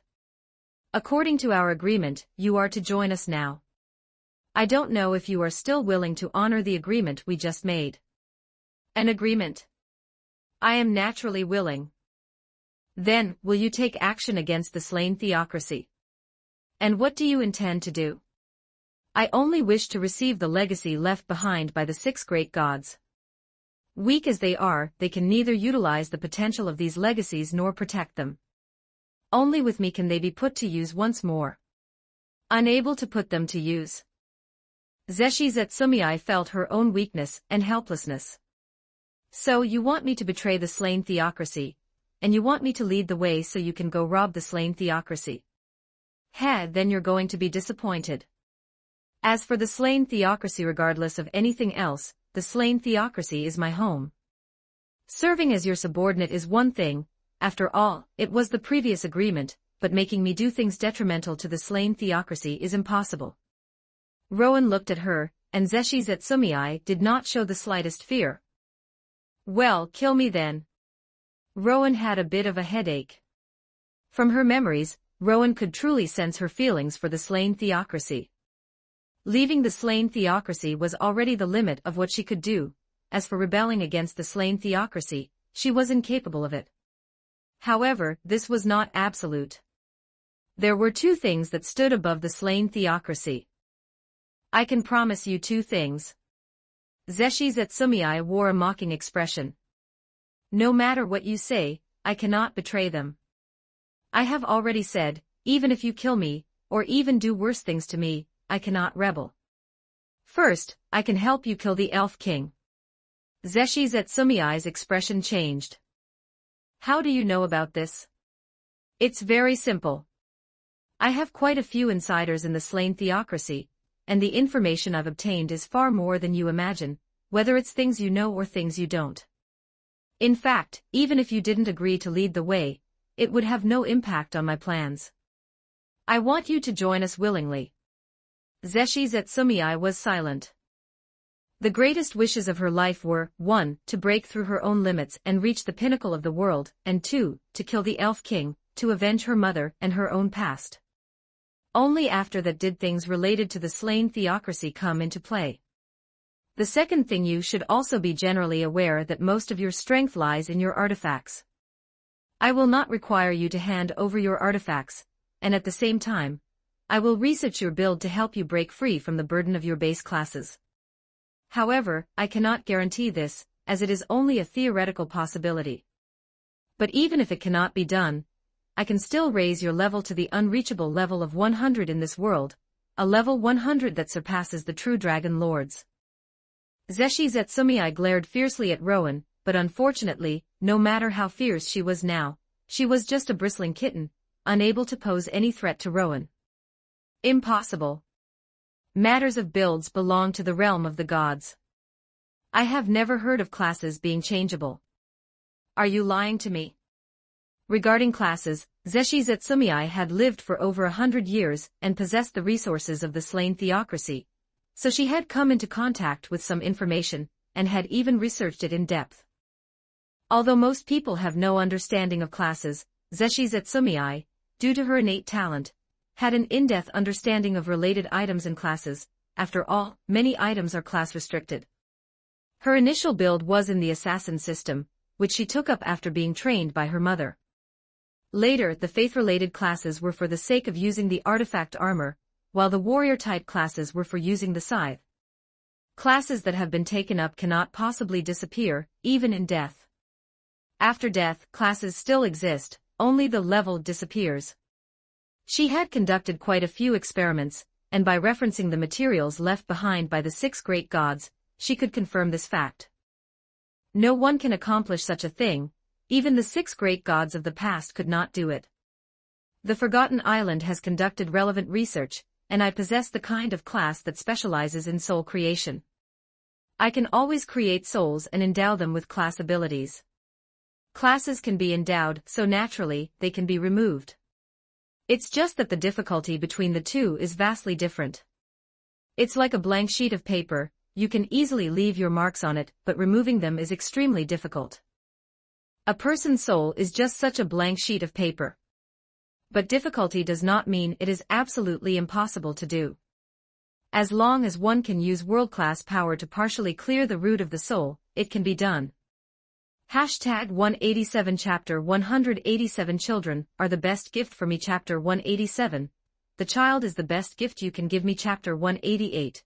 The child is the best gift you can give me. Rowan was not lying to her. In fact, there was no point in him lying to her. He valued Zeshizetsumiai's future, not her current strength. Deceiving her and then grooming her would just be planting a landmine for himself. The Mother of Life class gave him a very deep understanding of life and souls, but his early strength was relatively weak, and it didn't derive any particularly powerful applications. However, as his strength increased, combined with the seed of soul origin, magic he obtained from the crystal dragon, Ariane, Rowan gained a greater understanding of the root of the soul. Classes also exist within the root of the soul, so no matter how one dies, even if the soul is weakened, the class will remain unless the root of the soul is destroyed. Unfortunately, doing so would only completely destroy the soul. What really needs to be done is to cleanse the root of the soul. This is extremely difficult. Stuffing things inside is relatively simple, but cleansing the inside without harming the other party raises the difficulty by more than one level. In fact, manipulation of the root of the soul already belongs to the realm of world-class power. Theoretically, possessing world-class soul control abilities might make it possible to do such a thing, but the only world-class item involving the power of the root of the soul that Rowan had heard of was the account-deleting gun. It directly destroys the soul. However, the wild magic of this world is also a world-class power. As long as he relies on the forbidden spell weaver skill, peers into the abyss to imitate and learn soul-type wild magic, and then uses per-type magic to take this power a step further, after pushing his forbidden magic beyond its limits, he could then use the Great Sage's ability to conduct analysis on this power, which might reveal the possibility of cleansing the root of the soul. Because it was only a theoretical possibility, Rowan did not dare to guarantee it. Zeshizetsumiai was dumbfounded. Root of the soul. World-class power. Cleansing? She subconsciously wanted to retort but didn't know how. However, her attention was quickly drawn to the compensation plan that Rowan was capable of fulfilling. Are you saying that you can help me break through my limits and reach level 100, the divine realm that only the legendary 6 great gods could attain? Yes, but it will take some time. Can I reach it in my lifetime? How can you guarantee it? I can only promise you. I cannot give you any kind of contract. Whether you believe me or not is up to you. However, I have already revealed too much information to you. If you do not agree, I have no way of letting you go back. Zeshizetsumiai fell into silence. Rowan knew she would definitely agree. Being trapped at this level for decades without being able to advance, having once progressed rapidly only for it to come to an abrupt halt, this immense disparity was unacceptable to someone who pursued power. I want to make 2 requests of you. Unless necessary, do not harm the people of the slain theocracy. Rowan nodded and agreed. This was not difficult, in fact, he had no interest in destroying the slain theocracy. The second request, you are very strong, the strongest human I have ever seen. Therefore you must leave a child with me, at least one. Zeshizetsumiai stared at Rowan with burning eyes. Rowan's eyelid twitched. Don't you have any other better ideas? Like some precious items or something? Having a child or something? Rowan's mind couldn't quite process it for a moment. Zeshizetsumiai shook her head. No, this is enough. The child is the best gift you can give me. Rowan didn't know what to say for a moment. Although this guy had this personality in the plot, when actually facing it himself, it still felt weird. Please, this is my important request. After this, I will be at your beck and call, even for life-threatening missions. Other than these two, I have no other requests. Of course, you must also fulfill your previous two conditions. This person really had quite a lot of demands. Although they were all things he could easily do, it was the first time Rowan had been asked for so many things. I hope you won't disappoint me, Rowan sighed in his heart. All right, I agree. I am ready at all times. Zeshi Zetsumei showed a happy smile. Orca received the news that the battle had ended. This was a matter of course. Orca had never imagined that his master would fail. The reason he brought him along was purely as a precaution. This was not the first time such a thing had happened. The previous battle with the Crystal Dragon, and before that the probing by the slain theocracy, were all the same. In these instances, he never had to use his backup plans. Returning to the battlefield, this entire area had been reduced to fragments. Whether it was trees or rocks, everything had been pulverized. Zeshi Zetsumei stood obediently by her master's side, curiously looking him over. As expected, had she already been persuaded by his master? Although he did not know what his master had promised her, based on the information collected so far, it was probably not something easy to accomplish. As the guardian of humanity, Zeshi Zetsumei was powerful, so paying some price was necessary. Orca could never have imagined that the price Rowan would pay would be that kind of price. Clean up the lightning energy and restore the environment. Orca methodically used items or magic scrolls to clear the traces of the battlefield and accelerate the growth of trees. Accelerating tree growth was a magic belonging to the Druid class system, created by the mages on the Forgotten Island. Its own level was not very high, but the class was quite special. It had to be cast by a relevant class. Why do this? Couldn't we just leave it alone? By the way, that last magic of yours was truly exaggerated. That was the legendary super-tier magic, right? You actually know about it? Of course. The slain theocracy has a lot of leftover documents, and there are records of various super-limit magic. The slain theocracy even has grimoires of super-tier magic, but it's a pity that no one afterwards could learn them. Rowan naturally knew what she knew, so he had no surprised expression. The reason for cleaning up the traces is to hide my own information, to prevent future enemies from investigating some of my information through these traces. Future enemies? You are being too cautious. It is not an exaggeration at all. Do not underestimate others. Zeshi Zetsumei was inexplicably lectured. Well, because she lacked experience fighting people of the same level before, she was indeed prone to underestimating others. A moment later, the traces had been cleaned up, and this area had returned to a state similar to its surroundings. As long as one didn't conduct an in-depth investigation, it would be hard to tell what had happened here. It's cleaned up. I think the spies are already prepared, Rowan said. Chapter 188, Downfall of Castle and Country obtained. Chapter 189, Downfall of Castle and Country obtained. Before departing, Zeshi Zetsumei said seriously, don't you forget what you promised me. Don't let Zeshi Zetsumei's eccentric get-up, her desire to fight others, or her constant talk about having children with the strong fool you. She is actually a good girl. Even now, she is still trying to find ways to protect the people of the slain theocracy. Compared to the many perverts in this world, she is far more upright, even more so than Rowan. Rest assured, I have already promised you. I will only be claiming the inheritance. Unless it is necessary, I will not take action against the upper echelons of the slain theocracy. If you are willing to help me, I think we can achieve our goal more easily. If you do not wish to witness such scenes, you can also stay elsewhere for now, and not have to face those people. I understand. I will assist you in claiming the inheritance of the slain theocracy. Apologies, I haven't been able to adjust my mindset just yet. It seemed she realized that she was now Rowan's person, not the slain theocracies, and speaking up for others felt like she was leaning towards the outsiders. It is fine. Zeshi Zetsumei flew up.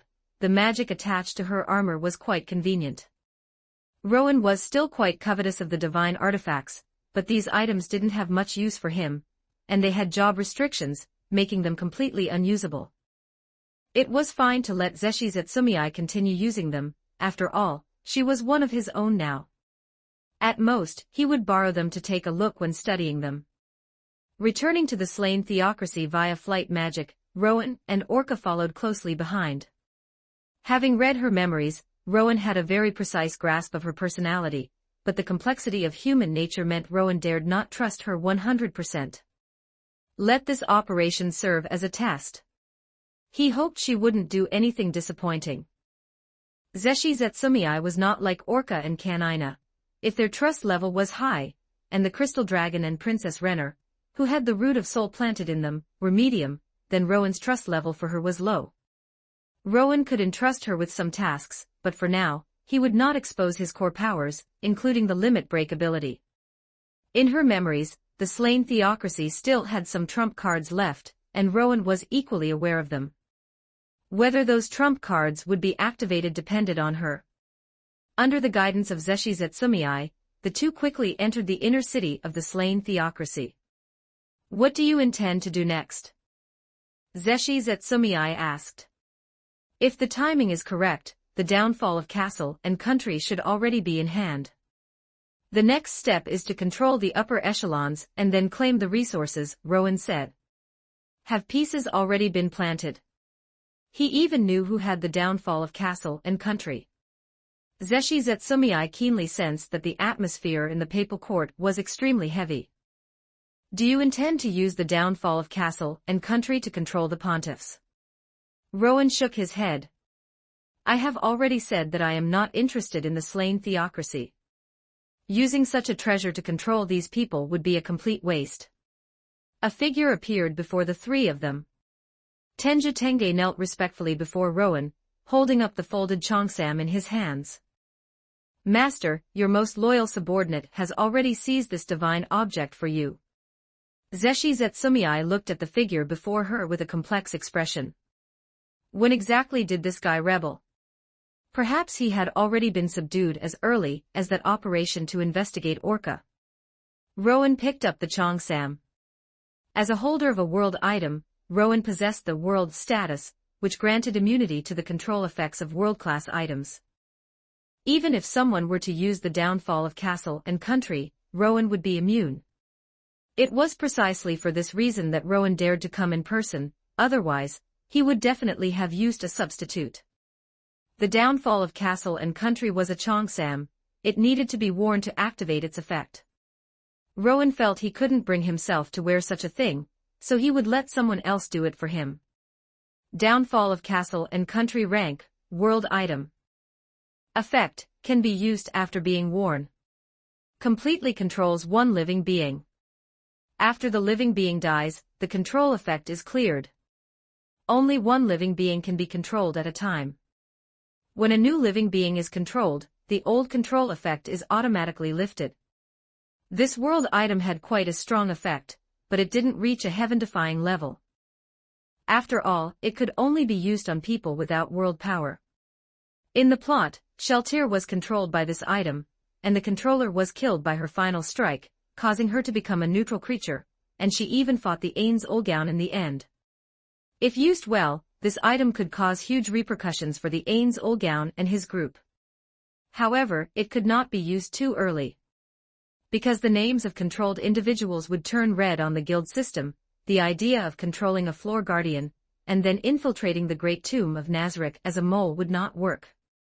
Rowan put away the cheongsam. This thing still couldn't be stored in a storage space, so he had to carry it. Well done. What is the situation now?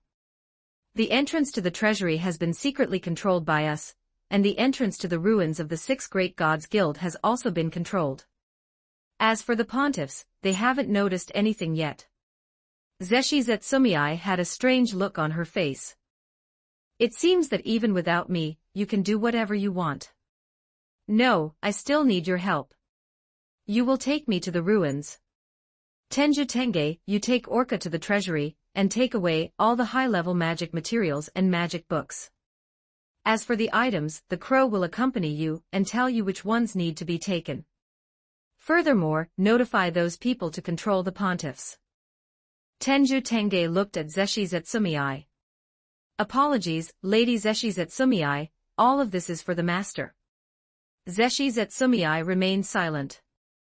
After they left, she asked, I do have some understanding of him, brute force alone could not make him turn out like this. What did you do? Some kind of control method. A good number of the upper echelons of the slain theocracy have been controlled by you, right? Just how many people have you controlled? This is a necessary step.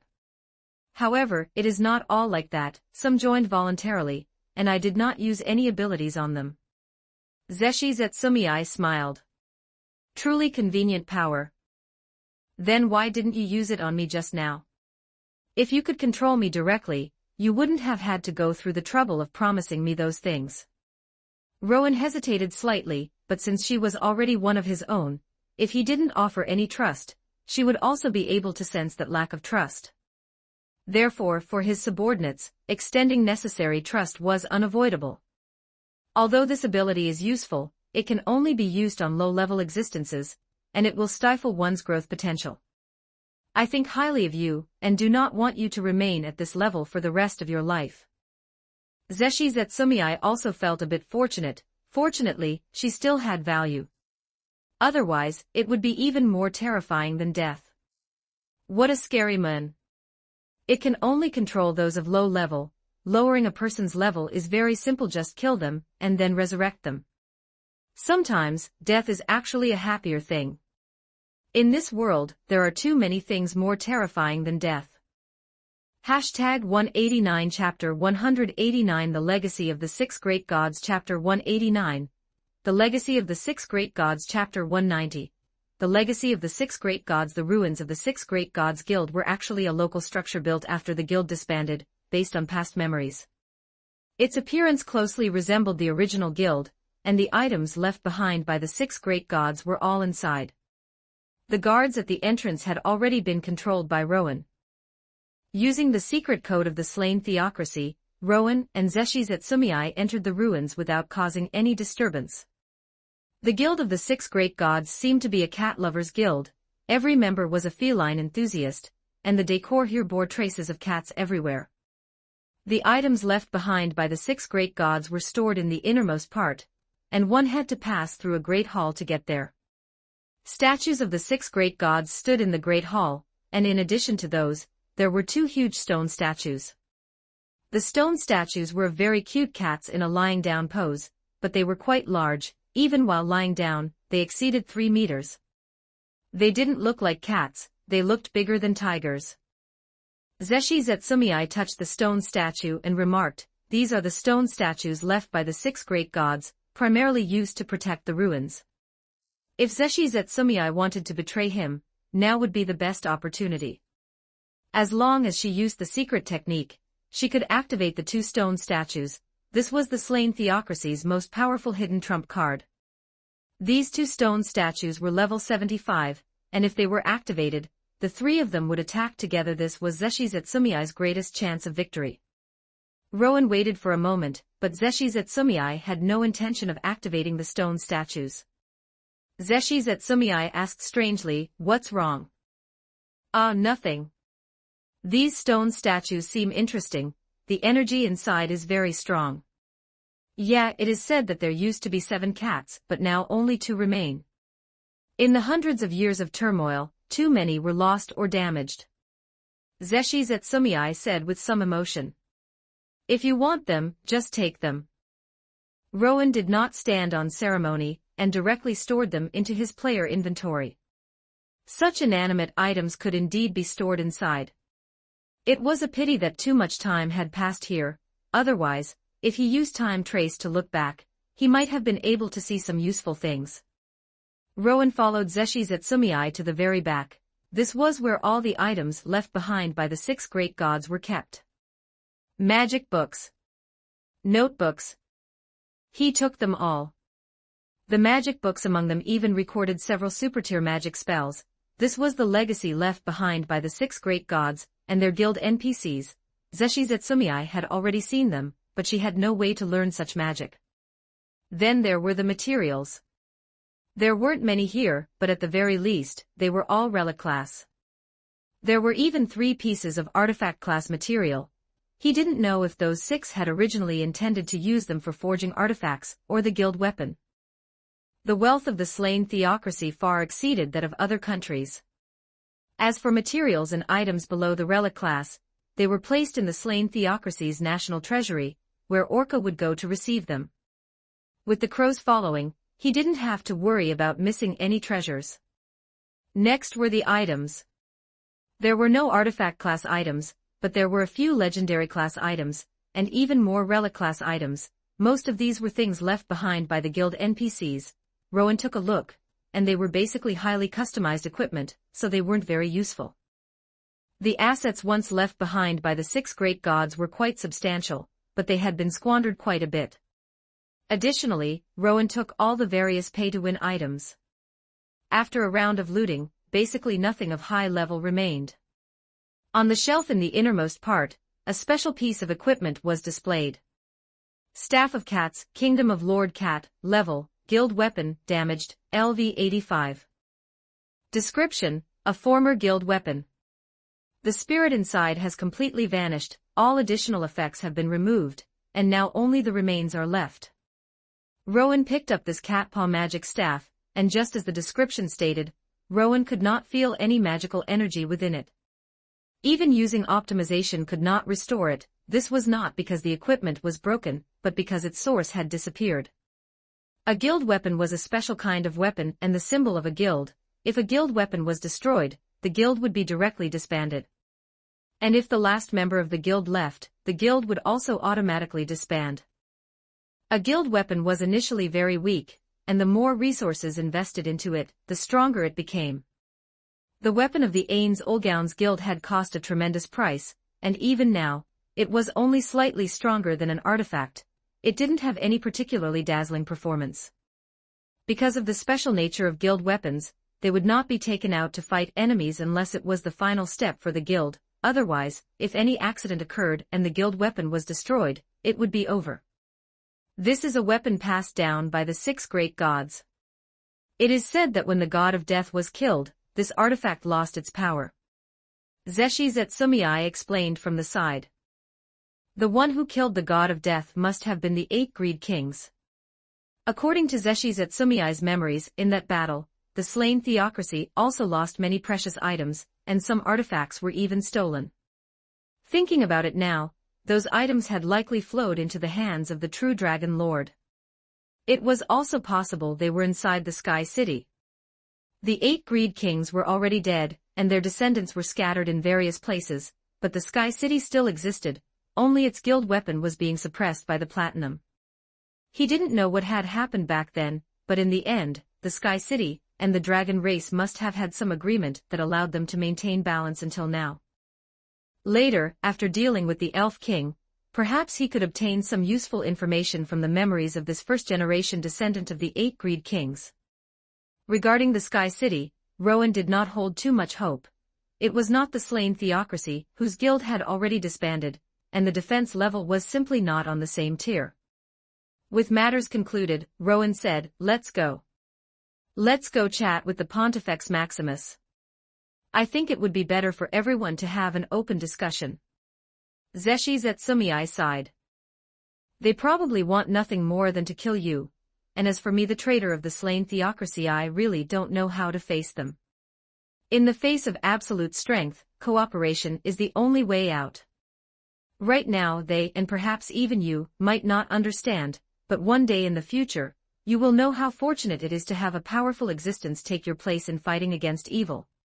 Fighting against evil, although she still didn't know about the future Rowan spoke of, judging by the current situation, the slain theocracy really didn't have much capability. In the studio of the Pontifex Maximus, a figure swaggered in through the door, and at the same time, the magic effect that had been maintained was broken.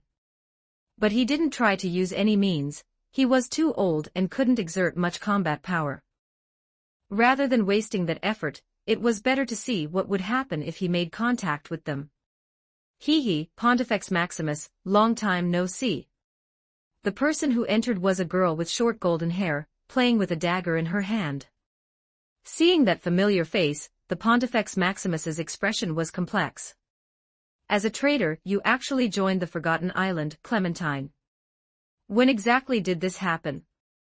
Chapter 190 Agreement with the Slain Theocracy. Chapter 191 Agreement with the Slain Theocracy. As the highest authority of the Slain Theocracy, the Pontifex Maximus realized something was wrong shortly after the invasion began.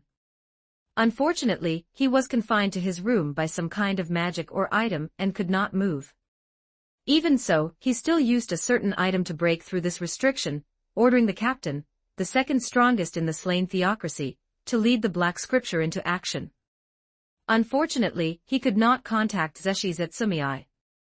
He guessed that she had already left, though he did not know where she had gone. The Pontifex Maximus had a bad premonition. That does not matter at all, Clementine said with a chuckle. I only know that I gained even greater power there.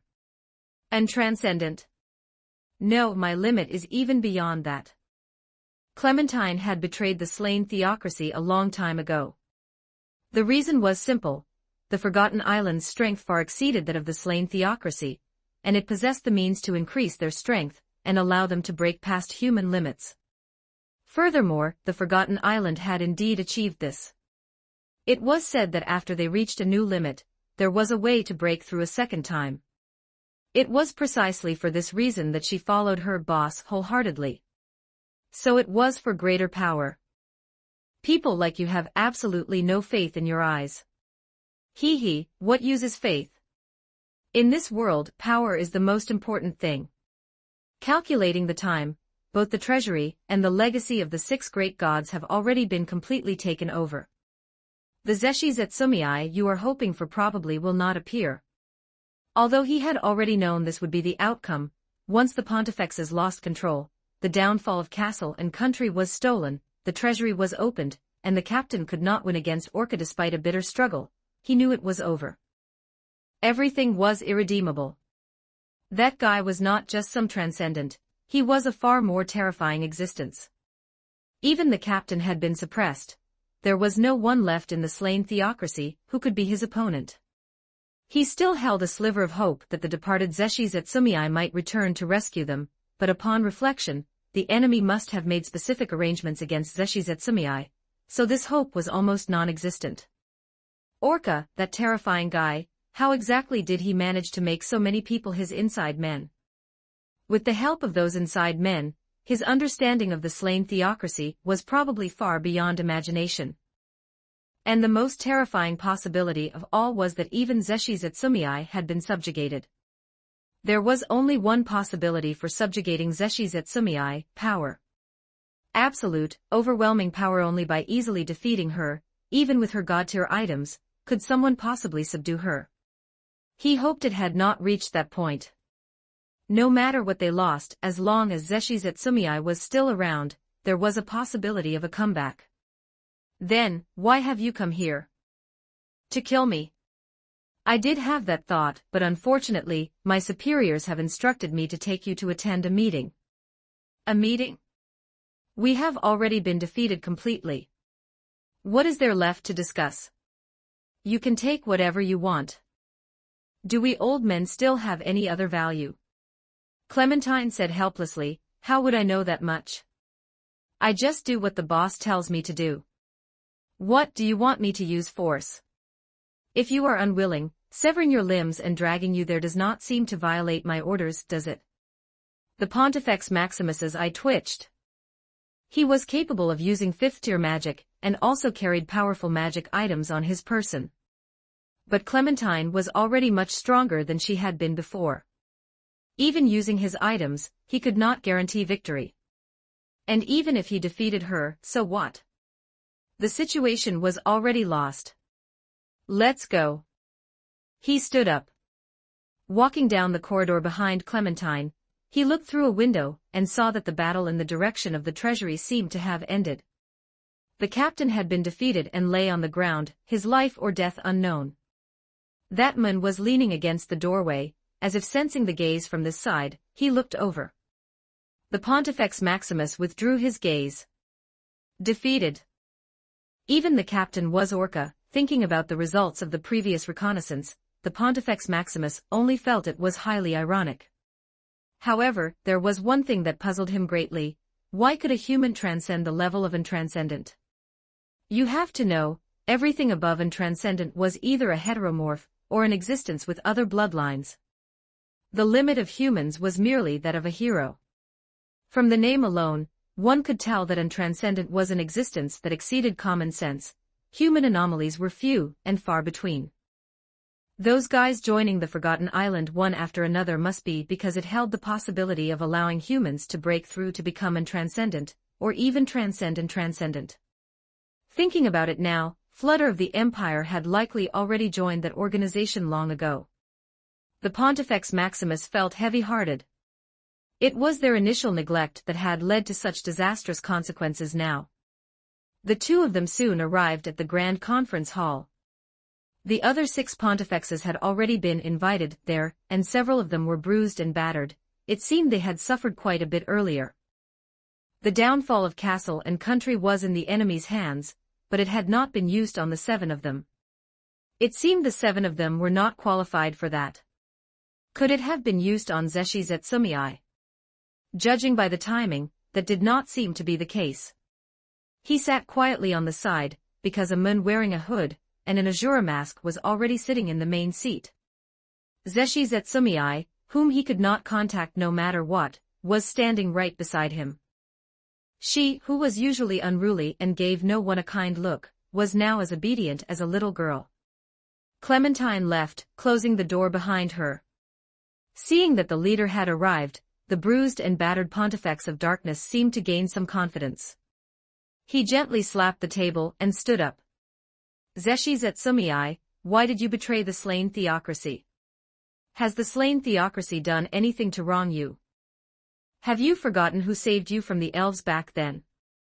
Zeshizetsumiai glanced at him. For over 100 years, I have done too many things for you.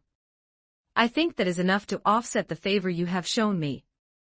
Also, the reason I joined the Forgotten Island is not because I wanted to betray the slain theocracy, but simply because you are too weak. We are too weak. That's right. You know, we are too weak. This world has always been ruled by the strong over the weak. It is the mercy of the strong to be willing to live in peace with the weak. If the weak cannot understand this mercy, and instead cause trouble for others, then they are just courting their own deaths.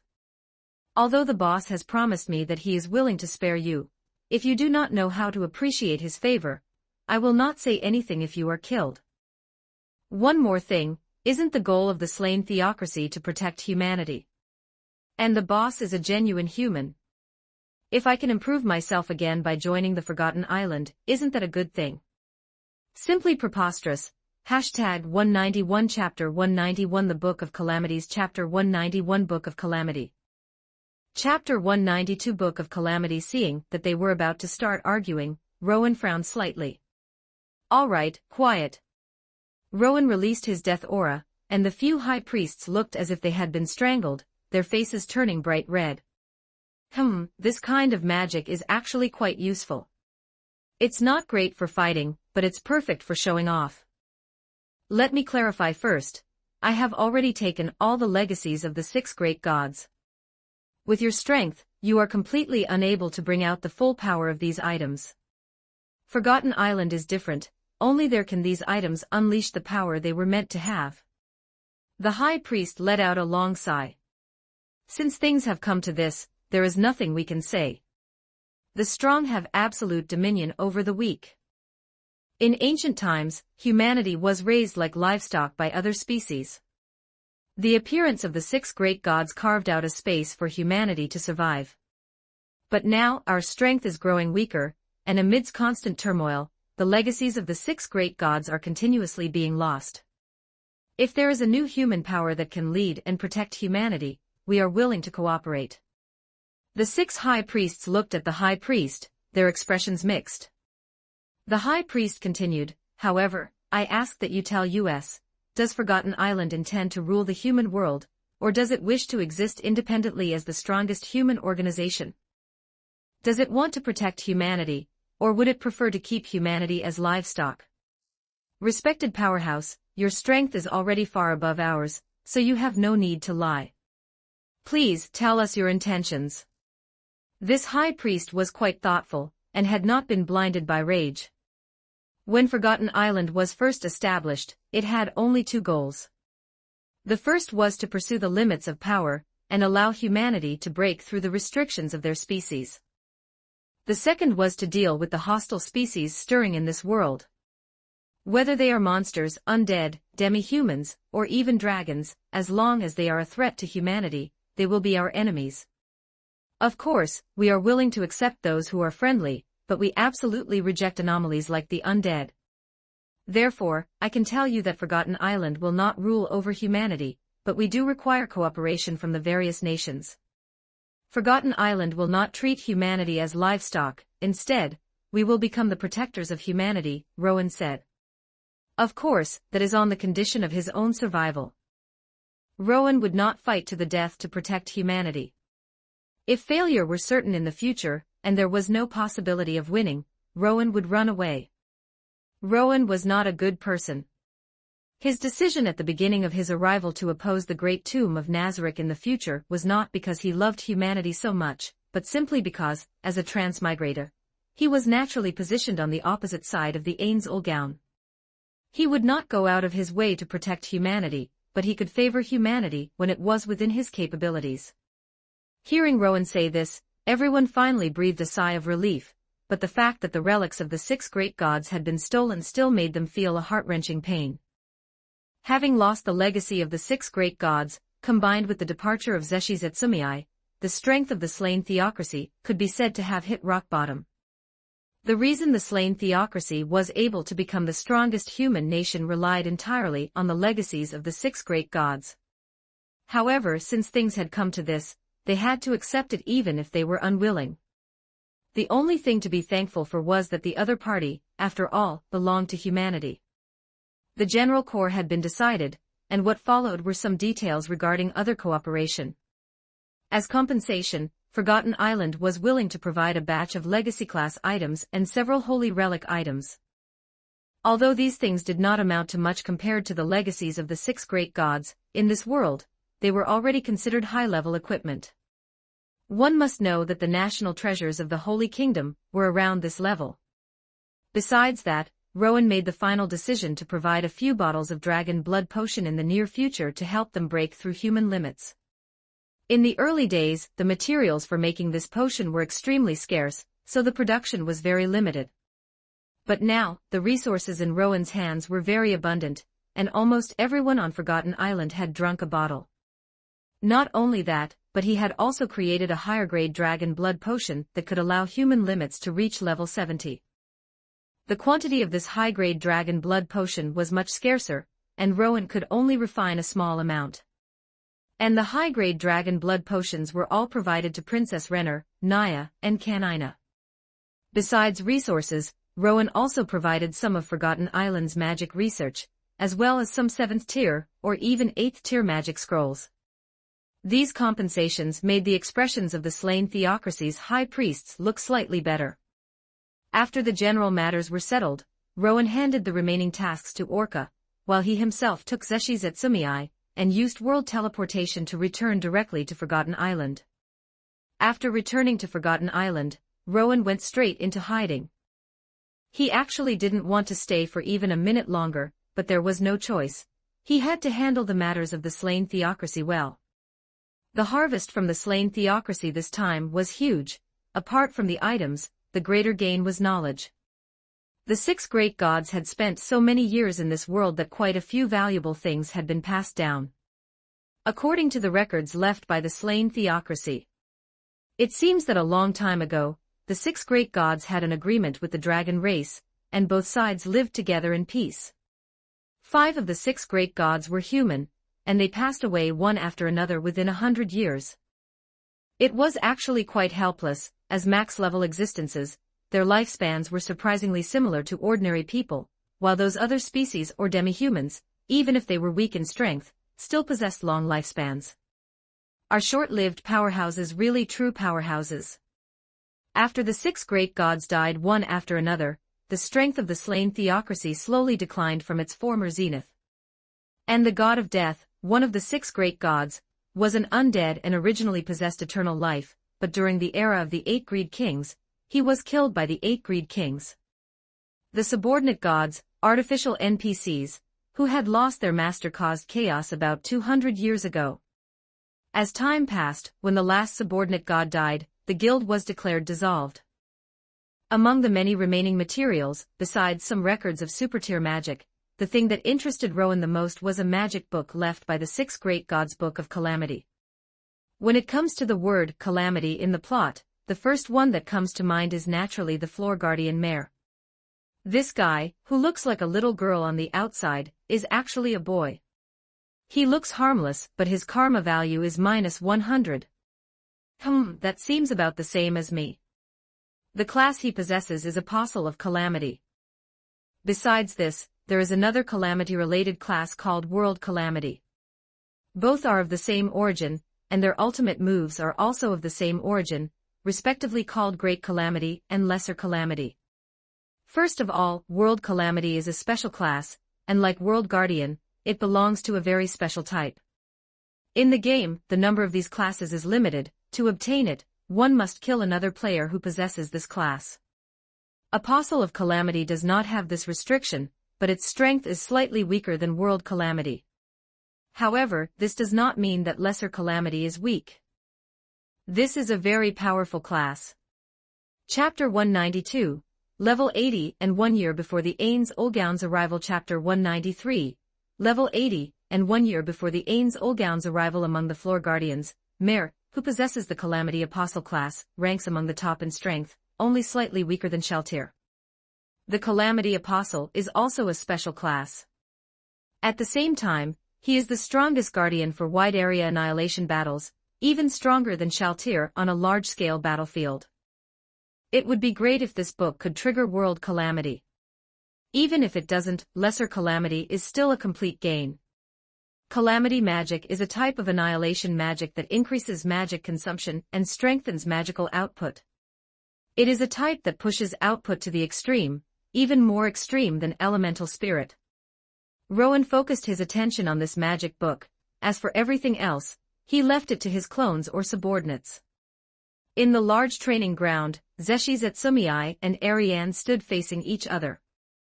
The two stared intently at one another, their eyes seemingly blazing with fire. The air was extremely tense.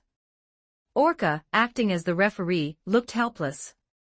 The master disappeared as soon as he returned, leaving everything to him. Although he was happy to do anything for the master, he didn't enjoy watching women fight, especially since these 2 women were stronger than him. That's right, the main point this time is who is the second strongest entity on the Forgotten Island. The first is Rowan, there is no dispute about that. But as for second place, that is a matter of debate. Facing a dragon lord over level 80, Zeshizetsumei dared not underestimate her opponent. This time, she was fully armed. Is that the artifact left behind by the 6 great gods? TSK, the artifact is strong, but the user is too weak. Your strength is fine for bullying the weak, but facing an entity of the same level, you are a bit too weak. Relying on an artifact to make up for weaknesses is fine, but it has limited utility. Ariane's gaze was like a torch, immediately seeing through Zeshizetsumei's true situation. Zeshizetsumei was annoyed. Although Rowan had already told her about her situation, being pointed out by another woman still made her feel very embarrassed. How arrogant. She didn't intend to say more.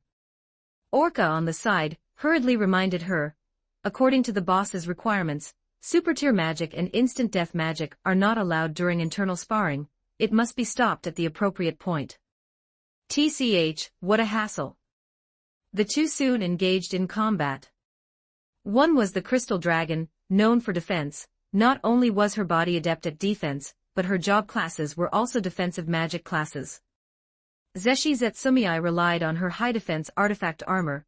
Her own attacks relied entirely on ultimate moves, and her other means were very limited. Therefore, the two's battle was basically a frantic brawl. The scene was chaotic, but the damage inflicted was quite limited. The two fought spiritedly, while Orca watched helplessly from the side. It's really reckless. However, based on my observations, Ariane should be slightly stronger, but not by much. So the second strongest on the Forgotten Island should be Ariane, and then third is Zeshi Zetsumei. As for me, I'm in fourth, but Kanina, as well as the master's students Naya and Princess Renner, are progressing very quickly, and are very likely to catch up. Orca suddenly felt immense pressure. He didn't want to be surpassed. Among these people, the one Orca found the most terrifying was still Princess Renner. Although he hadn't met her many times, that person had already transcended the level of a genius. In addition, there was Enri. This little girl from the village had trained for too little time. Although she reached level 30 in just 1 year, leveling up becomes harder the further you go. Without the master's assistance, it would probably take 4 or 5 years to reach my current level. However, 4 or 5 years is already a very short time. This battle went on for a long time. In the end, just as Orca expected, the crystal dragon Ariane won. She solidified her status as the top sister, and left with her head held high. Meanwhile, Zeshi Zetsumei knelt on the ground, her expression grave. In such a short time, losing first to Rowan, and then to Ariane was a huge blow to her self-esteem. Although Rowan had promised to fulfill her 2 conditions and requests, that couldn't be done in a short time, and she would have to train even harder. Days passed one after another, and the cooperation with the slain theocracy was proceeding smoothly. As for those former informants, except for a few who needed to remain in the slain theocracy, most had come to the Forgotten Island, especially those who joined voluntarily. All of them were already here. For those who passed the assessment, dragon blood potions would be distributed to allow them to break through their limits. Among them, the former speedster Clementine was the most outstanding. She was personally brought in by Rowan, and was now an important subordinate of Orca. In the blink of an eye, several more months passed. Time had moved to 1 year before the Ains Olgaun's arrival. There was exactly 1 year left until the Ains Olgaun's arrival. During this year, Rowan hid in the shadows, focusing on researching magic. That calamity magic was indeed quite difficult. Fortunately, Rowan's magic learning ability had reached an extremely high level, and he successfully took the class of Lesser Calamity, also known as Calamity Apostle. As for the World Calamity class, there were simply no prerequisites triggered. Perhaps the prerequisites for this class were very special. Just as the World Guardian's prerequisite class is Regional Guardian, World Calamity either has no prerequisites, or is a Regional Calamity class. The prerequisite class that can be mastered through magic learning is the high-level class, Calamity Chanter, and the corresponding class triggered is only Calamity Apostle. Although it was a bit of a pity, Calamity Apostle is also a very powerful special class, so Rowan chose to take it. 1 year before the Ains Olgaun's arrival, Rowan's level successfully reached level 80. Class: Healer Special LV5, Master Blacksmith Advanced LV10, Grand Alchemist Advanced LV10, Azura Special LV5, Mother of Life Special LV5, Forbidden Spellweaver Special LV5, Elemental Spirit Special LV5, Dragon Transcender Special LV10, World Guardian Special LV5, Omnimage Special LV5, Great Sage Special LV5, Creator LV5, Calamity Apostle Special LV5, Innate Ability, Class Evolver Karma, -95, Neutral Evil, HP, 1180, 118. MP, 1180, 118. Physical Attack, 970, 97. Physical Defense, 1180, 118. Agility, 970, 97. Magic Attack, 1180, 118. Magic Defense, 1270, 127. General Resistance, 1125, 112. Specialty, 1840, 184. Skill Points, 115. Experience Bar, 231400W/12000W. After taking the Calamity Apostle class, Rowan used the experience accumulated over several months to raise it to the maximum level, and the experience bar increased once again. The higher the level, the more difficult it is to level up. According to Rowan's estimation, in the coming year, he can probably reach level 95. The last few levels will likely have to wait until after the Ains Olgaun arrives. Although he could make a sprint by sparing no cost, the price would be relatively high, and it would easily cause too much of a commotion, which would not be worth the loss. However, the gap between level 95 and level 100 is actually not that big. Moreover, within a period of time after the Ains Olgaun's arrival, he wouldn't run into him that quickly, so there is still time. Hashtag 193 Chapter 193 Apostle of Calamity. Chapter 193 Calamity Apostle. Chapter 194 Calamity Apostle. After taking on the Calamity Apostle class during this period, its abilities did not disappoint Rowan. Its passives and attributes were extremely powerful. The ultimate skill was the same as World Calamity, just with lower destructive power, and similarly, lower consumption as well. Calamity Source passive can consume an additional 50% MP to imbue spells with the Calamity attribute, increasing the spell's destructive power by 20%. Range Enhancement passive enhances the attack range of spells. Magic Enhancement active a growth-type skill. Enhances the next magic attack, provided it does not exceed the tier of this skill. It consumes MP equal to the tier of the magic being enhanced *5. It cannot coexist with other enhancement-type magic. Among the Calamity Apostle's initial 3 skills, 2 are passive skills that enhance destructive power and range.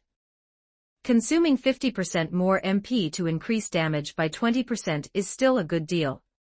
However, this passive cannot be turned off, so there is no way to operate it when one wants to save MP. If someone does not have high MP to begin with, this passive would be very awkward. After all, ways to recover MP are very rare. This passive is the root of the high consumption, high destruction nature of Calamity-type classes.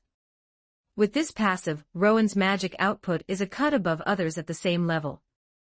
As an initial growth-type skill, Magic Enhancement has no usage restrictions, but it consumes MP, which also pushes this class's high destructive power to the extreme.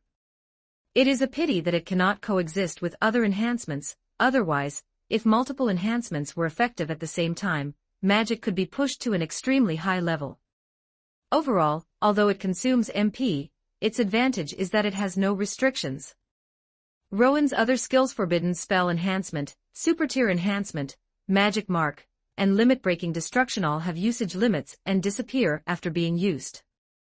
Although Magic Enhancement is not as powerful as these skills, it can be used continuously. As for the subsequent 3 skills, they push the Calamity Apostle's high consumption and high destruction characteristics to the extreme. In short, it is all about brute force. Calamity Release, active consumes 100 MP. After charging, releases a high destruction, large area disaster spell. You can choose from Hurricane, Earthquake, Flood, Thunderstorm, or Blizzard. 3 times/1 day. Requires Calamity Apostle, LV1. Calamity Collapse, active consumes 50 MP releases a Calamity spell that deals triple damage to shields. 3 times/1 day. Requires Calamity Apostle LV3, Little Calamity, active consumes 40% of maximum MP to release a destructive energy torrent at the enemy. The more MP consumed, the stronger the destructive power. 1 times/1 day. Requires Calamity Apostle LV5. The first of the 3 skills in the skill tree goes without saying. It is a complete disaster spell with very high consumption and usage limits. The second skill is specialized for shields and is used for breaking them. However, the usage limits for these 2 skills are much more lenient compared to other classes.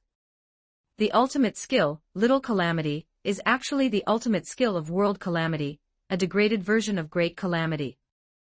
The usage limit is surprisingly once a day, and the cooldown can be said to be very short, but the consumption is also terrifyingly high. People call it Great Calamity, which sounds very powerful, while Little Calamity seems a bit cute.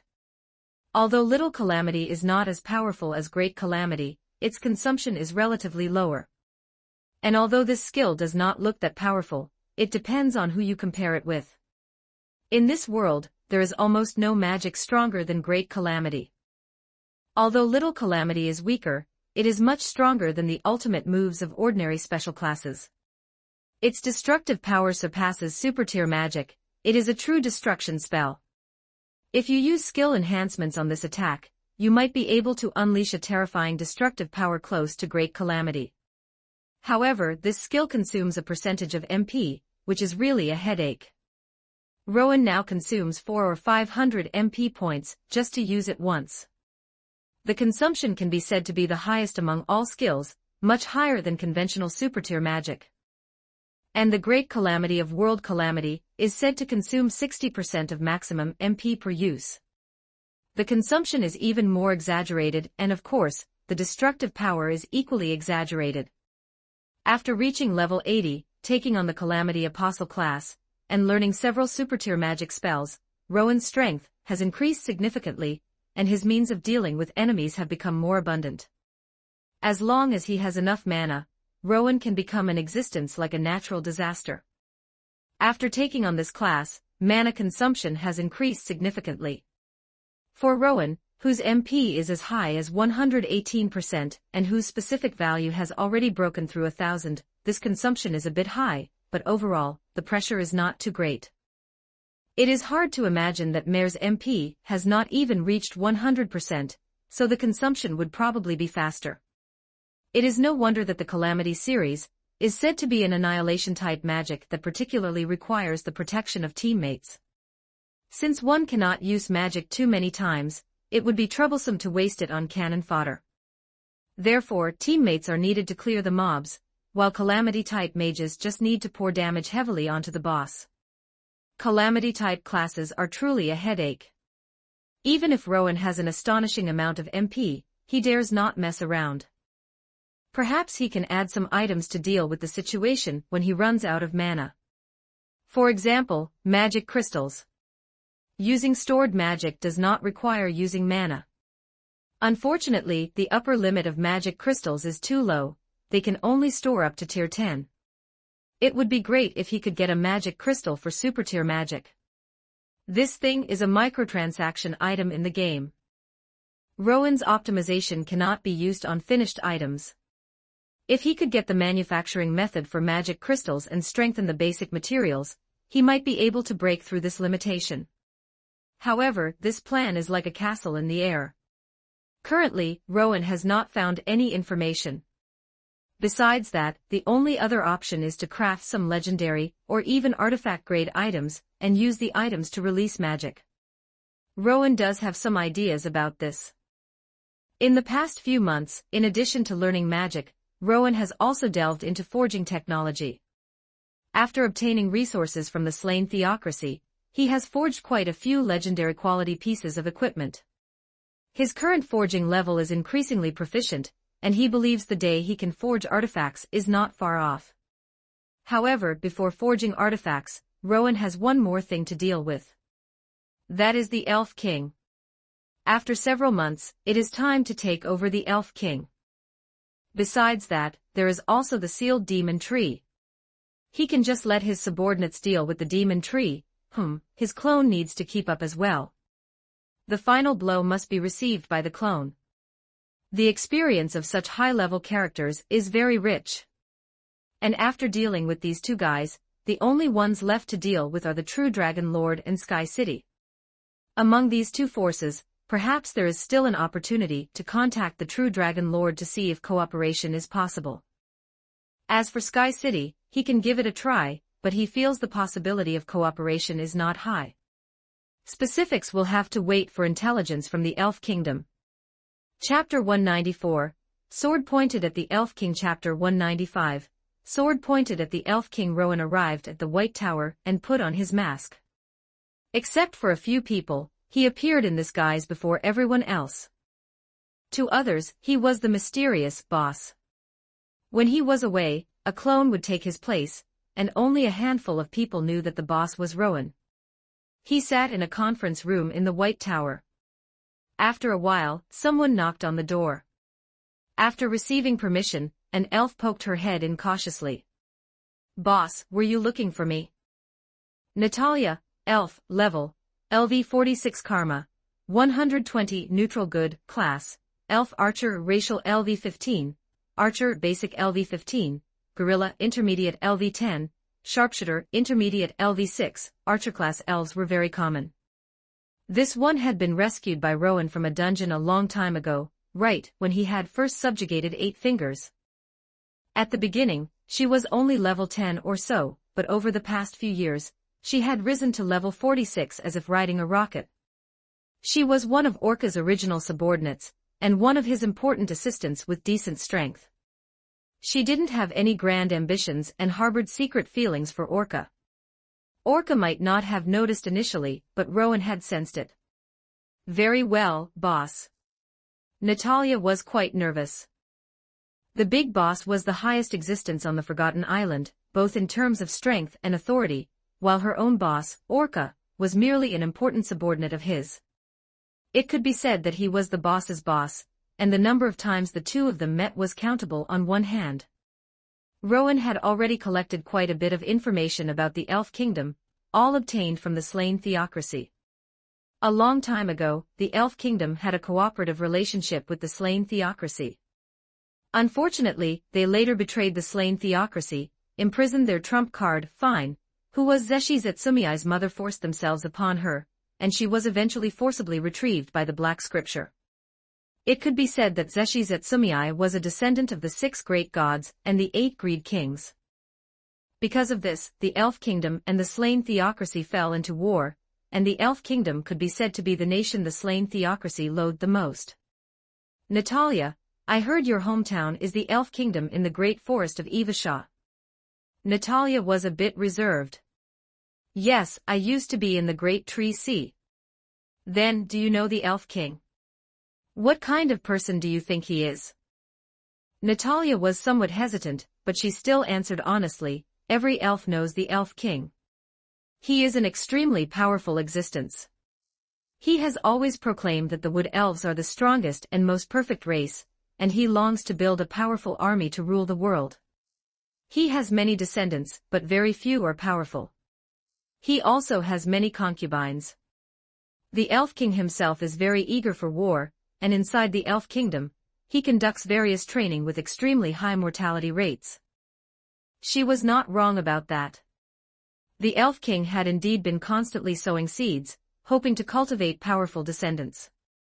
His personality was one that despised others, he was extremely arrogant, and he cared not at all for the life or death of his subordinates or even his own children. In fact, he loved sending his concubines and children to the battlefield, hoping to stimulate their potential.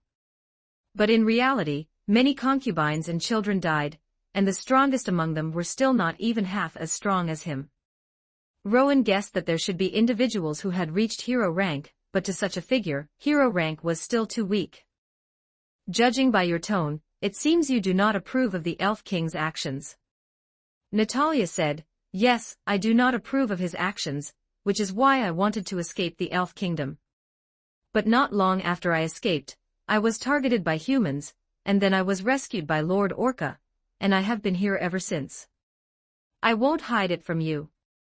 In fact, we intend to take action against the Elf Kingdom. The Elf King is a guy we need to eliminate." Natalia looked blank. "Are you wanting to destroy the Elf Kingdom?" "No, I just want to obtain the resources of the Elf Kingdom, and eliminate the Elf King, as an unstable factor. There is also another important reason. I promised someone that I would fulfill their request. So I will ask you directly, are you willing to return to the Elf Kingdom and serve as the new Elf King?" "The Elf King?" "That's right. You don't need to feel pressured. I don't want to control the Elf Kingdom. I just want the Elf Kingdom to lean towards the Forgotten Island and be willing to cooperate with the Forgotten Island. If you are willing to return and serve as the Elf King, then the Forgotten Island will be your backing, providing you with the necessary support. If you are unwilling, I will choose someone from over there to serve as the new king. Natalia fell into a daze. She had never thought of such a thing. In fact, she didn't care about the Elf King. It wouldn't matter if such a guy died, because his existence had stirred up too many wars, and her parents had died in one of those wars. If the boss wanted to destroy the Elf Kingdom, she would stop him with her life, but if it was just to clear out the Elf King, she wouldn't care. But for her to go and be the Elf King, she had never considered such a possibility. The Forgotten Island had been a benefactor to her, constantly training her over these years, and providing her with all kinds of precious resources. It was precisely because of this that she was able to reach the realm of the transcendent in such a short time. This strength was among the very top tier even in the Elf Kingdom. She had originally thought she would stay on the Forgotten Island forever. This is a bit too sudden. Could you let me think about it carefully? Of course. You have one day to consider it. We will be setting out tomorrow morning. Very well. I will give you an answer before tomorrow morning. Natalia left, heavy-hearted. She hesitated for a while, but in the end, she found her boss. Orca was, as always, hiding in the training grounds practicing his swordsmanship. Perhaps stimulated by the two new arrivals in recent months, he was working harder than ever before. The sword shadows he swung left no visible trace. It was said that he had obtained a sword skill called Dimensional Slash from the slain Theocracy, and was currently working hard to study it. Oh, it's Natalia. What's the matter? It's like this, Lord Shura wants me to return to the Elf Kingdom, and he also wants me to serve as the new Elf King. So the time has come to take action against the Elf King. Isn't this a good thing? Natalia looked troubled. She didn't think this was a good thing at all. Is this a good thing? But I don't want to leave the Forgotten Island.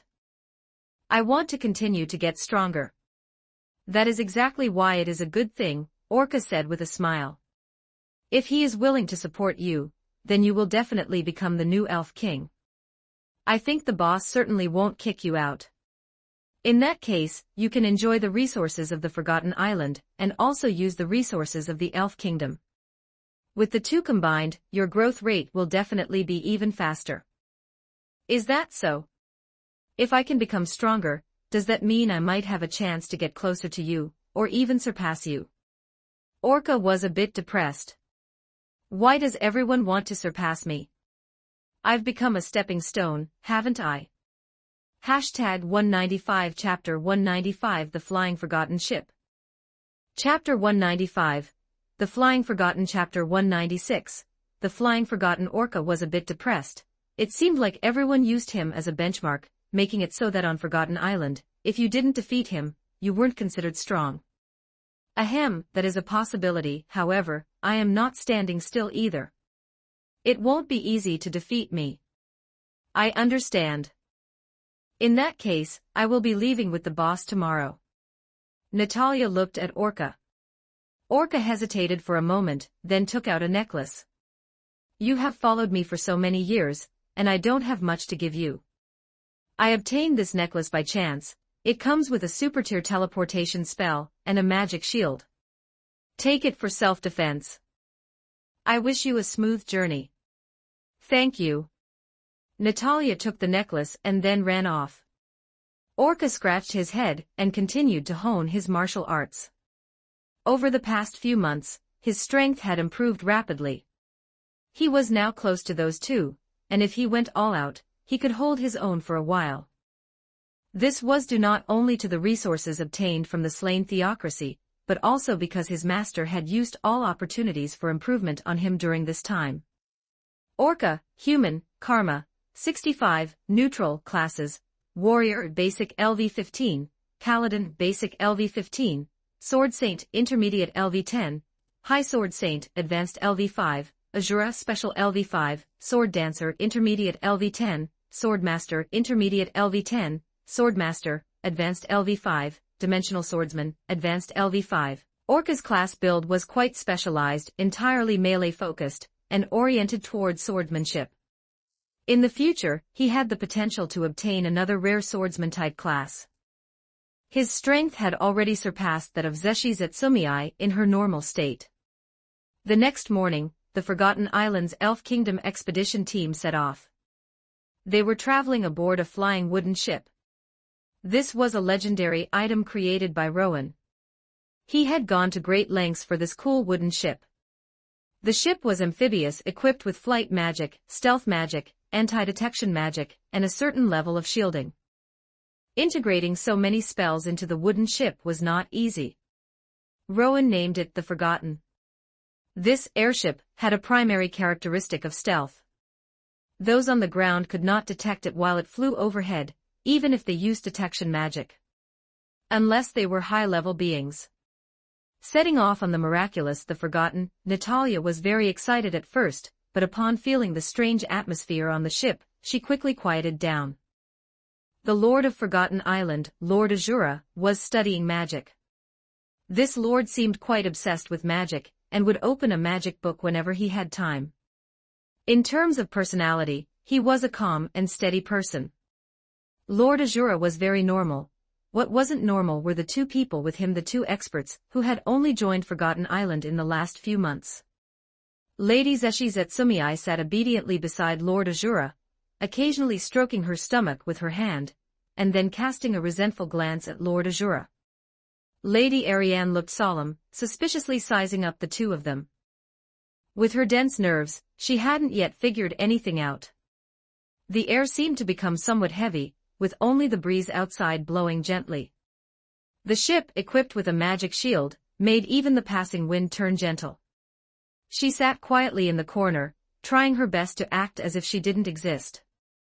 You too, if you have nothing to do, why not study magic like me to improve your strength, instead of just looking around doing nothing?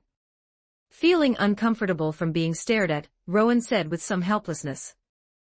Bringing the two of them this time, Zeshi Zetsumei was definitely a must-bring, and since Ariane was a high-tier combatant of Forgotten Island, she had to be brought along too. In this battle against the Elf King, keeping information hidden would likely be difficult.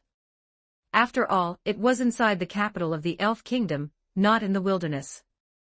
Therefore, Rowan intended to let the two of them act, while he would hold the line and not intervene unless necessary. I'm not a magic caster, so there's no need for me to look at magic books. Zeshi Zetsumei shouldered her scythe. We can talk about the magic books later. You haven't fulfilled the request you promised me yet. Rowan felt a headache coming on. That kind of thing depends on luck, and my time is very precious. I can't waste too much time on it. TSK, excuses. What are you two saying? What kind of thing? Ariane looked suspicious. Nothing, children shouldn't ask about things they don't need to know. Rowan brushed it off. What about you? How is the second super-tier magic I asked you to learn coming along? It's almost done. Let me show you what I can do this time. Ariane was very confident. The Elf King is very strong. Although your level is higher than his, your strength might not necessarily be greater. The Elf King has many items. I have already given you the relevant information, you should prepare well. If you fail and have to use the trump card I gave you, you will have to accept punishment. Conversely, if you win, I can craft a legendary set of equipment for you as a reward.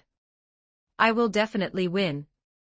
As for rewards, our dragon race's own bodies are the best equipment. Of course, more wouldn't hurt. By the way, if I lose, what is the punishment? Drawing blood, pulling scales. Rowan said with a grim face. Are you a devil? Forget it, I don't want it, I'm not fighting. If you don't fight, it will be treated as a failure. Ariane's burst of courage quickly deflated. She couldn't beat him. A few months ago, she was suppressed by him, and now, this guy had become even stronger. There was simply no way to fight. With no choice, she helplessly moved a bit further away from Rowan, and then prepared her own battle plan. This was a dirty tactic plan formulated after consulting Rowan's suggestions. As for its actual power, she would have to wait to verify it against the Elf King. Regardless, Ariane was very confident. Although her level hadn't changed in these few months, her strength had increased significantly, and her combat plans were more complex and varied. Although the other party was hundreds of years old, Zeshi Zetsumei always felt that this person was just a child. What about me? Do I not need to go to the battlefield? You should coordinate with Ariane. However, leave the Elf King alive, I still need to obtain some information from him. Don't worry, after I obtain the information, I will kill him. Zeshi Zetsumei nodded, she still trusted Rowan very much. Obtaining information required using optimization.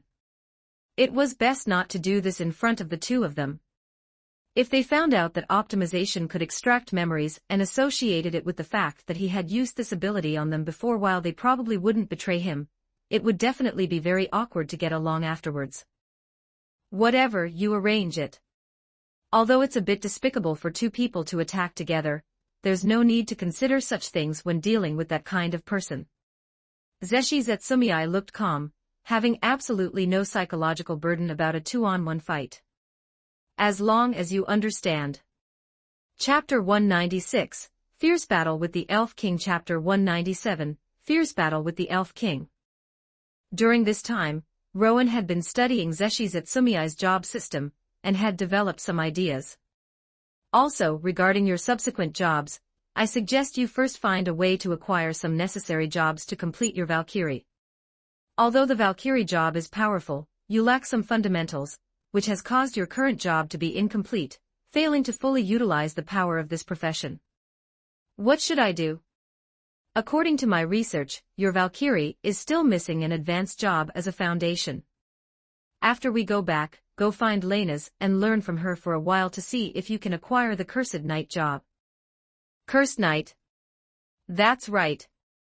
Once you have learned this job, I will find a way to clear out your assassin job system to make room in your build. After that, you only need to level up the Cursed Knight job. I believe that once you max out this job, the flaws in your Valkyrie will be remedied. Valkyrie, her degradation job actually wasn't that weak, and if she could fix its flaws, it would undoubtedly be even more powerful. Rowan continued, your previous combat core revolved around your divine items, which was undoubtedly putting the cart before the horse. In the future, you can first research jobs like Aerial Knight, Holy Knight, Lord of Holiness, and Duelist. You can specialize in the holy combat direction, which will allow you to fuse your faith-based and melee systems. By then, there might even be another surprise in store. Is that so? I will do my best. She had tried various plans to increase her strength before, but they had all failed. According to Rowan's theory, that was because she was already full. The trashy assassin system occupied too many levels, which made it difficult for her to advance further. Further in-depth research into the soul core would take quite some time, but in the meantime, she could prepare.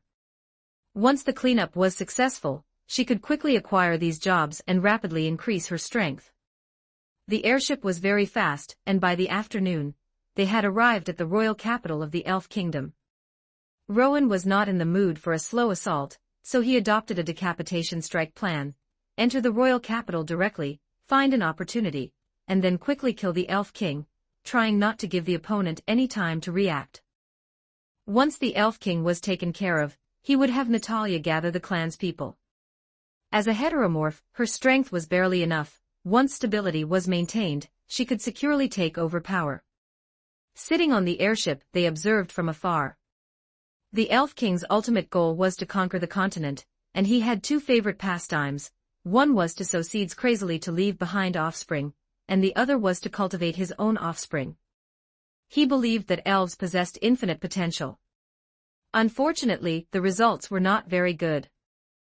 Among his sons, the highest strength was only hero rank. Not only were they far inferior to him, they couldn't even compare to some of the old men of the elf race. This disappointed him greatly. Now that he thought about it carefully, the only possibility for his offspring being too weak was that the mothers were not strong enough. Thinking back a long time ago, that woman from the slain theocracy had given birth to a decent offspring, but unfortunately, it had been snatched away, and they had since parted ways. The Elf King set his sights on other powerful women on the continent, especially in the slain theocracy, which was his primary target of observation. Unfortunately, no powerful women had been born there. The strongest one, Zeshizetsumii, was a great pity, she was his daughter. However, something seemed to have happened in the slain theocracy a few months ago. Because he lacked key intelligence, the Elf King did not know what had occurred. Watching the training field, he didn't know which number of offspring was working hard at training. The Elf King's eyes were cold, too weak. As expected, just another bunch of defective products. Then let them try to subjugate the nearby demi-humans, and see if they could break through their limits in life and death battles. If they couldn't, then he would give up on them. The Elf King was very melancholic. It seemed there were very few female dragon lords, otherwise him. Two figures approached rapidly from the air, then stood suspended in midair, looking down at him. One was an acquaintance, Zeshizetsumii. She was still wearing that divine armor, using its flight ability. The other one looked a bit young, but was very beautiful, and the small wings on her back were quite cute. Was it a dragon? A very powerful dragon. Very nice. Ariane felt a chill, the opponent's gaze seemed to want to pierce through her clothes. What a disgusting guy. My daughter, do you think that by finding a helper, you can defeat me?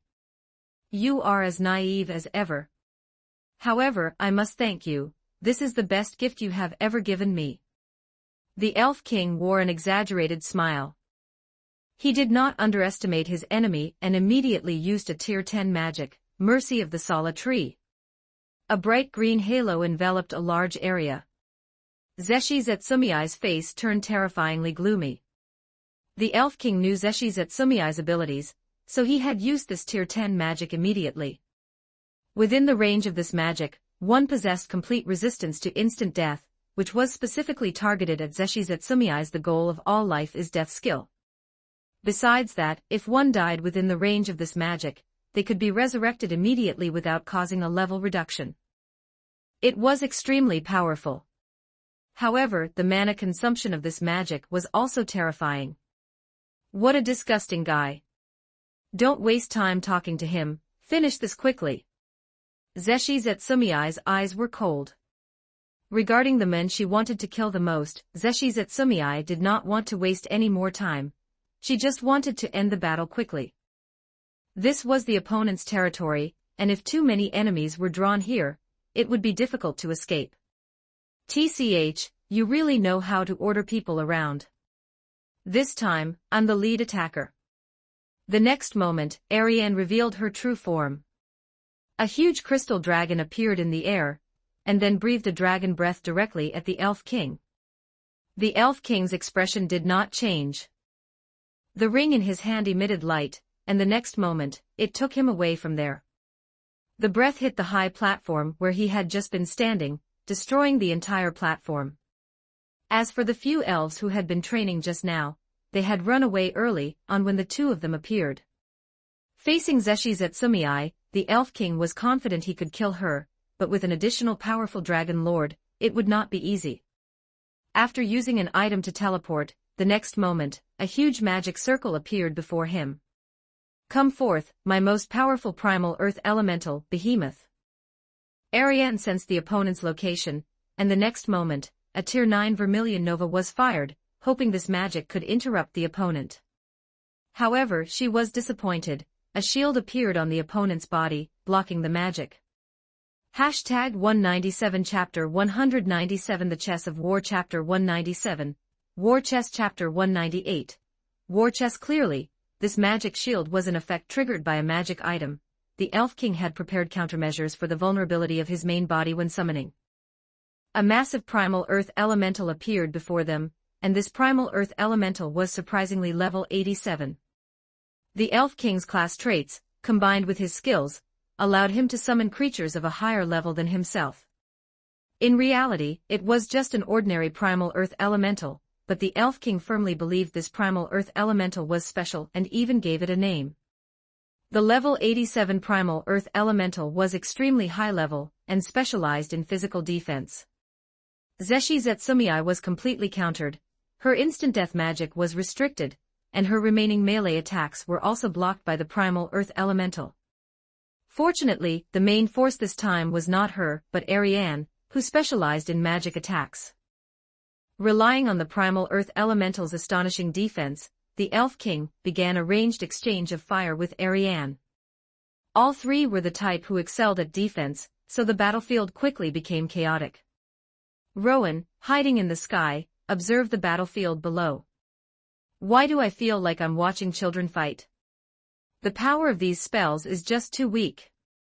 If Rowan were facing these attacks, he wouldn't even need to defend, as these spells couldn't even break his defense.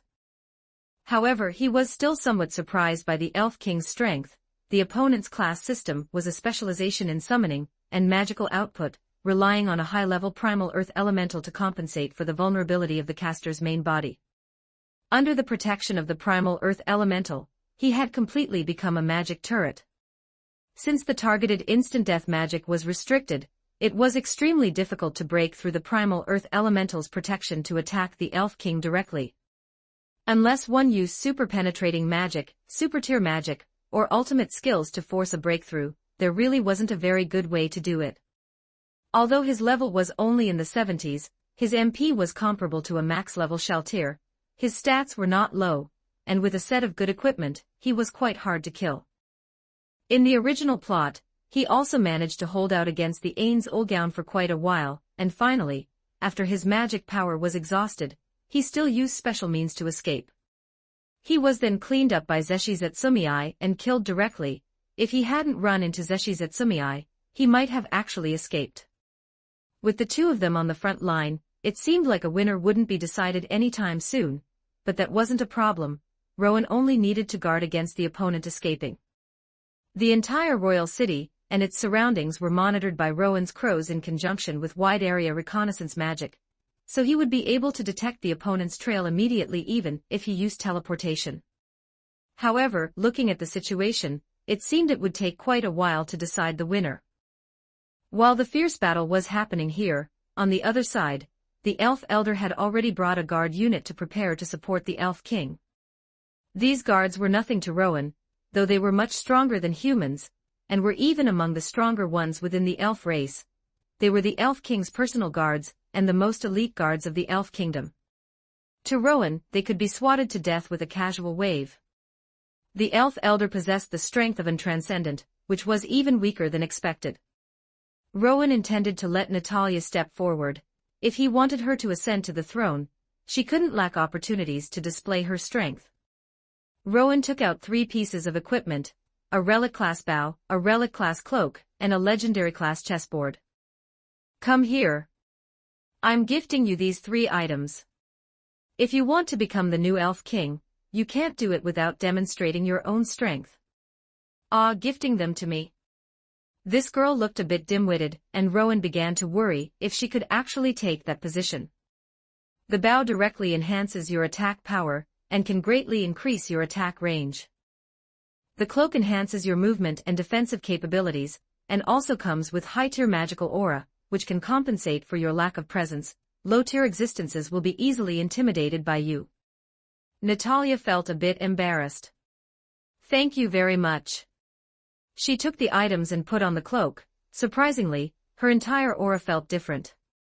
And this chessboard is for you to save your life. It can summon some powerful chess pieces to assist you in battle. The summoned creatures are stronger than you, but it can only be summoned once every 7 days, so it should only be used at critical moments. You don't need to save it, now is the most critical moment. I need you to demonstrate absolute power to subdue those people. If you can't even subdue the guard unit, then it will be even harder later. Natalia looked serious. Yes, boss. Rowan gave Natalia a set of chess pieces, and told her to stop these elf guards. Although Natalia was a bit apprehensive, she couldn't refuse. Using flight magic to land in the direction the elf guard unit was advancing, Natalia took a deep breath, and then shouted loudly, "Stop! Do you really intend to support this tyrannical king? You are Natalia. Did you bring that dragon king here? What are you trying to do?" The elf elder had an amazing memory, and actually recognized Natalia. The number of elves was not as large as humans, and their lives were very long. Over the long years as an elder, he had memorized the appearance of many of his kin. Natalia had once been slightly famous within the elf race, and had decent talent. The elf elder remembered that she had left the elf race, and didn't know where she had gone.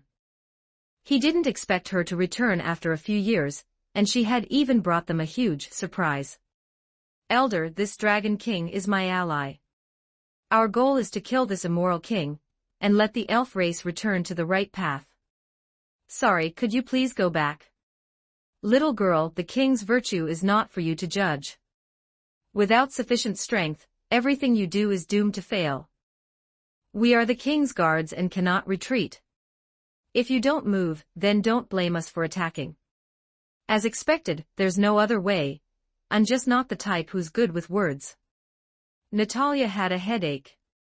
She could manage to deal with the elf elder alone, but with so many people, it was obviously not something she could handle by herself. She had to use thunderous means to intimidate them directly. Only by demonstrating sufficiently strong power could she gain the recognition of others. Activate the chessboard. Massive chess pieces appeared before her. 8 fully armed soldiers. Chess pawn, 2 knights riding tall steeds. Chess knight. 2 caster bishop pieces, chess bishop, 2 strange, ferocious chariots. Chess rook, a queen exuding an astonishing aura. Chess queen. There was no king, because Natalia, as the user, was the king. Level 75, legendary, description, summons 8 level 45 soldiers, 2 level 55 knights, 2 level 55 bishops, 2 level 60 rooks, and 1 level 70 queen to fight. The pieces are controlled by the user. When the pieces are destroyed or the duration exceeds half an hour, they will automatically be dismissed. Usage, 1 time / 7 days. Chapter 198, Super Tier Magic, Absolute Zero. Chapter 199, Super Tier Magic, Absolute Zero. After summoning powerful pieces through the war chess, Natalia felt instantly confident. If you want to advance, then try and see if you can break through. Natalia looked at the guards in front of her. Pieces, attack. The movement of the pieces did not follow the rules of a chessboard, they were merely summons that took the appearance of chess pieces. The soldier pieces charged recklessly, knocking the elf guards over. These guards, who were only around level 10, could be considered elite in an army, but facing level 40 pieces, they were destined to be crushed. It was fortunate that Natalia held back, otherwise, many might already be dead. Seeing that the situation was dire, the elf elder decisively began chanting. But the next moment, the queen appeared above him. Restriction of imprisonment field. A 9th tier imprisonment magic array unfolded. Debuff a weakness curse. Shield, all attribute shield. Extraction, life absorption. Consumption, a mana burn. A sequence of 5 major spells, centered on the queen, with countless threads connecting to the numerous guards. Imprisonment, weakening, and burning were stacked threefold, while she also cast a shield and a life-steal spell on herself. A combo directly weakened these guys to the point where they could barely crawl. Facing overwhelming strength, these guys had no ability to resist. They had absolutely no ability to resist. Even the elf elder could not maintain the magic he was preparing to cast.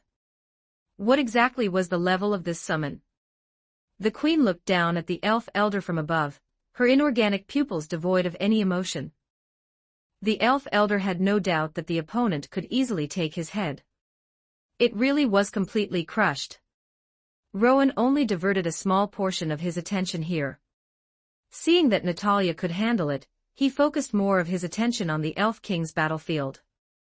Ariane discovered that a direct assault wouldn't work, so she switched to a war of attrition, while Zeshi Zetsumii completely shifted to a support role. She changed her strategy, beginning to use defense, traps, control, and debuff tactics. This was also the tactic Rowan had recommended to her. In fact, the combination of Crystal Dragon plus Armored Mage made her defense far exceed those of the same level, but her attack power was much weaker than others of the same level. As a magic genius, she had learned quite a few spells, and with Rowan providing her with some high-level weakness spells during this time, she was able to construct this debuff system. Buff yourself, cast armor. Then apply debuffs, curses, set up the field, traps, use control-type magic, and bait the opponent into using high-consumption magic.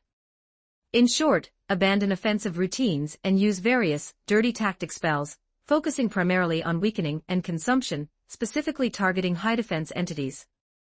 The Elf King initially used several items to clear the debuffs and curses, but Ariane knew more than just one or two. As soon as one was cleared, she applied another. It was completely endless.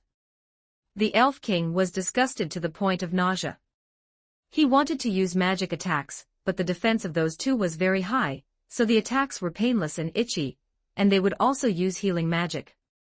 They were both big meat shields. The Elf King fought very disgustingly. A long time passed, and his mana had been consumed quite a bit. He was covered in numerous debuffs. As for reinforcements, they were nowhere to be seen. These damned guys, could they have been intercepted? Was there another hidden enemy? If the time dragged on, he would definitely be the one to lose. The Elf King was very certain of this. The highest level magic he possessed was just that one.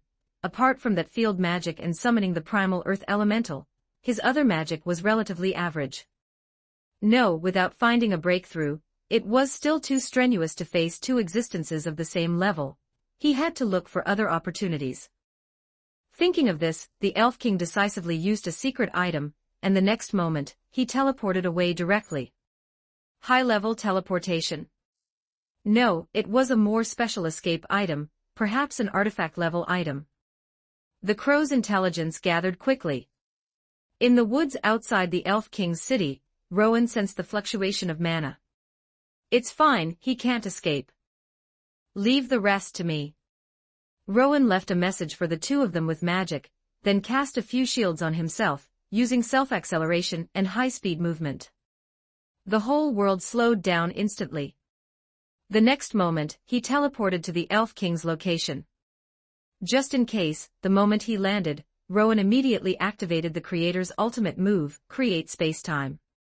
The fourfold space instantly enveloped this small grove, including the Elf King inside. Create Space-Time was a standard god-tier skill for bullying the weak. Once enveloped, one truly could not call upon heaven or earth for help. The outside could not observe the inside, and even if it turned chaotic inside, there would be no movement outside.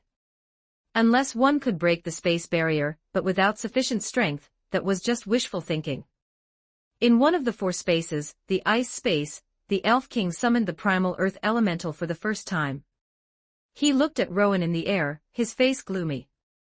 You must be the existence behind those two, right? Why didn't you make a move just now? He looked around with his eyes, seemingly searching for the possibility of escape. Rowan had no intention of explaining to others. This fourfold space had become stronger now as Rowan's level increased.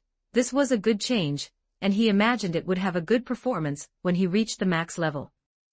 Super tier magic, absolute zero. As soon as the huge magic circle rose, Rowan immediately used chantless casting to skip this chant, and the absolute low temperature instantly froze the person and the primal earth elemental into ice sculptures. Although he did not use super tier enhancement, with the increase in level and the addition of the Calamity Apostle, the destructive power of this magic was already about the same as that enhanced super tier magic used when fighting Zeshis at Sumii last time. The ice block of the primal earth elemental shattered, and the earth elemental inside was naturally crushed directly, without any ability to resist. Experience plus 15 million. One super tier magic spell directly killed an 80-something level primal earth elemental in seconds. An existence that looked like a city wall to Ariane, and the others could be solved by Rowan in one move. However, as a summon, although its level was high, the experience it provided was not very much. If he wanted to, he could also shatter the Elf King. He had learned this super tier magic some time ago, from the slain Theocracy. This super-tier magic had multi-stage damage. The first stage of damage was weak, but it could control others, and after freezing them, it could directly shatter the opponent. Whether used for control or output, it was very easy to use. Rowan teleported over, his hand penetrating the ice block, pointing at the Elf King. Optimization. Although the ice block did not melt, the vitality of the Elf King inside was rapidly recovering.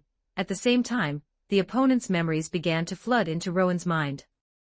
Hashtag 199 Chapter 199 Summoning Special Class, Lord of Domination Chapter 199, Summoning Special Class, Lord of Domination Chapter 200, Summoning Special Class, Lord of Domination. The Elf King, son of one of the 8 Greed Kings, a forest elf light warrior, possessed quite a bit of intelligence regarding the 8 Greed Kings in his early memories. A long time ago, the 8 Greed Kings launched a war against the dragon race. Hundreds of dragons participated in this battle, but by relying on resurrection abilities, they slew a vast number of dragons and ended the reign of the dragon lords. They built massive harems in this world, leaving behind numerous descendants and spreading many tier magic spells. They contributed significantly to the prevalence of tier magic in this world.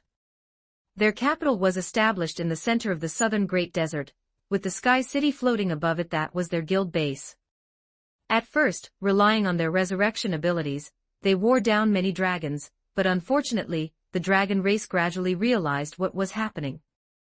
Relying on wild magic, the 8 Greed Kings began to die one after another. In the later, white-hot stages of the war, even the Dragon Emperor went missing, seemingly having perished together with 2 of them. By the end of the war, all the 8 Greed Kings had fallen, and not many dragon lords remained alive. The remaining constructs and a few direct descendants of the 8 Greed Kings retreated into the Sky City, and never came out again. The Elf King could have stayed there as well. He was a legitimate heir and possessed the same authorization, but he disdained associating with those cowards, so he left the Sky City and headed to the Great Forest to establish the Elf Kingdom. His memories here were rather dull. Finding women, mating, training children, and making the children fight to the death against other species. The vast majority of his memories consisted of these things. The few highlights were the battles against the slain theocracy. Skipping over all these useless memories, he finally realized that his truly valuable memories were not actually very numerous. The intelligence regarding the Sky City was likely the most precious part of them. According to the Elf King's memories, the current Sky City is completely locked down and rarely communicates with the outside world.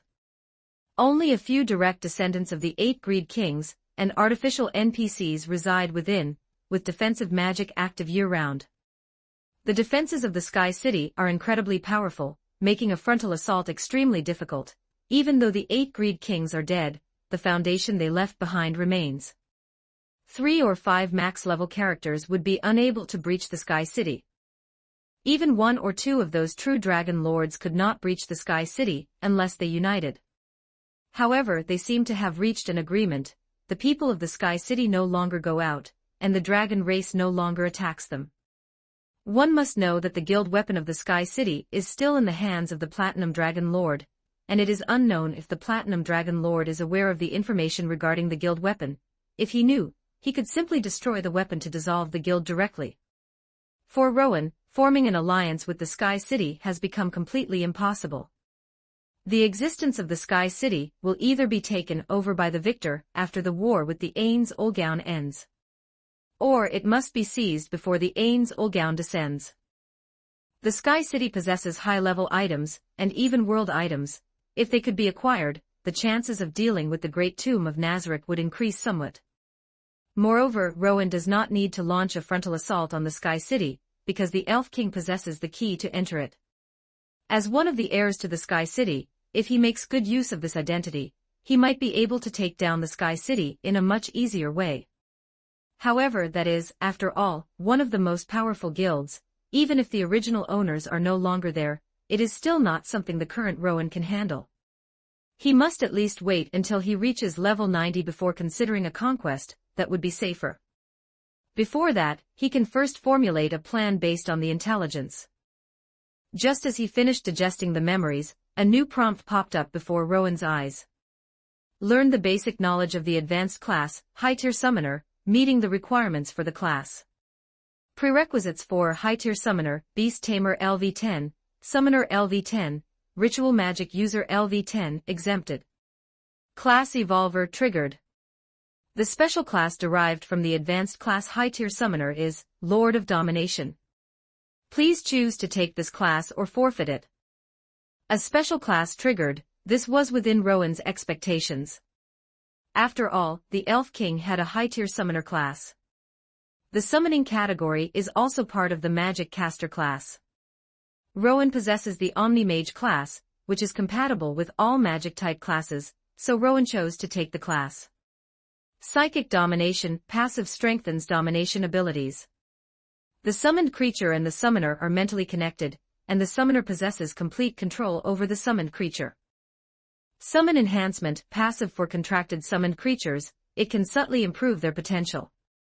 Contract active consumes 50 MP to sign a contract with a living being. Ordinary contracts have no effect.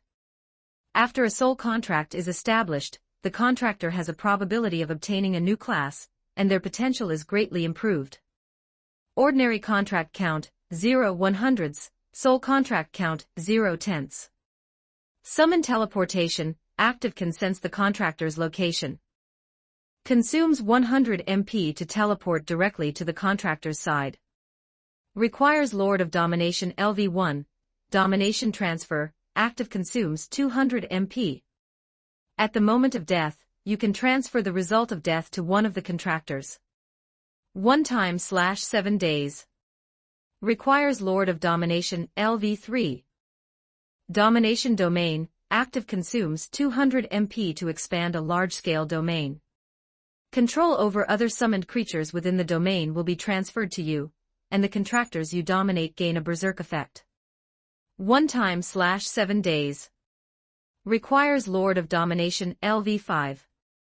The special skills of the summoning category are all related to the contractors, and the objects that can be contracted are not just monsters, but also demi-humans, dragons, angels, and even humans. This method of combat is similar to forming an army by oneself. If the quota is filled, one person is an army. Among them, both Summon Teleportation and Domination Transfer are god-tier life-saving skills. The Elf King had an ability similar to Summon Teleportation, but he did not possess a powerful skill like Domination Transfer. This class looks very powerful, but it also requires investing a great deal of resources. After all, the contract is not difficult, but nurturing them is extremely difficult, especially for a soul contract. The first person Rowan thought of was Zeshi Zetsumii. After all, he actually had no real constraints with Zeshi Zetsumii before. However, after Rowan considered it carefully, he abandoned this idea. Regarding Zeshi Zetsumii, if it were when he first met her, he might have considered it, but now that so much time has passed, and they are already companions, Rowan does not have the habit of acting against his own people. Although a soul contract can bring benefits to the contractor, it is, in the end, still a relationship of domination and submission. Moreover, doing those things with his own summoned creature is a bit strange. Oh well, by carefully researching this soul contract, Rowan believes that he will soon be able to master a way to reset classes. The Lord of Domination class is quite special, and he can study it slowly later. For now, the most important thing is to deal with the Elf King before him. Chapter 200, Killing the Elf King and Summoning System Planning. Chapter 201, Killing the Elf King and Summoning System Planning. The memory reception was complete. The ice on the Elf King was still there, but Rowan did not intend to thaw it. Forbidden Spell, Supreme Dark Lightning. Pitch-black lightning danced on his fingertips, and the next moment, it pierced through the opponent's heart. Experience plus 70 million. The Elf King is dead as a doornail now, even the experience notification has popped up. His experience was only a few million more than the Translucent Dragon King's, but the difficulty of the battle far exceeded that of the Translucent Dragon King. Then, what's next? Faith-type magic, Advanced Resurrection. He resurrected the Elf King, and then, amid the look of horror in the opponent's eyes, he used Supreme Dark Lightning to kill him again. Experience plus 64 million. The level dropped by 3, and the experience decreased by 6 million. Continue.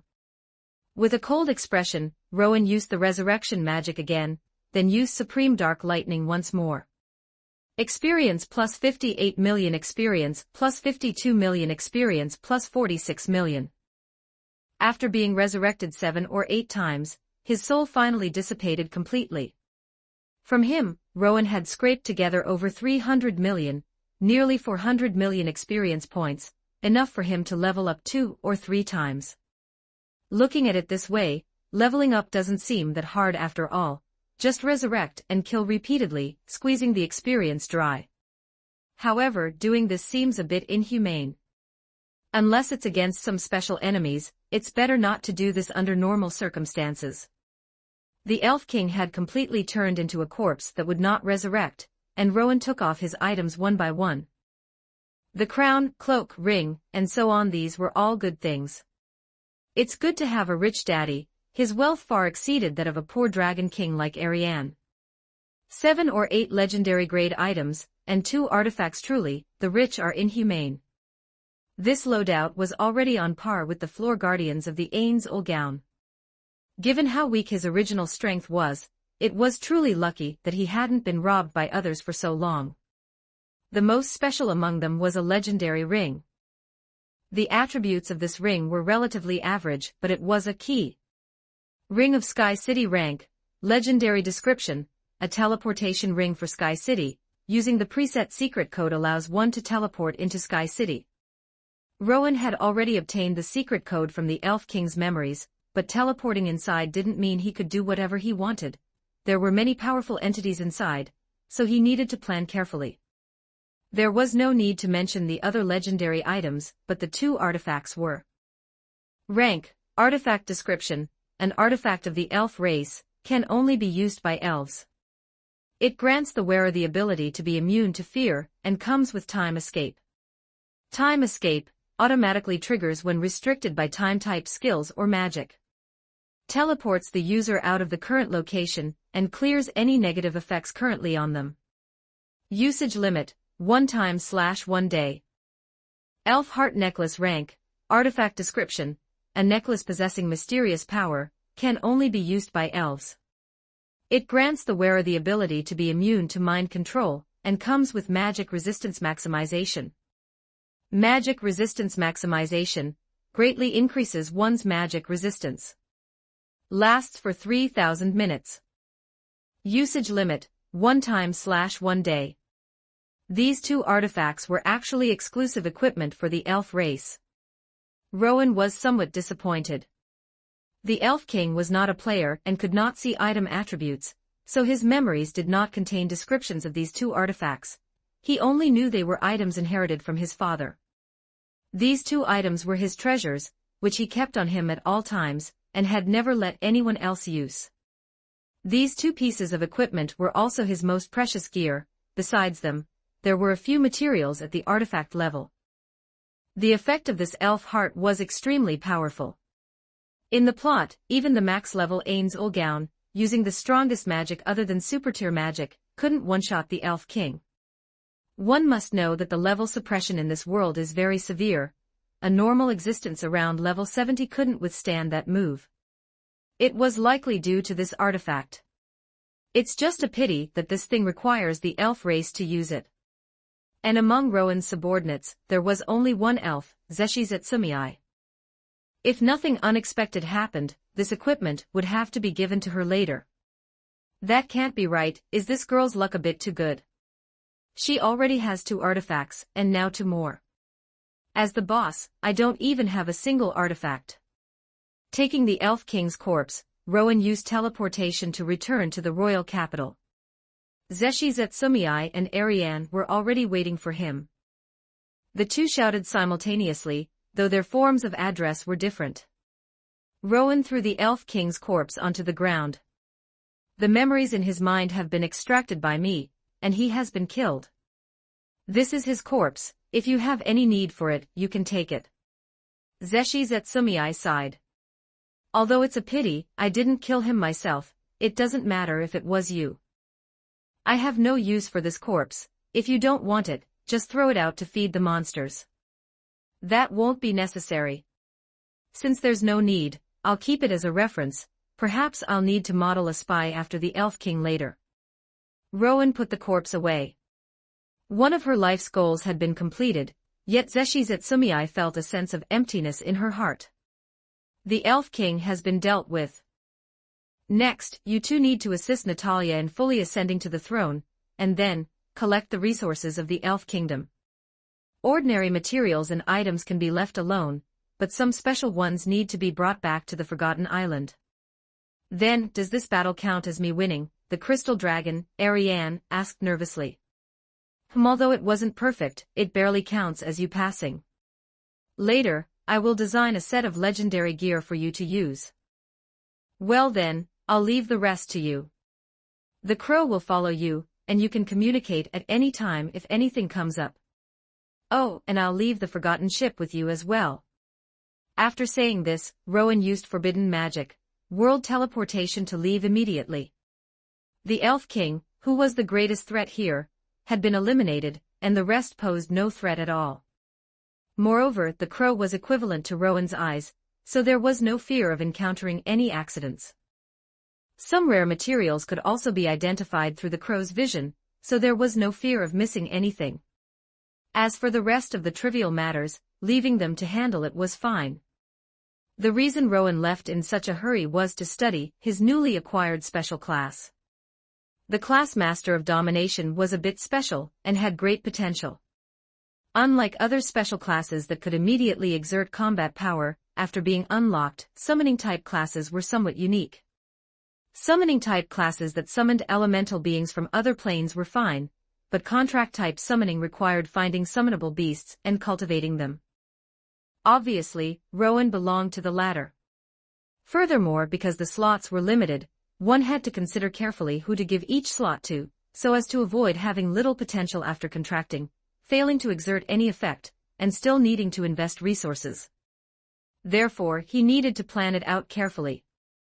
Hashtag 201 Chapter 201 The Big Hamster Chapter 201 Great Hamster Chapter 202 Great Hamster. This guy actually just ran off like that. Zeshizetsumei rolled her eyes. This guy ran away as soon as the battle ended, leaving everything else to them. Let's go, time to work. Ariane also sighed. By the way, why did you join the Forgotten Island? What benefits did he give you? Or what kind of promise? Zeshizetsumei asked, looking curious. Although the two of them often fought, their relationship had strangely improved, and they often communicated while on the Forgotten Island. Ariane's mouth twitched. That day, I was sleeping at home when he brought that orca and set up a magic circle. After luring me out, he beat me half to death. It was either join the Forgotten Island or die, and he even placed a restriction on my soul. Speaking of her sad experiences, Ariane couldn't help but wipe away a tear. Although she wasn't abused on the Forgotten Island, and was respected as the second strongest there, she was assigned a pile of work every day. Whether it was scouting a certain area, researching and performing analysis on some magic, processing or, sometimes being assigned as an instructor, or even having her blood drawn. Compared to the leisurely days of sleeping and sunbathing, life here was simply not fit for a dragon. Zeshizetsumei was secretly shocked. There was such a thing as a soul restriction. But why didn't Rowan do that to her at the time? Whether in terms of strength or potential, this Dragon King was above her, right? He was so brutal to her, yet why was he so gentle to me? Not only did he not place any restrictions on me, but he even agreed to many of my unreasonable demands. Could it be because no, that shouldn't be it. In terms of appearance, we are on par with each other, and this guy has little wings on the back, which is quite exotic. Could this be love? Thinking of this, Zeshizetsumei blushed slightly. Although the two had already taken the first step, it seemed to be for the sake of the next generation. Ariane saw Zeshizetsumei's expression was off, her face flushed, and she asked with a strange look, "What's wrong with you? Did you get hit by some curse just now?" "No, I'm fine. Let's go meet up with Natalia first." Rowan used forbidden magic, world teleportation, but did not return to the Forgotten Island. Instead, he came directly to the Taub forest. An invisible lizard rushed out from the shadows, seemingly treating Rowan as prey. Rowan released his magical aura, and the little creature, just above level 10, trembled in its limbs, collapsed directly to the ground, and completely lost the courage to resist. Magical aura was a method Rowan had figured out, directly using a massive amount of magic power to suppress surrounding creatures. The greater the difference in magic power compared to him, the stronger this suppression was, and it consumed almost no magic power. It was very convenient for dealing with the weak. The invisible lizard had completely lost the ability to resist. The Lord of Domination's skill, contract, allowed for signing contracts with creatures. There were two methods. The first was a normal contract. After signing, Rowan could dominate the other party and could also dissolve the contract. The contract would automatically dissolve upon death, the cost was not high, and the limit was 100. Actually, the creatures were not limited to monsters, humans were also within the scope. The second type, soul contract, was quite special. After the contract, one was completely bound to him. Even if they died and were resurrected, the contract would remain until the soul was destroyed. Even Rowan, as the master, would need to destroy its soul to dissolve the contract, and the contract was signed within the root of the soul. Under normal circumstances, let alone dissolving it, one couldn't even detect the contract. But regardless of which type of contract, it required the other party to submit to be signed. If the other party would rather die than submit, it wouldn't work. Rowan's soul stripping could modify the soul, and make the other party completely submit to him, even death could not dissolve it. The effect was powerful and had no limit on the number of people, but the side effects were also very serious. The modified life form's strength would stagnate, and this kind of modification was easily discovered. As long as the other party could investigate at the soul level, they would find abnormalities. Therefore, unless necessary, Rowan would not use this skill. And contracts, especially soul contracts, were a win-win situation. Well, all it required was for the contractee to give up their freedom. There were only 10 slots for the soul contract, which needed to be carefully planned. This invisible lizard clearly did not qualify. Rowan directly used a normal contract. A magic circle formed under his feet, and then the magic circle merged into the other party's body and embedded itself into its consciousness. After the other party died, this contract would dissolve, but its memories would still exist. After resurrection, it could continue to renew the contract with Rowan, or, of course, find a way to run away. Simply put, a normal contract was equivalent to a soldier among the contractees, while a soul contract was cultivated like an officer. After the contract was signed, Rowan had a special connection with the invisible lizard, like a transparent chain. He could know the other party's location at any time, and could teleport to its side. In addition, domination transfer could also transfer the result of his own death onto it. It was just that this skill had a cooldown. If there was no cooldown, that would be grade A direct immortal body. However, even if there was a cooldown, it didn't matter. This kind of substitute death opportunity rarely appeared anyway, and it didn't matter if the contractee died. Using resurrection magic would pull them back immediately, and the cost was much lower than reviving himself and losing levels. These life-saving methods were increasing more and more.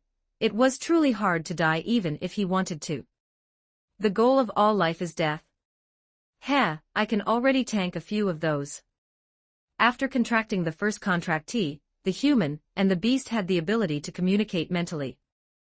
No matter how far away they were, they could communicate through that invisible chain. This point was similar to the raven. Come to think of it, the two-world mandala could store living creatures. This world item was really a perfect match for a summoner. Rowan fed the lizard something, then put it into the two-world mandala. Worried that it would be hungry, Rowan also stocked some food and water inside, telling the lizard that it could only eat when it was hungry or thirsty, and it was not allowed to gorge itself for no reason. The lizard cried out in grievance twice. As a monster just above level 10, its IQ was much higher than a dog's. The test was complete, next was the main course. The forest sage, that great hamster Rowan had been keeping it, and hadn't made a move against it. In the plot, it was Ains Olgown's pet, and Rowan had previously planned to leave some tricks on it later. And now the time was ripe. For a normal contract, Rowan wasn't sure if Ains Olgown could detect it, but for a soul contract, he most likely wouldn't be able to. He could try. If it succeeded, it would be equivalent to planting a spy in Ains Olgown's camp, although only a low-level spy. If it failed, he could just resurrect it then. Chapter 202, The First Contracted Being, Umar. Chapter 203, The First Contracted Being, Umar. Deep within the Tob forest, the great hamster was sleeping in her burrow, just as she always did. She had lived here for a very long time.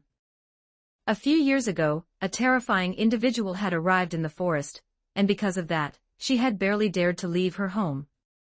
Now that terrifying individual seemed to have left, but she hadn't broken the habit she had formed, continuing to hide away at home every day. How leisurely. If only days could always be this relaxed. However, it was more important to go out and find something to eat right now. She was hungry. The great hamster emerged from her burrow. As the apex existence of this forest, she had long since run out of opponents. The few who could once barely trade blows with her had all been dealt with. Because she disliked attacking humans and had spared quite a few who entered the forest, she had even been given the title of Wise King of the Forest. Not long after leaving her burrow, she felt that the atmosphere today was a bit off. It was so quiet, and she hadn't encountered many monsters along the way. No, that wasn't it. She sensed something was wrong, and hurriedly turned around to run back home.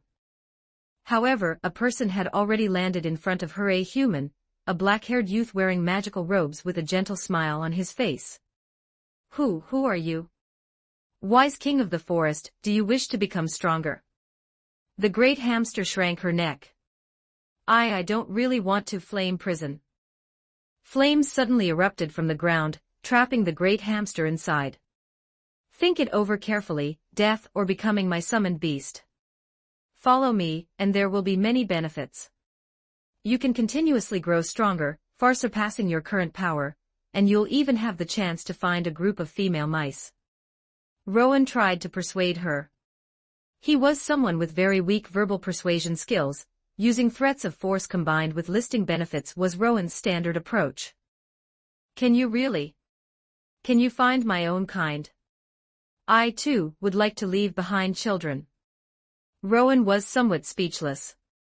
Ahem, yes. In the region to the east of the Central Six Kingdoms, monsters similar to you have been discovered. However, there is certainly no time to go look for them right now, that will have to wait a few years. The great hamster looked at Rowan with pleading eyes. It seems I have no choice. She was very clear about the strength of the person before her. It wasn't just a little bit of strength, but an overwhelming power. I am willing to submit. The great hamster lay on the ground very obediently. By the way, I am a female mouse, so I am looking for a group of male mice. This all right, my apologies. It's nothing. Things went more smoothly than Rowan had imagined. The great hamster was very sensible, which saved Rowan from having to do a lot of work.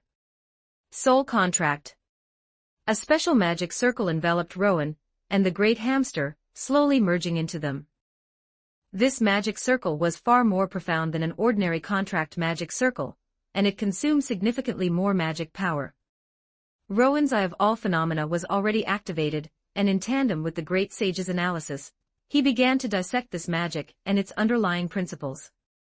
However, since this magic reached deep into the soul, even though Rowan already had a foundation, he was still left feeling dizzy and lightheaded. Although he had collected some knowledge, it was not enough. Ah, Master, what happened to me?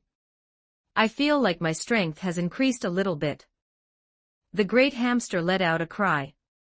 Rowan was staring at her status panel.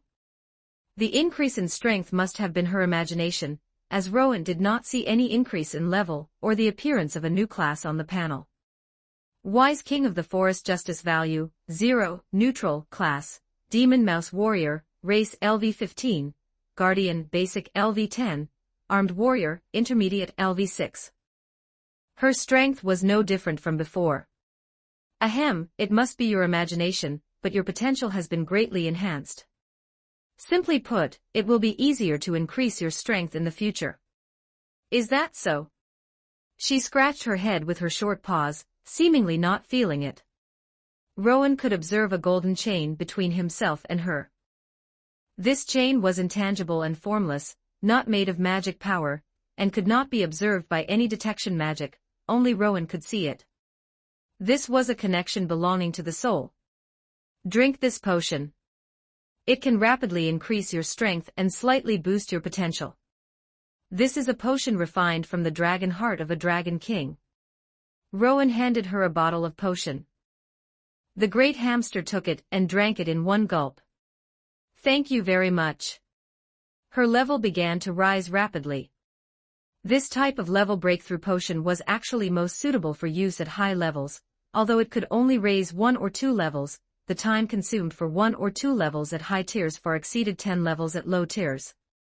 It was just a pity that it had no effect on existences above level 50. Oh, I can feel it. My strength, this time it has really become stronger. Rowan took a look. Her level had now risen to 36, an increase of 5 levels. Such items were extremely precious. They were higher-grade products of the former potential potions and breakthrough potions, and the materials used came from high-level dragons. The level increase was one thing, but the potential enhancement was the core effect. Even Rowan didn't have many on hand, but she was, after all, his first soul-contracted being. Did he really want to send such a creature out to be a spy? When they hadn't spent time together, Rowan hadn't cared, but after signing the soul contract and developing a connection, he felt a bit reluctant. It doesn't matter. As long as you train properly, you will definitely be able to reach, or even surpass, your previous strength within a year, Rowan said. Next, I will train you for a period of time to improve your strength, and after that, there will be a difficult mission that needs to be entrusted to you. After signing the soul contract, a deep soul connection had formed between the great hamster and Rowan. This connection was extremely stable, making the two naturally close, even more intensely so than the bond between parents and children. Although it lacked the transformative effects of soul stripping, it went deeper into the heart, and the influence was traceless. The longer time passed, the more stable this influence became. Ah, what kind of mission? It is a covert-type mission. You don't need to think about that much right now, focus on improving your strength first. Yes, Master. However, I have never had a name. Please, give me a name. Let's call you Umaru. All right, I shall be called Umaru then. Umaru said loudly. This creature was quite cute. If she went to serve as a mount for the Ains Ulgaun later, would that count as NTR? Putting these complicated thoughts to the back of his mind, for the next period of time, Rowan focused on training Umaru, laying a good foundation for her, and began preparing for his subsequent plans. As for the Elf Kingdom and the Forgotten Island, they did not require Rowan's special attention. They could handle these matters well. Hashtag 203 Chapter 203 Plan Changes Chapter 203 Plan Changes Chapter 204 Plan changes during his stay in the Tob Forest. Besides training Umaru, Rowan spent his time researching magic and leveling up. He poured all his experience into the Lord of Domination, but his experience reserves were not sufficient, and he wouldn't be able to max it out anytime soon. He trained Umaru's physique, taught her martial arts, hunted monsters with her, lived and grilled meat together, and even slept together. After spending some time together, Umaru became extremely attached to Rowan. However, Rowan still had an important task to entrust to her. In just 1 month, her strength had rapidly increased to level 40. With the combination of the soul contract and the dragon heart potion, her potential had reached a terrifying level. One night, a month later, Rowan spoke to Umaru about the arrival of the Ains Ulgaun in a year's time. He didn't reveal too much or give specific details, but he told her that he had foreseen through certain means that a terrifying undead would descend upon this world in the future, and intended to rule over it for eternity. The dead and the living are naturally opposed, they do not die, and this world would be under eternal rule. For most living beings, this could definitely not be considered a good thing.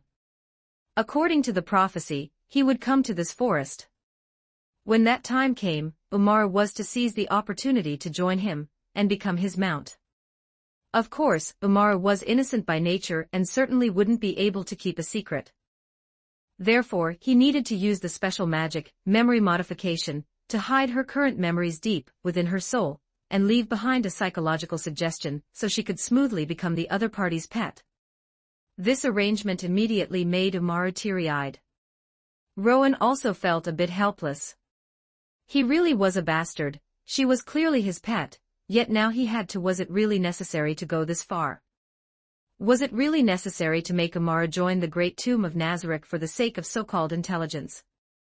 Moreover, although the memories would be hidden, the connection with him would always exist, fused deep within her soul. The Ains-ul gown was actually quite good to her. Hiding her memories would inevitably create a strong sense of detachment in the future, which was definitely not a good thing. Why does this feel like a Dojin plot? Still, Umar was just a hamster, the Ains-ul gown shouldn't do anything beyond reason. Rowan didn't have a better solution. As far as he knew, the ones who joined the great tomb of Nazareth normally were the hamster, and that girl from the kingdom. But because of Rowan's influence, Eight Fingers was now a normal organization, and didn't do that dirty work at all. Therefore, that girl was still fine. Moreover, whether it was bad karma or something else, she had actually joined Eight Fingers and become a counter-clerk. This investigation result left Rowan truly speechless. In the early stages, there were only 2 of them. As for being resurrected as an undead to join the great tomb of Nazareth, that wasn't worth considering. And while Princess Renner was suitable as a spy, her relationship with him wasn't that close, and Rowan couldn't trust her. Then there was Nail Clipper, his joining the great tomb of Nazareth happened much later. By that time, the 2 sides would likely have already been fighting tooth and nail, making it almost impossible to have another chance. Therefore, in the very early stages, the hamster was the best and only option for obtaining intelligence on the great tomb of Nazareth. For the greater good, no, that's not right. There was a better way. Although it was extremely difficult, there was a better solution. Rowan, who was just about to take action, looked at the teary-eyed Umaru, and a crazier idea formed in his mind. What if, instead of having Umaru join the great tomb of Nazareth directly, he used a clone? The other party would definitely be able to detect an ordinary clone, but if it were some kind of special clone, it might be possible one that was even more real than his own soul clone. Master, what's wrong? No, I just think that given your personality, it doesn't seem like a good idea to have you act as a spy. Although she didn't know what happened, it was a good thing regardless. Umara burst into laughter through her tears. For a hamster, it was truly amazing that she could make so many vivid expressions. Thank you, Master. What's so good about being a spy? As long as I become stronger, I can beat up those bad guys too. That's a good thought. Perhaps there is a better solution. If there were a real body, like a clone or something, and I divided a small part of my soul, as long as it was handled well, there would still be a high chance of success. Master, what are you talking about? I don't understand. It's nothing, don't worry about it. Rowan began to ponder. After proposing this crazy plan, Rowan started analyzing the possibilities. Facing the Ains-ul gown a max-level existence who was powerful, possessed precious items, and had many soul skills, ordinary soul modification would be full of loopholes in his eyes. Rowan was now a soul master. Creating creatures, soul modification, clone manufacturing, root of soul seeds, and soul contracts, these were all high-level soul operations. He was confident that if he operated carefully, he could deceive ordinary max-level characters, but he didn't have that confidence when it came to the Ains-ul gown. He still needed something special. His upcoming work had just gained another task. Since he had abandoned the plan to make Umaru a spy, he naturally had to focus on her comprehensive training from now on. In addition, he also needed to plan for the next soul contract holder. Considering that time was short, unless their talent was truly exceptional, Rowan would try his best to choose beings above level 50. In this forest, besides Umaru, there was another noteworthy existence. Demon Tree is Seatork, a demon god who descended into this world 300 years ago. Most of these descended demon gods were bosses from the game, and shortly after arriving in this world, they were sealed by the Dragon Lords. 200 years ago, a part of the seal leaked, but it was resealed by the 13 heroes, and that state had continued to the present. The main body of the demon tree was a massive tree, over 100 meters tall. It could plunder resources from the surrounding land and sow seeds to parasitize living organisms, turning them into tree men. These tree men possessed powerful mimicry abilities and could disguise themselves as ordinary trees. As the source, the demon tree completely controlled these descendant tree men and used them as nodes to build an intelligence network. The main body of the demon tree was over level 80 and belonged to the type specialized in vitality. Its other attributes were average, but its HP was exceptionally high.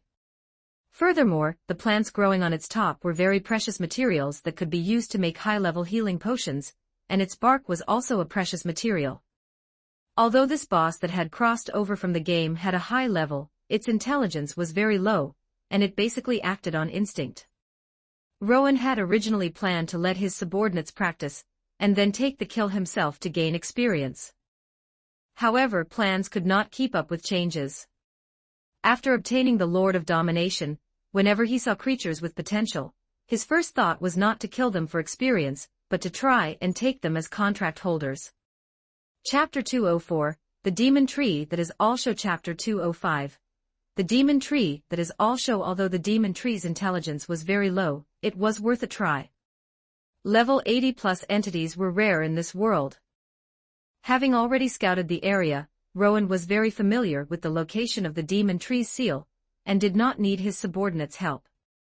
Rowan brought Umaru to the site of the seal. Following his usual routine, he first set up defensive, concealment, and offensive magic circles around the perimeter to prevent anyone from spying during the battle. Next, he cast a bunch of buffs on himself. Even against a level 80+ boss, Rowan had to be prepared to avoid any mishaps. Actually, for catching monsters, using Create Spacetime was better. Once stripped into his own space, it was very secretive, and the opponent wouldn't even be able to escape. Unfortunately, this seal was very stable. Without undoing it, there was no way to pull it into the quadruple space, so he had to break the seal first. After making preparations and working for a while, Rowan undid the seal. He had studied this type of seal thoroughly, so dispelling it wasn't difficult. Soon, the sky-covering demon tree appeared in the forest. It was extremely tall, looking just like a building with dozens of floors. The next moment, Rowan used Create Spacetime to envelop it. Inside the fire space, one of the 4 spaces, the demon tree began to emit black smoke upon entry, though it wasn't ignited. The environment made it very uncomfortable, and it began to wake up rapidly. Demon Tree Isatalk, Plant, Classes, Treant, Race LV10, Tree King, Race LV5, Tree Mage, Race LV15, Forest Mage, Basic LV10, Forest Priest, Basic LV10, Advanced Forest Priest, Intermediate LV10, Forest Archmage, Advanced LV5, Parasite, Basic LV5, Life Guardian, Intermediate LV10, Nature Protector, Advanced LV5. The Demon Tree's class composition was quite interesting. It belonged to the Forest Mage type, leaning more towards defense specialization. This type of boss had very simple memories, possessing no memories of learning or knowledge. Their classes were bestowed upon them. Although the seal had been broken, the opponent was still in a deep sleep, seemingly not having reacted yet. Even after being pulled into the quadruple space created by Create Spacetime, it still hadn't woken up. Since that was the case, there was no need to be polite. Magic Boost, Tier 9, Vermilion Nova. He opened with his highest fire attribute damage spell. Combined with the enhancement effects of the fire space, as well as the Calamity Apostle's magic enhancement and a series of other class bonuses, this spell was not the least bit weaker than a Tier 10 spell. Scarlet flames spread continuously over the wood, quickly burning half of its body. This type of fire magic seemed to have a better effect on trees. The demon tree let out a terrifying cry, its roots lashing out frantically across the ground like giant pythons, sweeping towards Rowan. At the same time, its body emitted a dense green light, beginning to slowly suppress the flames, though the speed was not very fast. Compared to the crystal dragon, its countermeasures seemed much weaker. The vines hit his body, but they couldn't shake Rowan's omnipotent armor at all. Although Rowan was a mage, given his current defense, combined with special class bonuses, he felt he could take a super tier spell from the Ains Olgown without losing any HP if he had his shields up. These ordinary attacks couldn't break his defense at all. Calamity Apostles, call Disaster, selecting Hurricane. A violent tornado began to sweep through the space. The fire and hurricane formed a terrifying fire tornado, which raged madly over the demon tree, burning it until it howled. Fire tornadoes were raging everywhere, and the entire space was trembling violently. If the target hadn't been set to the demon tree, this space probably would have been breached by the Call Disaster spell. It was truly a disaster. This Call Disaster skill, after passive enhancements, had a destructive power even greater than Tier 10. Facing such a terrifying attack, the demon tree went a bit crazy. It cast earth magic in succession. It couldn't break his defense. Nature protection it couldn't hold. Mental destruction it couldn't destroy. Tier 10, nature domain. The effect was extremely limited. It was frantic and clumsy, but none of its actions were effective. On the other hand, for Rowan, Vermilion Nova plus the Hurricane Disaster was enough to destroy it. If it weren't for its high HP and high defense, this combo would have knocked it down. However, the Demon Tree was, after all, a class specialized in life and defense, so it managed to endure it. It used its most powerful skill, rooting. Unfortunately, below was space, so it couldn't root into anything, and naturally, it couldn't absorb energy to recover. Thanks to their commotion, this space began to collapse. But that didn't matter. The next space was the wind space, and the power of this fire tornado wouldn't be any less than in the fire space. Demon Tree, you should be able to understand me. Submit, or die. Rowan transmitted his will. When the Demon Tree had first descended, it acted only on instinct, but over such a long time, it had developed a bit of its own consciousness. Roar, I am the Tree King. Even if I die right here, I will not, a woo-woo. Rowan followed up with another Vermilion Nova, making the dying flames burn fiercely once again. I surrender, I am willing to submit. Only then did Rowan use a water attribute spell to help it extinguish the fire. He teleported to its side and used optimization directly. Just as he had expected, the Demon Tree's memories were very simple, with no knowledge-related content. Although it was over 300 years old, the length of its memories wasn't even as long as an ordinary human's. The only thing of any value was its battle with the Platinum Dragon Lord 300 years ago. It was completely crushed by the Platinum Dragon Lord. Because of its uniqueness, Platinum eventually chose to seal it. He obtained some intelligence on the Platinum Dragon Lord from its memories, but not much. He only saw some wild magic. Platinum, He would have to make contact with him when the opportunity arose. There were only two top combat forces in this world.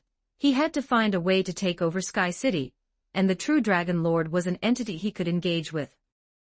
But it couldn't be too early. He had to at least wait until he was done dealing with Sky City to avoid any complications. The Demon Tree was too large, and the optimization consumed most of Rowan's energy, which left him feeling quite helpless. The Demon Tree, having recovered its life, did not resist but instead struck a submissive pose. Although this guy looked terrifying, its fighting will was extremely weak, and it was also very afraid of death, which was quite inconsistent with its massive size. It was a guy that was also looking mighty and tall, but with a weak will. Regarding this big guy, Rowan didn't hold any expectations for it in terms of combat. As long as it guarded the rear, planted flowers and grass, and handled logistics, it would be enough, at most taking on some intelligence work. As for combat, forget it, its massive size wasn't very convenient. Hashtag 205 Chapter 205 The Second Contractor, The Demon Tree Chapter 205, The Second Contractor, Demon Tree. Chapter 206, The Second Contractor, Demon Tree. Use Skill, Soul Contract. Facing the contract, the Demon Tree accepted it very obediently. This time, Rowan once again used the Eye of All Phenomena in conjunction with the Great Sage's analytical abilities to observe the skill's operations on the soul. A moment later, Rowan was lost in thought. Master, my body, it's become stronger. I think I've become stronger. Not only had its body become stronger, but its thinking had also become clearer. Ahem, this is a good thing. Your potential has increased, and your future is promising. I believe you will be even stronger before long. Really? You're just a tree, acting cute won't work. You're not a hamster. Rowan's second soul contractor confirmed. Looking at the Demon Tree again, its level had increased by 1, and a racial class called Tree Ancestor appeared on its job panel. Tree Ancestor. Is this an atavistic class? I don't know what its strengths are, and when asked, the Demon Tree didn't know either. It probably hasn't unleashed the potential of this class yet. Master, let me return to my previous position, and let me absorb the energy I stored up years ago. Maybe I can increase my strength a bit more. Oh, you mean your racial talent ability, rooting, right? The small sapling shook its branches. As expected of Master, you actually know about this. That's right, this is my powerful ability. Not only can I hoard energy, but I can also absorb it back when needed. If my roots hadn't left the ground during the battle with you just now, I wouldn't have lost so miserably. Rowan dispelled the quadruple space, and the large tree, having landed back on the ground, quickly began to take root and absorb. Below it was the energy it had accumulated. Now that it was preparing to leave, it naturally wanted to take everything it had stored with it. The Demon Tree's strength began to rise at a very slow pace. This ability of its was still very powerful, but unfortunately, only the Demon Tree race could use it, otherwise, Rowan would have wanted to learn it too. Absorption would take some time, so Rowan opened the magic circle and let Umaru in. Umaru marveled at the new companion, not expecting that this guy, who looked like an ordinary tree, was actually a monster. Sitalk was obsessed with absorbing energy, falling into a sleep-like state. Although Umaru wanted to greet the other, there was no opportunity. It took Sitalk 3 days to absorb the energy. After 3 days, the other's level had increased by another level. The talent of the Demon Tree, especially the Demon Tree King, is very strong. It can directly absorb the Earth's energy to gain growth. And with its strength having advanced further, the absorption speed was even faster than before. Its true form was so huge that it was obviously not suitable to carry around, and this guy didn't have the ability to change size. There was no other way, so Rowan had to tuck it into the two-world mandala. Fortunately, the space inside the two-world mandala could barely accommodate it, but it couldn't be kept inside for long because the space inside was an independent space, and didn't have the Earth's power. While staying inside wouldn't cause it to wither, it also couldn't level up. After taking the Demon Tree away, the original seal was slightly processed to maintain its appearance on the surface. As a monster with the ability to destroy the world, the one monitoring these monsters was not the Dragon Lord but the slain theocracy. The Black Scripture of the slain theocracy monitored the sealing locations of several monsters all year round. In the story, more than a year later, the seal here would loosen, and they would go there with the downfall of castle and country to seal the Demon Tree, only to encounter Shaltir.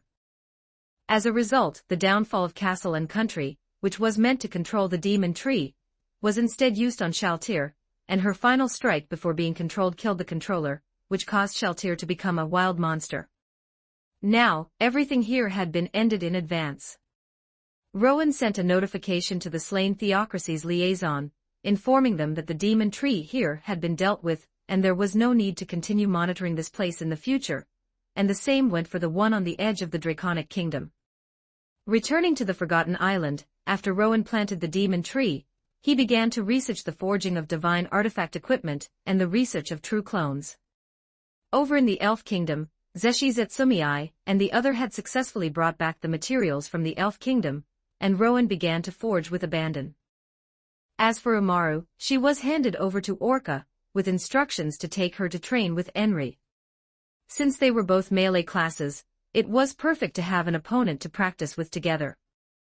Rowan already had some ideas for the remaining slots for the soul contract, but he was currently busy with the forging of divine artifacts, and didn't have time to do these things, so he handed it all over to his subordinates to handle. On the Forgotten Island, Rowan designated an area for the demon tree to manage. Besides absorbing the Earth's power to increase its strength as quickly as possible, it also had to manage this area for Rowan and cultivate medicinal herbs. The medicinal herbs growing on its head were good stuff. They could be used to manufacture high-level healing potions. That is, the red blood of God, and the effect was even better than the healing potions brought out by Ainsul Gown. This type of high-level healing potion belonged to the true core resources, but this herb grew very slowly, so it was impossible to manufacture them in large quantities in a short time. The demon tree's bark was also a high-level material, but that was only for the bark on the trunk. A tree without bark will surely die, as a demon tree, while it wouldn't die, it would still cause huge damage. Rowan probably wouldn't strip it, but some branches could be cut off to serve as raw materials for magic wands or to make magic paper. The level of the demon tree's branches wasn't very high, and the magic wands made from them were at most high level. The level wasn't high, but the quantity was decent, and it was enough for the ordinary mages on the Forgotten Island to use. In addition, if used to make paper, the magic paper produced would also be high level, and it would be no problem to store magic below the 6th tier. This had the advantage of high quantity, and it didn't harm the demon tree. The most core parts of the demon tree, besides the roots, were the trunk. As for the leaves and branches, they were insignificant parts. As long as they weren't all plucked at once, they could recover quickly. If one wanted to manufacture high-level magic paper, one could only have the demon tree provide a bit of core resin to reinforce the paper. The demon tree couldn't provide too much, and it needed a period of time to recover after each provision. The magic paper reinforced with this resin could reach the relic or even legendary tier, and it would be no problem to record 7th or 8th tier magic. It was a pity, however, that the yield was not high. As for tree fruits, the demon tree could actually bear them, but the consumption was relatively high, and it had never tried it before. Rowan told it to try condensing 1 or 2 without affecting its leveling, just to see the effect. The demon tree was truly a treasure. Although its combat effectiveness didn't show much, it could provide many good things in terms of production, making it a true logistics expert. It was only level 80-something now. When it reached max level in the future, would there be a chance to produce even higher level magic paper? This is something to look forward to. Production. Chapter 206, Brain Unglaus. Chapter 207, Brain Unglaus. The Kingdom, the royal capital. Ever since Princess Renner ascended to the throne as queen, the kingdom had undergone tremendous changes. Diplomatically, she had reached friendly agreements with the Empire, the Holy Kingdom, and even the slain theocracy, finally ending the long-standing war with the Empire. The populace rejoiced, singing the praises of Queen Renner. This magnanimous queen had set aside hatred for the sake of the people, and by leading by example, she left others with little to say. The deep scars left by the war were also being continuously healed through her efforts. Militarily, she had strengthened the royal army's equipment and reorganized and refined the troops. Regarding public livelihood, she cracked down on crime, stripped some lawless nobles of their titles, and promoted new ones. Although this caused some backlash, Queen Renner successfully suppressed it. Commercially, trade between the kingdom and other nations became increasingly close. The high-end equipment and magic potions produced by Eight Fingers received countless accolades worldwide, and items from Eight Fingers were used as premium products. The entire nation flourished. Having accomplished so much in such a short time, the people hailed Queen Renner as having surpassed the bloody emperor and the Holy Queen. This gentle and kind queen held immense prestige among the populace, and was constantly praised. Of course, the other two nations did not share this sentiment. At the Royal Capital's Adventurers Guild, Brain Unglaus finished submitting his quest. The reward for this mission was quite good, enough for him to live comfortably for a while. A few days ago, he had found Gazef Stronov for another spar, but he still lost. Although the martial art he had painstakingly researched, Tiger Falling Flute, had created an advantage for him, he was later suppressed by Gazef Stronov, who had grasped the rhythm of the fight. Although he had made progress, Gazef Stronov's progress was just as significant. 3 years had passed, and he was still no match for Gazef Stronov. This troubled him, as he did not know how to quickly refine his martial arts. Regardless, he decided to continue honing his skills through combat. Should he join a bandit group? Those guys had no bottom line and fought frequently, perhaps he could gain some inspiration there. Just as he was lost in thought, he sharply sensed someone following him. He remained calm. Walking into an alley, Brain Unglaus stopped and placed his right hand on the hilt of his blade. "Sir, is there a reason you are following me? I think there is no one in the royal capital who does not know me. You should know that robbing me is not a good idea." "Brain Unglaus, of course I know you. You made a name for yourself in the royal tournament 3 years ago, but 3 years have passed, and your strength has not fundamentally changed since then. It is a pity, even if you spend your whole life, hero will be your limit. You really think highly of me." Brain Unglaus turned around. Hero sounded lightweight, but it was a realm that countless people could not reach in a lifetime, and Brain Unglaus's ultimate goal was to step into this domain. In his view, he had the potential to reach that realm, but he dared not guarantee it. A man carrying a longsword stood behind him without him knowing when. The man had long black hair tied behind his back, a relaxed posture, and a calm expression. Although he was just standing there normally, Brain Unglaus felt a sharpness as if facing a honed blade. This was a master swordsman. Although he stood seemingly relaxed, Brain Unglaus could not find any weaknesses. "My name is Orca. I heard you are obsessed with the way of the sword. As it happens, I am also a swordsman specializing in the way of the sword, so my master sent me to see if you are qualified to join us." "Your master? You do not need to worry about that now. Use your strongest move, and let me see your strength." How arrogant. With such a condescending gaze, "Your strength seems decent, so I will let you see it. If you die, do not blame me, you brought this upon yourself." Brain Unglaus reached out and pressed his hand on the hilt of his divine blade. The name Orca sounded somewhat familiar, perhaps he had heard it somewhere, but he could not recall it. He assumed it wasn't anyone important. A familiar feeling came from the hilt in his hand. This weapon was his most reliable partner. It was said to be forged from materials offered to the gods. It could sell for at least 5,000 gold coins, and it was bestowed with the name Divine Blade. Well then, let him witness the martial art he had newly mastered. In Brain Unglaus's consciousness, a field expanded outward, and the surrounding 10 meters fell into his domain. Within this field, his control over everything around him was raised to an extremely high level. A field that controlled everything, plus his most powerful strike, God Flash. Compound martial art, Tiger Falling Flute. Like a streak of white light, the next moment, Brain Unglaus appeared before Orca. The blade flashed, but the next moment, he saw it. That guy had actually pinched the blade with his fingers, his index finger and thumb. Just like that, he pinched it effortlessly, as if he were pinching a leaf.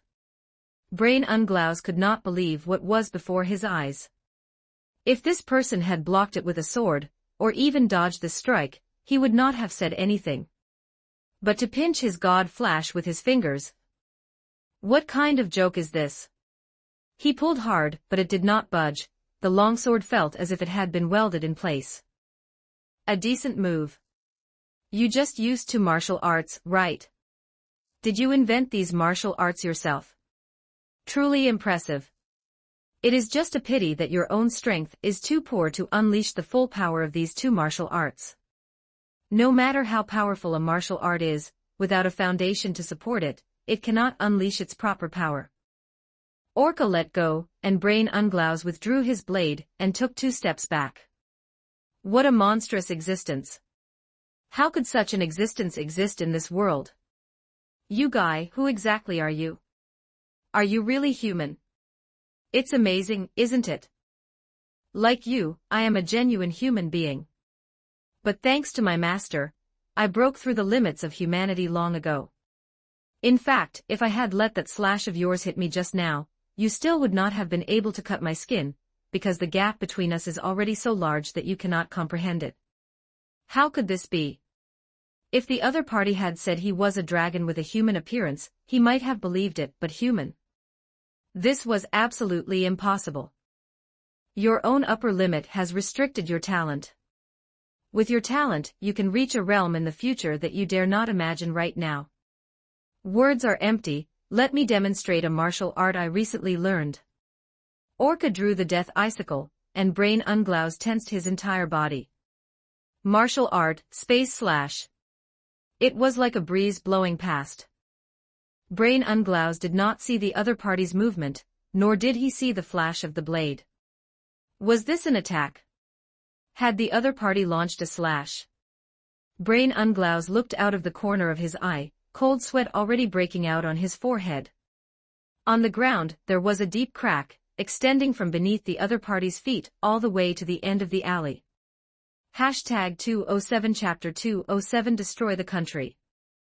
Chapter 207, Nation Destroyer. Chapter 208, Nation Destroyer. How deep it cut into the ground, one couldn't see the bottom at all.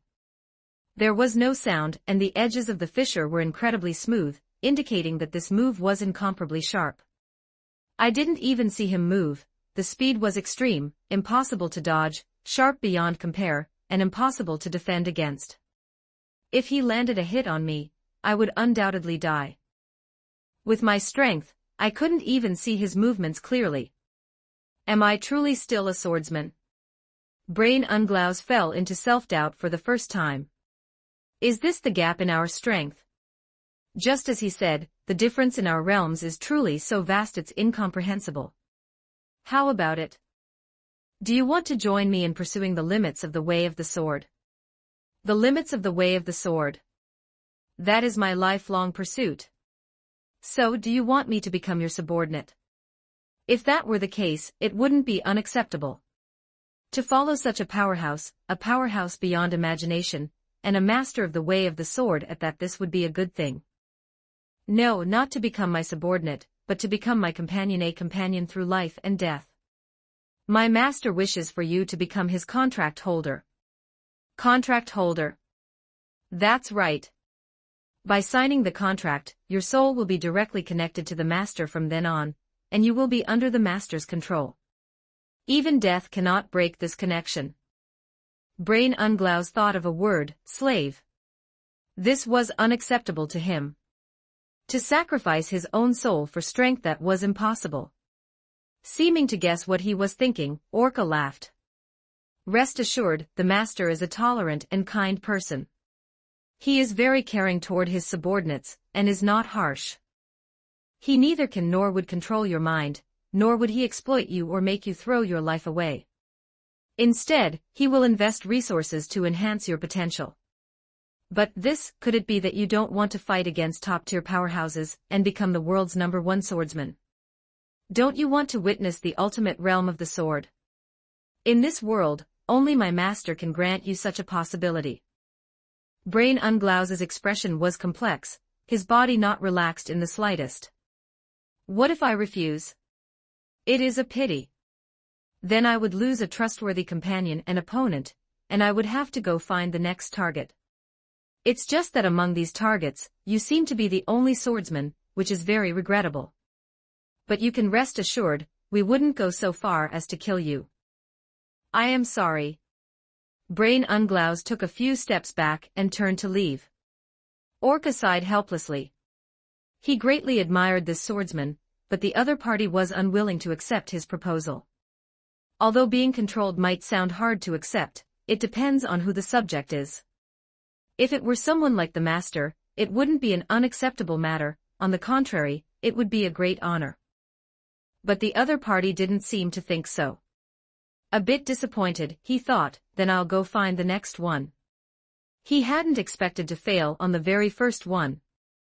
It seems I am truly not skilled at convincing others. Orca turned to leave. I've made up my mind. Let me join you. Just as you said, as long as I can catch a glimpse of the highest scenery, I am willing even to die. And a powerhouse like you shouldn't bother deceiving an ant like me. That's right, an absolute powerhouse. Killing him wouldn't be much harder than killing a chicken, Brain Unglaus was certain of this. As for the previous refusal, it was just a small test. The fact that the other party didn't kill him proved that they were trustworthy, and that the other party had not lied. Orca's cold face finally revealed a helpless expression. You really are. Welcome to Forgotten Island, Brain Unglaus.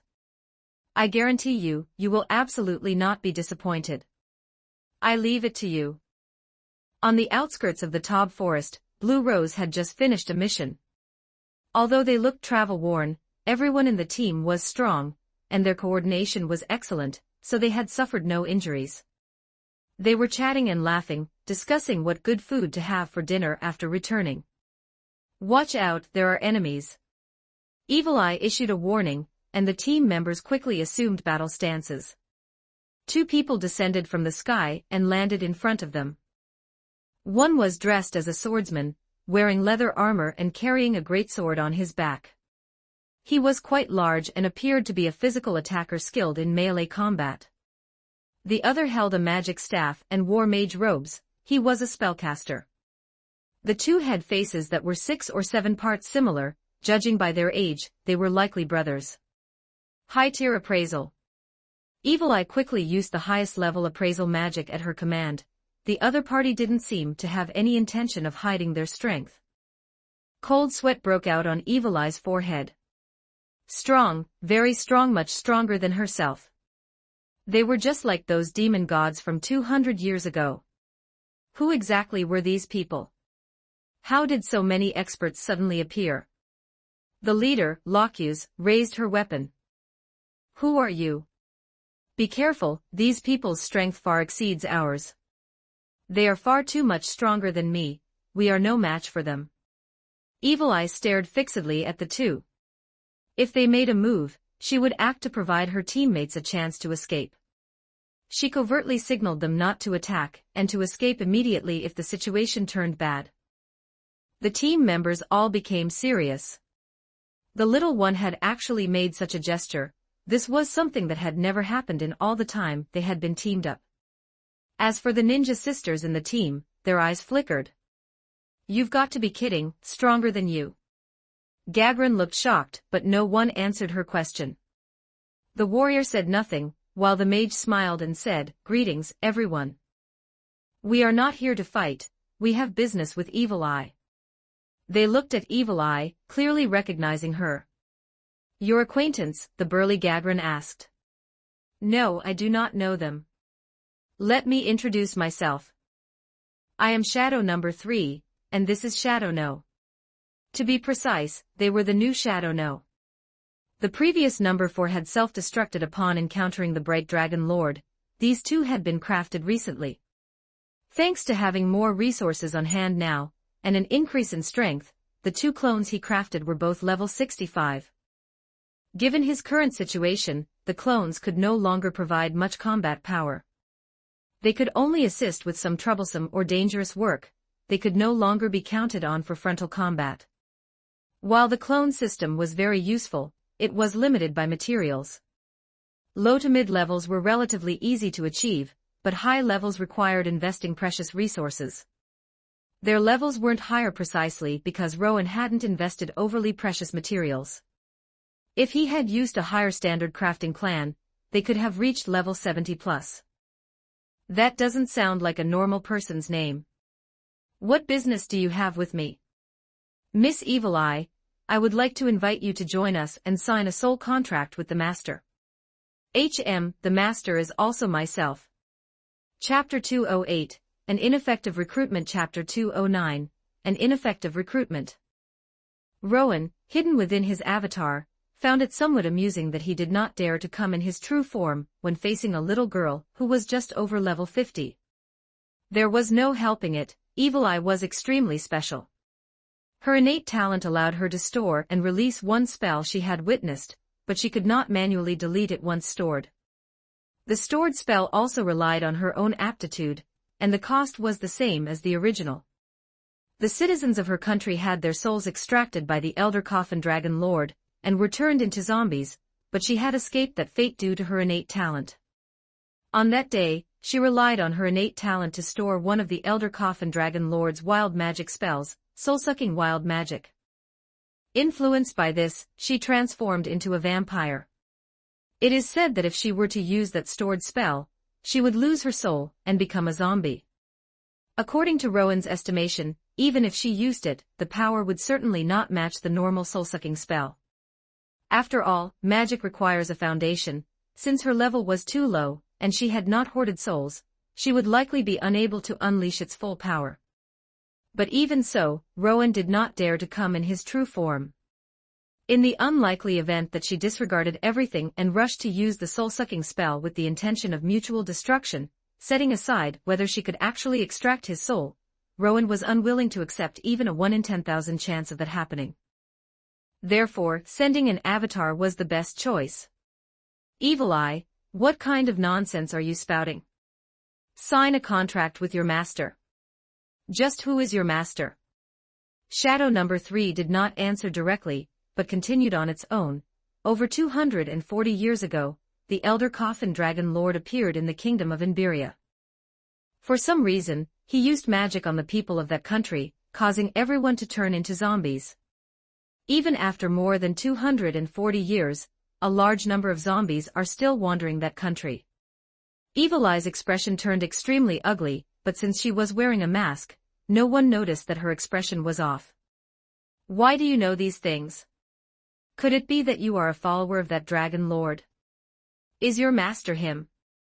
No, strictly speaking, we are his enemies. The following content involves some secrets. Can we speak privately? Involved in matters concerning her own country, she could not pretend not to hear. Gavin hurriedly said, "Little girl, are you really going to talk in private? If there is any secret intelligence, we can just cover our ears and not listen." This person was truly a bit dim, but she was a genuinely good person. "Big gal, I'm fine. You guys wait here for me for a moment. If there is any abnormal situation, send a signal," the captain reminded. She followed the two, used a flight spell, and flew to a nearby clearing. "Now you can tell me, why do you know these things?" "We know many things. We also know that a little one survived that catastrophe, and became a vampire." "Evil Eye, that is your real name, isn't it? To think you even know this. Your strength and intelligence-gathering capabilities are beyond imagination. So, do you want to use my identity as a vampire to threaten me?" This was the first time in 200 years that her background had been directly exposed. Where did these people get their information? Evil Eye did not remember telling anyone about this. "No, we have no intention of threatening you. In fact, it does not matter what race you are because you have great potential, and we share a common enemy. Therefore, my master hopes you will join us. In exchange, my master will diligently train you, allowing you to surpass the strength of both of us within a year." "Join you? Don't joke. Your level of danger is certainly no lower than those dragon lords. Moreover, I just heard you mention the term soul contract. That does not sound like a good thing." "Shadow, no. There is no helping it, everything has a price. If you want to gain strength, you must pay the price. Don't you want revenge?" "Revenge? I only wanted them to return to how they were. But after so many years, I have realized that this is absolutely impossible. Even if I found that Elder Coffin Dragon Lord, I could not restore them. Their souls are completely lost. My hobbies now are just researching magic and traveling." Rowan had a headache. Evil Eye was a very special individual. She did not possess a very strong obsession, and having traveled for over 200 years, her experience and mindset were very stable. She was definitely not someone who would join just because someone said a few words. If her innate talent were very ordinary, Rowan would have left her be, and it would not have mattered even if her talent were strong. But she was different. The soul-sucking wild magic she recorded was too intimidating. Furthermore, in the plot, she became a little fangirl of Ain's Ulgown, and in the side story, she even hooked up with Ain's Ulgown. If such a thing were to really happen, Rowan would be in a very passive position. She was practically like a nuclear bomb. He did not have to have her, but he absolutely could not let Ain's Ulgown control her. Therefore, no matter what, he had to recruit her to his side. However, Rowan did not have any confidence in persuading her. He really did not want to use forceful means to control her, but if it truly reached a point of no return, Rowan would not be soft-hearted. My master can be said to be one of the strongest in this world, and his magical knowledge is second to none. If you join us, you can gain more magical knowledge, and your strength can become even greater. My master is also very lenient with you. If you do not want to work for him, he can let you continue your travels, as long as you do not join our enemy's faction. Your enemies? That's right. The dragon race and factions related to the undead all count, Shadow no. We come from the Forgotten Island. We are currently cooperating deeply with the slain theocracy, the Holy Kingdom, the Empire, and the current kingdom. Our mission is to protect the human world, prevent humans from being controlled and enslaved by other species, and eliminate threats to human survival. If you go investigate, you will find that whether it's the demon tree here, or that monster near the Draconic Kingdom, they have all been eliminated by my master. Although Evil Eye was a vampire, she held goodwill toward humans. She would not say it on the surface, but she would secretly help some humans who encountered danger. Therefore, Rowan wanted to rely on this to attract her. Is that so? Then, am I also a monster in your eyes that threatens humans? That is not the case. It is just that the enemies of the Shadow Island are currently very powerful, so we need to unite all forces that can be united, Rowan explained. Hashtag 209 Chapter 209 Coercion. Why must I sign a soul contract? Once signed, my life and death would be under someone else's control. Although I haven't seen this type of contract before, I know a thing or two about their nature. Evil Eye scrutinized the two of them. Even though their strength was immense, she did not fear them. Faced with her skeptical gaze, Rowan found it difficult to explain. This was trouble. A soul contract was a method of restraining the soul. Very few people in this world possess such means, and it was often associated with demons. Most who used such contracts were evil beings. Shadow number 3 forced an explanation. It is simple. Because Master's contract is special. Only by relying on this contract can your aptitude be improved, allowing you to become even stronger. Evil Eye's gaze turned cold. Anyone who relies on such methods of control is definitely not righteous. Was it really not going to work? Although he knew failure was highly likely, when it actually happened, he still felt disappointed. It is a pity. Due to your unique nature, if you are unwilling, we will have to resort to some forceful measures. Teleportation. Evil Eye tried to use teleportation to escape, but the next moment, the space began to be stripped away. Rowan, hiding in the shadows, made his move. Create space-time. Fourfold space. This skill activated very quickly, whereas teleportation had a delay. Just as she attempted to flee, Rowan took the initiative and used create space-time. Naturally, the teleportation failed. Evil Eye found herself in a frozen world.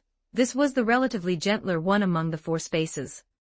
So you intend to use force. I am very sorry. The 2 clones that followed attacked simultaneously. Evil Eye's strength was only slightly above level 50, and her job system wasn't that strong either. Her strongest magic was only of the 5th tier. She was simply no match for 2 level 65 clones. Although she possessed many spells, most of them were quite ordinary. Under the siege of the 2 clones, her magic was easily broken, her attacks were easily blocked, and the magical items she used were restricted. Shadow number 3, who knew her inside and out, even resorted to the underhanded tactic of using holy magic, targeting her weakness as a vampire. Under the overwhelming suppression of level difference, neither her magic nor her vampire abilities could have any effect. Restriction, freezing, weakening. Under such absolute suppression of strength, Evil Eye was soon heavily injured. Here, she had nowhere to run. Shadow number 4 picked up the heavily injured Evil Eye, who had collapsed to the ground. Her mask had fallen off at some point. Space rippled and a figure emerged. Shadow No. 4 said respectfully, "Master." The person who arrived was none other than Rowan's new clone. Just kidding, Rowan wouldn't dare appear so brazenly, so he had to let the clones continue the act. This clone was even stronger, reaching level 75. It was the highest level clone Rowan had created so far, codenamed Mask, specifically used for tasks that were inconvenient for Rowan to perform himself. The Mask clone walked up to Evil Eye. Heavily injured, she looked up at the Mask clone, her eyes filled with hatred, and she laughed bitterly. "It is impossible for me to sign any contract with you. As far as I know, soul-type contracts cannot be forced upon others. What you are doing is definitely not righteous, this is the conduct of demons. I am very sorry, but this is something I must do. You are simply too dangerous." Evil Eye was puzzled. Dangerous? The Mask clone reached out and tapped her on the head, activating the soul contract magic fake. Although it was fake, the magic circle and the fluctuation of magic power were infinitely close to the real thing. Evil Eye felt the pressure and sense of intrusion coming from her soul. She gritted her teeth and said, "You will not succeed. I will not submit to you." Still unwilling to give in. Her soul soon began to weaken. The next moment, the Mask clone used freezing magic, followed by sleep magic. Rowan's true body then appeared, holding a transparent shield. Absolute defense, a special skill capable of defending against any attack, was used to guard against any potential attacks from her. While holding the shield, Rowan reached out and pressed his hand onto the sleeping Evil Eye. Her life force began to recover rapidly, and at the same time, her memories were quickly transmitted into Rowan's mind. So that was it. The soul-sucking magic she had stored. This was the magic the Elder Coffin Dragon Lord used to absorb souls. Once she released this magic, she would turn into a zombie, just as previously estimated. Influenced by her innate ability, the prerequisites for this magic were considered complete, and it could be released. However, Rowan estimated that its destructive power was not as great as the original, though the threat was not low. Ordinary people might not be able to withstand it, but Rowan felt he could take a hit even if he took it head-on. Soul-sucking was, after all, not soul-extinguishing, its level was not that high. With absolute defense, there was even less need to worry. Evil Eye felt with astonishment that her body had recovered, but she was immobilized and unable to turn her head. She didn't know who was behind her. Soul contract.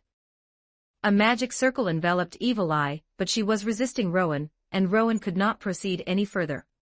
"Evil Eye, if you don't want your soul to collapse, you had best lower your mental defenses," the Mask clone said solemnly from the front. "In your dreams." Soul Whip. After a series of high-level spells, Evil Eye's soul became weakened under the attacks and fell into a deep sleep.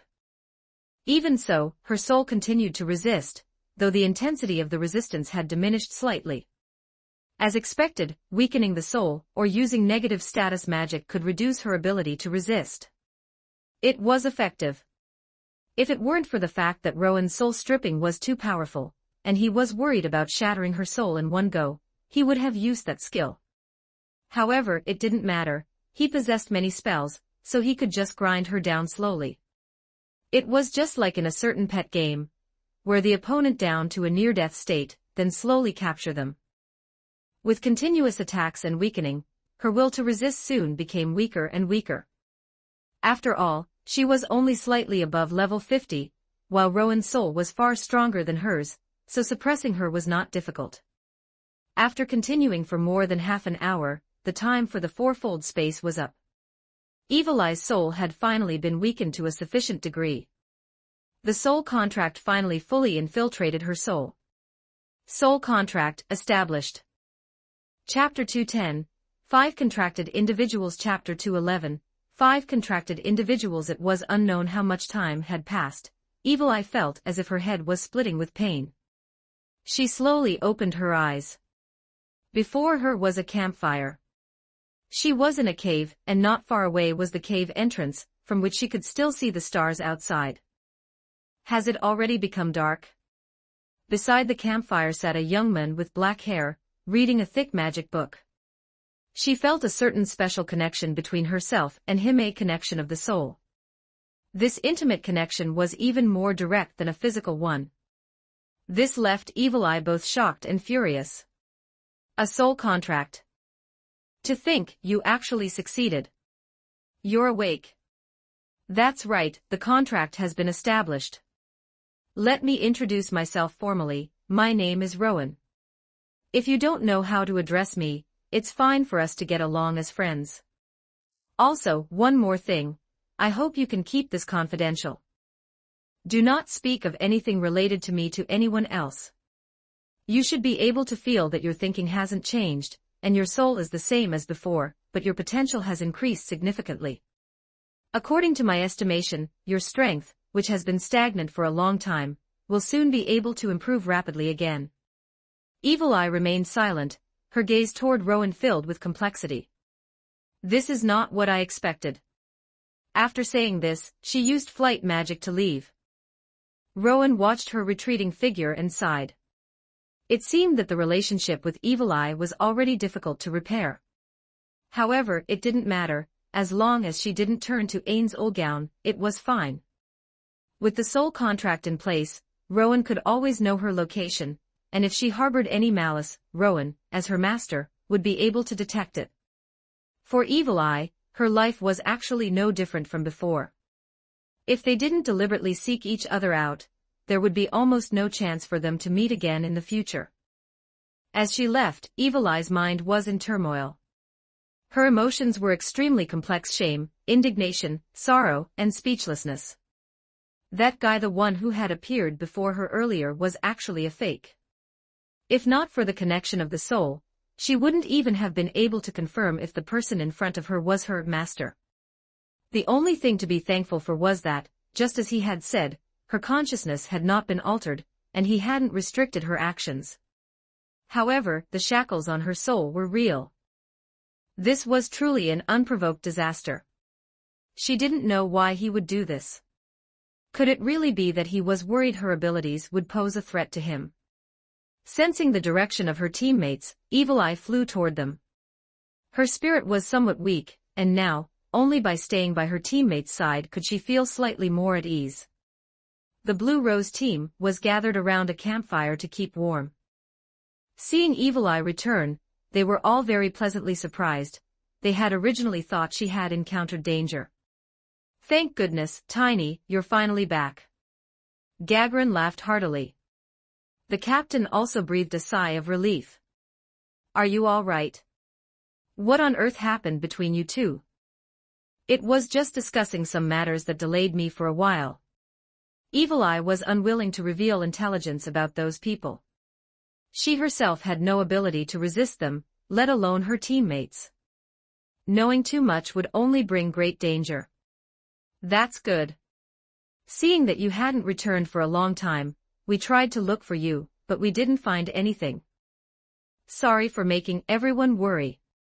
Evil Eye secretly rejoiced that they hadn't found her. Those guys, if they had encountered them, it would likely be more ominous than auspicious. She dared not guarantee what those people would do. As long as you're okay. The assassin sisters exchanged a glance, seeing expressions of surprise in each other's eyes. Did the boss fail? No, he must have succeeded. Although they didn't know what the boss had done, given the boss's strength, the possibility of failure did not exist. Furthermore, so much time had passed, whatever was supposed to happen must have already happened. That's right, it was they who had leaked the intelligence about Evil Eye. This was a despicable betrayal, but they were born as assassins and had nothing to do with justice. Their original assassin organization had been completely reorganized, combined with the intelligence organizations of various countries, and was now renamed the Dark Division.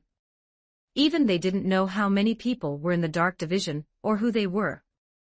In any case, whether it was the Adventurers Guild, the Mages Association, or anything else, there might be Dark Division members everywhere. They were like tree roots, deeply hidden in every walk of life. Usually, everyone was like an ordinary person, doing their own work, but behind the scenes, they were members of the Dark Division, secretly collecting intelligence for the boss. The two sisters were now high-level elites of the Dark Division, reporting directly to the minister. The two of them didn't know the minister's name, but they knew that the other person was a woman whose strength was like a monster's. One hand was enough to deal with both of them. It was a shame to say, but although they had been working hard, the gap between them and the boss hadn't narrowed. Instead, it had grown larger and larger. The fifth contracted individual of the soul contract had been established, and Rowan's first stage goal had been achieved. As for what came next, Rowan didn't have any plans for the time being. The first contracted individual, the great hamster Umaru, would be focused on for cultivation in the future. Although her talent was average, she was the first, after all. The second contracted individual, the demon tree, would be made the manager of a plantation, and resources would also be invested in its cultivation later.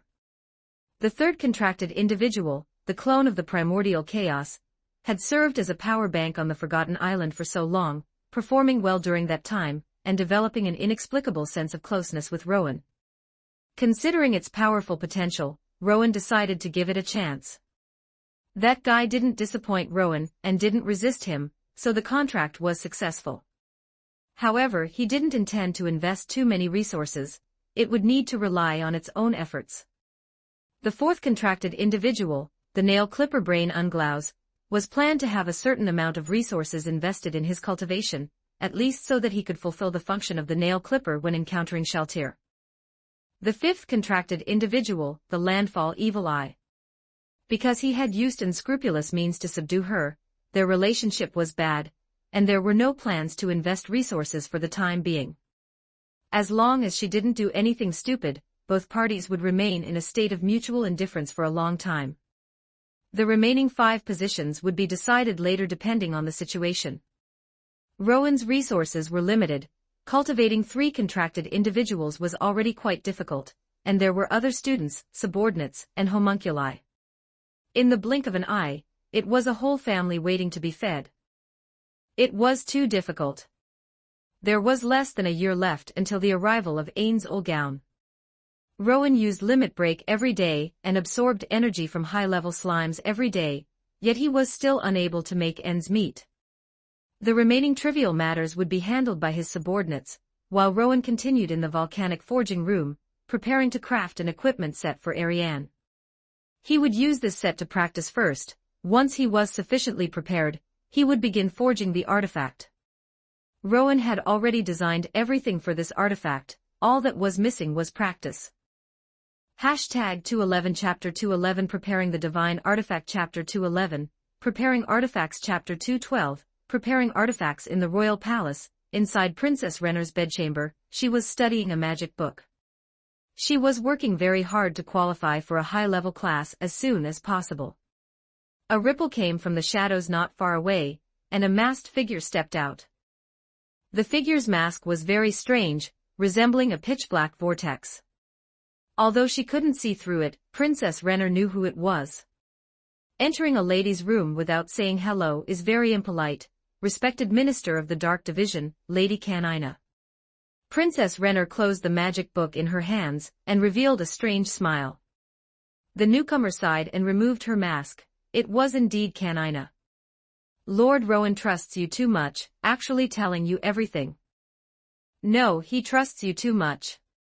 Clearly, I am the one best suited for gathering intelligence. Princess Renner looked resentful. She also wanted to stay by her teacher's side to work, rather than being this queen. Ahem, perhaps it's because your strength isn't strong enough yet. I didn't come here to chat. I came to exchange some intelligence regarding the nobles. You've collected it all during this time, right? It's fairly complete. This is the intelligence I've collected recently, take it all. Thank you very much. Princess Renner sighed. It seemed her teacher hadn't come for a long time. Although she had been working very hard, she still seemed to be lacking just a little bit for the qualification of a high-level illusionist class. And just that little bit had kept her stuck for over half a year. This was incredibly unbelievable, because from childhood to now, she had always learned whatever she wanted to learn instantly, and magic was no exception. But this so-called high-level class had been slow to trigger, even after getting a pile of materials from her teacher. This thing was simply too difficult. She wanted to master it quickly, and then let her teacher see her strength. She glanced at Kanina, who was organizing the information. She was likely one of the people Teacher Rowan trusted most. Those in charge of intelligence were all confidants, and there was also that Orca. She wondered what rank she held in her teacher's heart. Dealing with those foolish nobles made her feel annoyed. She needed stronger opponents. What was even more infuriating was that recently, a few clueless fellows had suggested finding a partner for her. Truly damned fellows. Such clueless people should have their noble titles stripped directly, and then be severely punished. After organizing the information, Kanina said goodbye and left.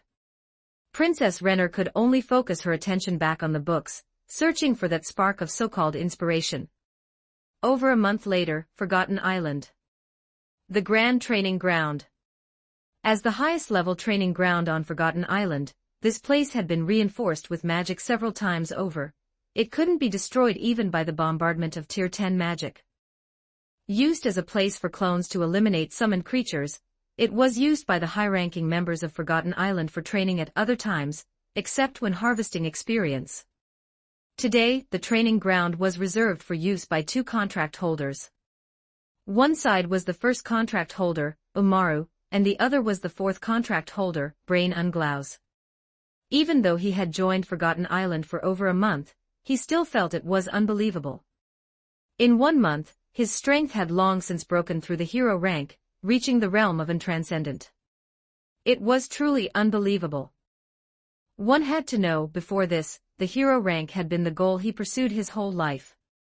But now, his goal had changed. He was currently working hard to become the world's #1 swordsman. And standing before him was his companion and opponent, Umaru.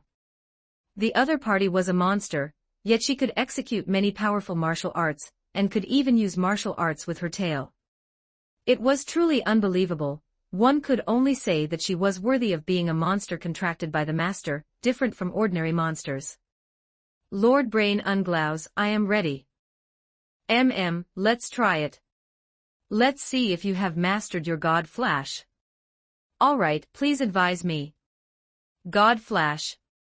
Umaru turned into a streak of light, appearing behind Brain Unglaus accompanied by a flash of blade light. You actually blocked it. You could even block such high speed. Lord Brain Unglaus, your strength is too strong. Brain Unglaus felt a bit embarrassed. It was his first time being praised by a monster. No, the other party wasn't a monster, but his companion. In terms of status, they were the same. You learned God Flash well, it can be considered mastered. But there are still areas for optimization. Your starting movement is too large, making it easy for others to predict the direction when fighting. For example, with me, although I can't quite keep up with your movements, I can still block it by relying on prediction. Umaru scratched her head. So that's how it is. I have learned much. Next, let's try 'em. What's going on? The magic circle covering the island was undergoing some changes. Even a warrior like Brain Unglaus could perceive this change, which showed how large this fluctuation was. Umaru also looked around but didn't find any other abnormalities. This is also the first time I've encountered this situation. Could it be that an enemy has invaded? It's nothing. It's because Rowan has entered a critical moment in forging equipment, so he has temporarily overloaded the defensive magic circle of Forgotten Island. Carrying a scythe, the girl with half-black and half-white hair, Zeshi Zetsumii, descended from the sky, her gaze towards the two of them very friendly. I also want to research martial arts with you. What do you think? Lady Zeshi Zetsumii, of course you can. However, does the master not need our help? No, you not disturbing him is the greatest help. That martial art just now was very interesting, did you invent it? Brain Unglaus nodded. I was lucky to create it. Not bad, the speed is very fast, but the destructive power and accuracy are still slightly lacking. However, the concept is very good. Actually, it needs to be used in conjunction with a domain. The domain can make up for these shortcomings. Zeshi Zetsumii's eyes lit up. There are supporting martial arts. As a reward, I will also teach you 2 martial arts. How about it? Brain Unglaus laughed and said, of course. Martial arts are things that can be honed by learning from each other. Now that they were companions and this relationship might last for a long time, building a good relationship was also very important. Just as they were researching martial arts. Volcano, inside the forging room. Rowan placed the rare materials he had gone to great lengths to prepare onto the platform one by one. All preparations were complete. Next, he would begin the true forging of the artifact. Some of these materials came from the slain theocracy, some from Ariane's collection, and some from the Elf Kingdom. They had all undergone optimization, and had experienced initial forging, possessing the qualifications to serve as materials for an artifact. Chapter 212, Elven Whispers. Chapter 213, Elven Whispers placed on the table were 4 stones and a tree branch. Every single material emitted intense fluctuations of magic power. Thunderstone grade, legendary description, a material refined from various precious thunder attribute ores through special techniques, possessing powerful thunder attribute energy. Similar to it were the fire stone, ice stone, and dark stone, corresponding to the 4 elemental powers mastered by the elemental spirit. In addition to the 4 elemental stones, there was also a long piece of wood. Branch of the Elven Sacred Tree grade, legendary description, born at the creation of the world but destroyed in a great catastrophe. This is a small branch left behind by the Elven Sacred Tree, possessing incredible power. This branch was truly a treasure. Although its grade wasn't that high, being only at the Sacred Relic grade when retrieved from the Elf Kingdom's treasury, looking like a piece of dead wood stored for a long time. After Rowan obtained it, he nurtured it carefully and even processed it using optimization. Now, not only had its grade been raised by a whole tier, but the entire piece of dead wood also exuded a gentle aura of nature. Excellent stuff, this was a natural material for making wands. He wondered what kind of entity the Elven Sacred Tree actually was, and whether it was connected to the World Tree. If just a single branch was of such high quality, wouldn't the trunk, roots, and fruits be even more precious? Unfortunately, even in the records of the elves, the sacred tree was a vague legend, said to have been destroyed as early as 1,000 years ago, leaving behind only a few fragmented branches. 1,000 years ago, that history was indeed quite ancient. Rowan had prepared these 5 legendary materials with only one goal in mind, to forge his very first divine artifact, one that was perfectly suited for his own use. Not only did its attributes need to align with him, but even the spirit at its deepest core had to be in perfect harmony with him. Only then could the divine artifact unleash its greatest power. For this forging session, Rowan even overloaded the protective magic circle, solely to prevent any aura or disturbance from leaking out. Having prepared for so long, it was finally time to begin. Rowan took out the elemental stones one by one, first using the heart forging method to merge them into the wand. After so many years of use, his heart forging method had long reached the maximum level of 10. A max-level heart forging method had already attained the realm of mind over matter, allowing him to perfectly bring out the performance of the materials. Under normal circumstances, using legendary-grade materials could only forge legendary items, only divine-grade materials could possibly touch upon the realm of divine artifacts. Furthermore, even if the grade of the materials was sufficient, the blacksmith's strength still had to reach a certain level. At least among the blacksmiths currently in this world, not a single one possessed the ability to forge divine artifacts. Forget divine artifacts, not even legendary items could be forged by anyone. If the scope was narrowed down to the human race, it was even more pathetic. Anyone who could forge legacy-grade equipment would be hailed as a peerless genius once in a century. But Rowan was different. Forging legendary items using legendary materials no longer posed any challenge to him. He had already forged some legendary items earlier, and some time ago, he had even forged a complete legendary set to give to Ariane. And now, he needed to break through his limits, relying on a pile of legendary-grade materials to forge a piece of divine equipment.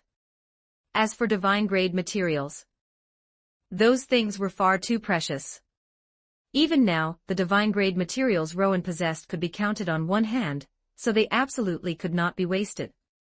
At least for now, he was not prepared to use materials of that grade. Relying on his max-level heart forging method, Rowan successfully merged the 4 elemental stones into the branch of the sacred tree. The sacred tree branch became highly unstable, and its grade still remained at the legendary level, with the 4 elemental powers resisting and clashing with one another inside the branch. Under normal procedures, by using forging techniques to stabilize it, a legendary grade wand would be created. However, Rowan's goal was far more than just that. As he imbued high-level rune characters into it one by one, the wand's light grew even more dazzling, and the elemental powers actually began to merge with the rune characters. The highest-tier rune characters were already the highest-grade characters currently in existence, with only 5 of them in total. However, there were even higher-grade divine-tier characters, though there were no records of them whatsoever. Based on the existing characters and his continuously accumulating forging experience, Rowan had recently deduced a divine-tier rune character magic source. It was precisely because of this massive breakthrough in rune characters that he was prepared to forge a divine artifact. Rowan concentrated with absolute focus, unconsciously activating even the eye of all phenomena. Surrounded by numerous rune characters, he engraved his deduced divine-tier character onto it, stroke by stroke. As the final stroke fell, a terrifying aura surged into the sky, and the immense magic power caused the very air to tremble slightly. This phenomenon could be clearly observed from the outside, but this area had already been designated as a restricted zone, and no one dared to approach. It succeeded. But not completely. The prototype of the divine equipment was complete, but next came the even more crucial task of imparting spirituality. Using the master blacksmith's skill, spirit forging. A wondrous spirituality was born upon the wand. Divine artifacts possessed spirit, yet lacked consciousness. It was a profoundly mystical sensation. It was still not enough, it could be even stronger. The ultimate skill of a master blacksmith, forbidden forging. This was the very first time Rowan had used this skill since learning it. What was forbidden? To steal the power of gods with a mortal body, that was the forbidden. Relying on the power of the skill, Rowan drew upon a sliver of the world's power and merged it into the wand. When the fusion was completely finished, the magic power in the air was drawn to it, frantically pouring into the wand. The golden patterns on it all lit up, but this only lasted for a moment before they slowly dimmed. It returned to an ordinary appearance. Had Rowan not received a system prompt, he might have even suspected that he had failed. Divine equipment successfully forged. EXP plus 130 million. The massive amount of EXP caused Rowan's experience bar to shoot up significantly, which, even at his current level, was almost enough for an entire level. The EXP provided after successfully forging divine equipment was more than double that of legendary equipment. As long as he had enough materials, Rowan could reach the maximum level solely through forging. This wand looked completely ordinary on the outside, even using appraisal magic wouldn't reveal anything unusual. However, players could see its attributes.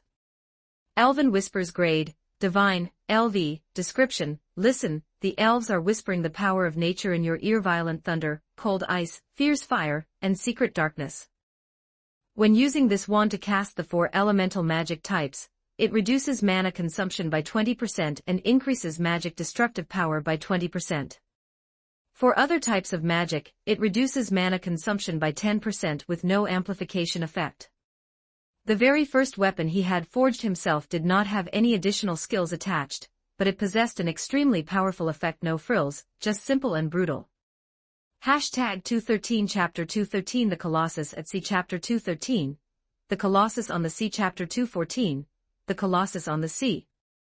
The effects imbued in this wand, whether it be mana conservation or the enhancement of magical destructive power, are incredibly potent. This pure destructive power is more practical than any innate spell. To say nothing else, the mere ability to conserve mana is enough to earn the title of an artifact. Rowan hasn't encountered a single piece of equipment capable of mana conservation until now. Rowan estimates that this attribute was most likely triggered by the god-tier rune, Mana Source. This wand is very strong, sufficient to use until reaching the level cap, and it will provide powerful assistance in future battles against Ains Ulgaun.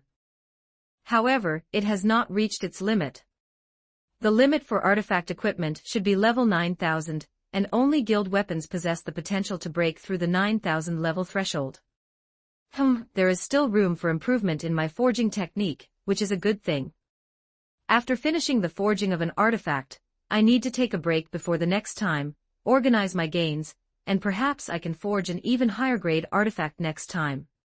He stroked the wand, feeling that it was in perfect harmony with his soul. When using it, he could perceive the elements more clearly. Emerging from the forging room, he discovered someone already waiting at the door. Orca and a wooden figure with a comical expression. Congratulations, Master, on a successful forging. Oh, how did you know I succeeded? Rowan said, finding it slightly amusing. Because you look extremely happy, Master, Orca said very honestly. The wooden figure rolled its eyes and said, with your talent and brilliance, Master, there is no possibility of failure. Even if there were a 1 in a billion chance of failure, it would definitely be the fault of the materials, so I didn't need to look to know you had surely succeeded. Rowan was stunned. This wooden figure was a clone of the demon tree. Because the main body of the demon tree was too large to move around easily, it always used a wooden clone to act. After the other party's intelligence increased, its learning ability had also improved significantly. It had actually learned the art of bootlicking. This guy, while not great at fighting, had learned to flatter quite quickly. Seeing the smile on Rowan's face, the demon tree felt delighted inside. Haha, the art of conversation, I painstakingly studied previously didn't go to waste, isn't it coming in handy now? Stop babbling about nonsense. You two come with me to the training grounds, it's the perfect time to test my new weapon.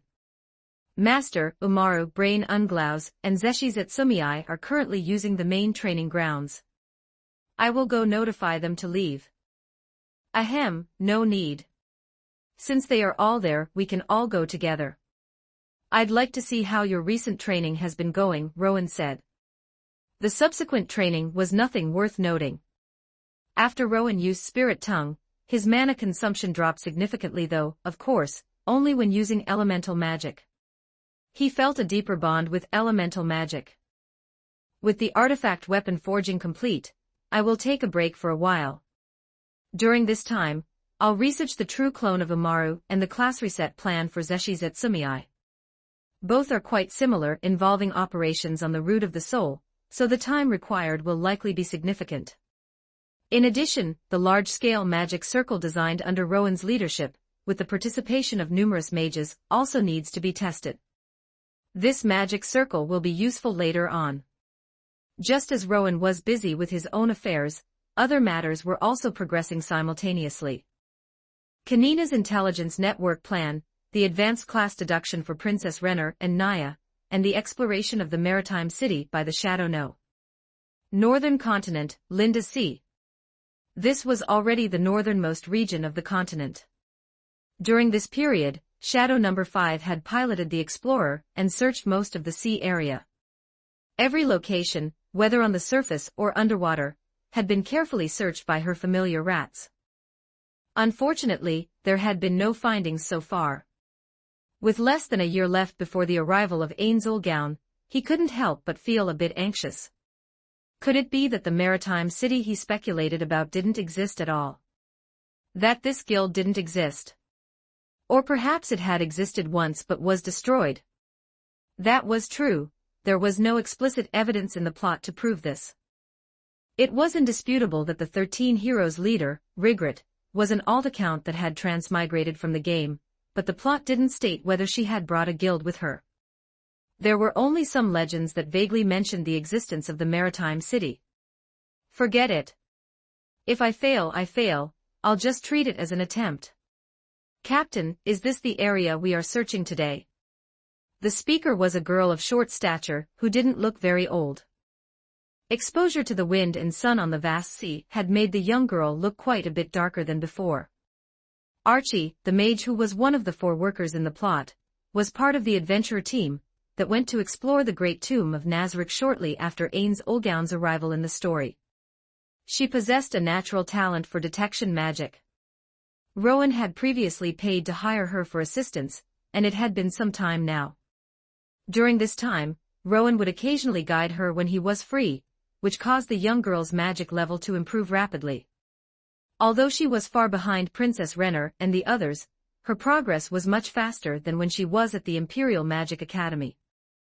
Although she kept calling him Captain, in her heart, she actually viewed him as a teacher. Yes, we need to search this area this time. Following his usual routine, Rowan had his rat scout underwater, while he remained on the surface to use high-level detection magic. As a clone specialized in intelligence and reconnaissance, one couldn't speak much for Shadow No. 5's combat power, but her detection ability was absolutely top-tier. Among all the clones, her detection ability was second only to the main body. Something seems a bit off ahead. Although it looks normal and the detection magic shows no abnormalities, the slight fluctuations caused during the magic scan could not escape her eyes. Was it an illusion? Was there something special there? Archie, look in this direction and use your magic eyes to scout, Shadow No. 5 said, pointing in a direction. Archie activated her magic eyes. Her eyes emitted a blue light, and after a moment, she shook her head. Sorry, I don't see anything unusual. Rowan was non-committal. Magic rise. Perception enhancement. Highest tier detection magic. A new wave swept across. This time, the fluctuations were a bit more obvious, but the result returned was still no abnormalities.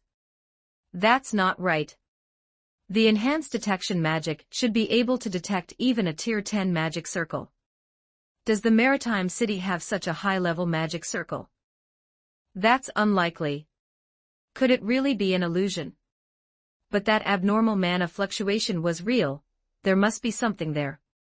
Archie, your level is too low, and your mana capacity is insufficient, so you cannot unleash the full potential of your magic eyes. Use the magic from the ring I gave you, and then use your magic eyes to look again. Don't forget to like and subscribe to Novels Wonderland.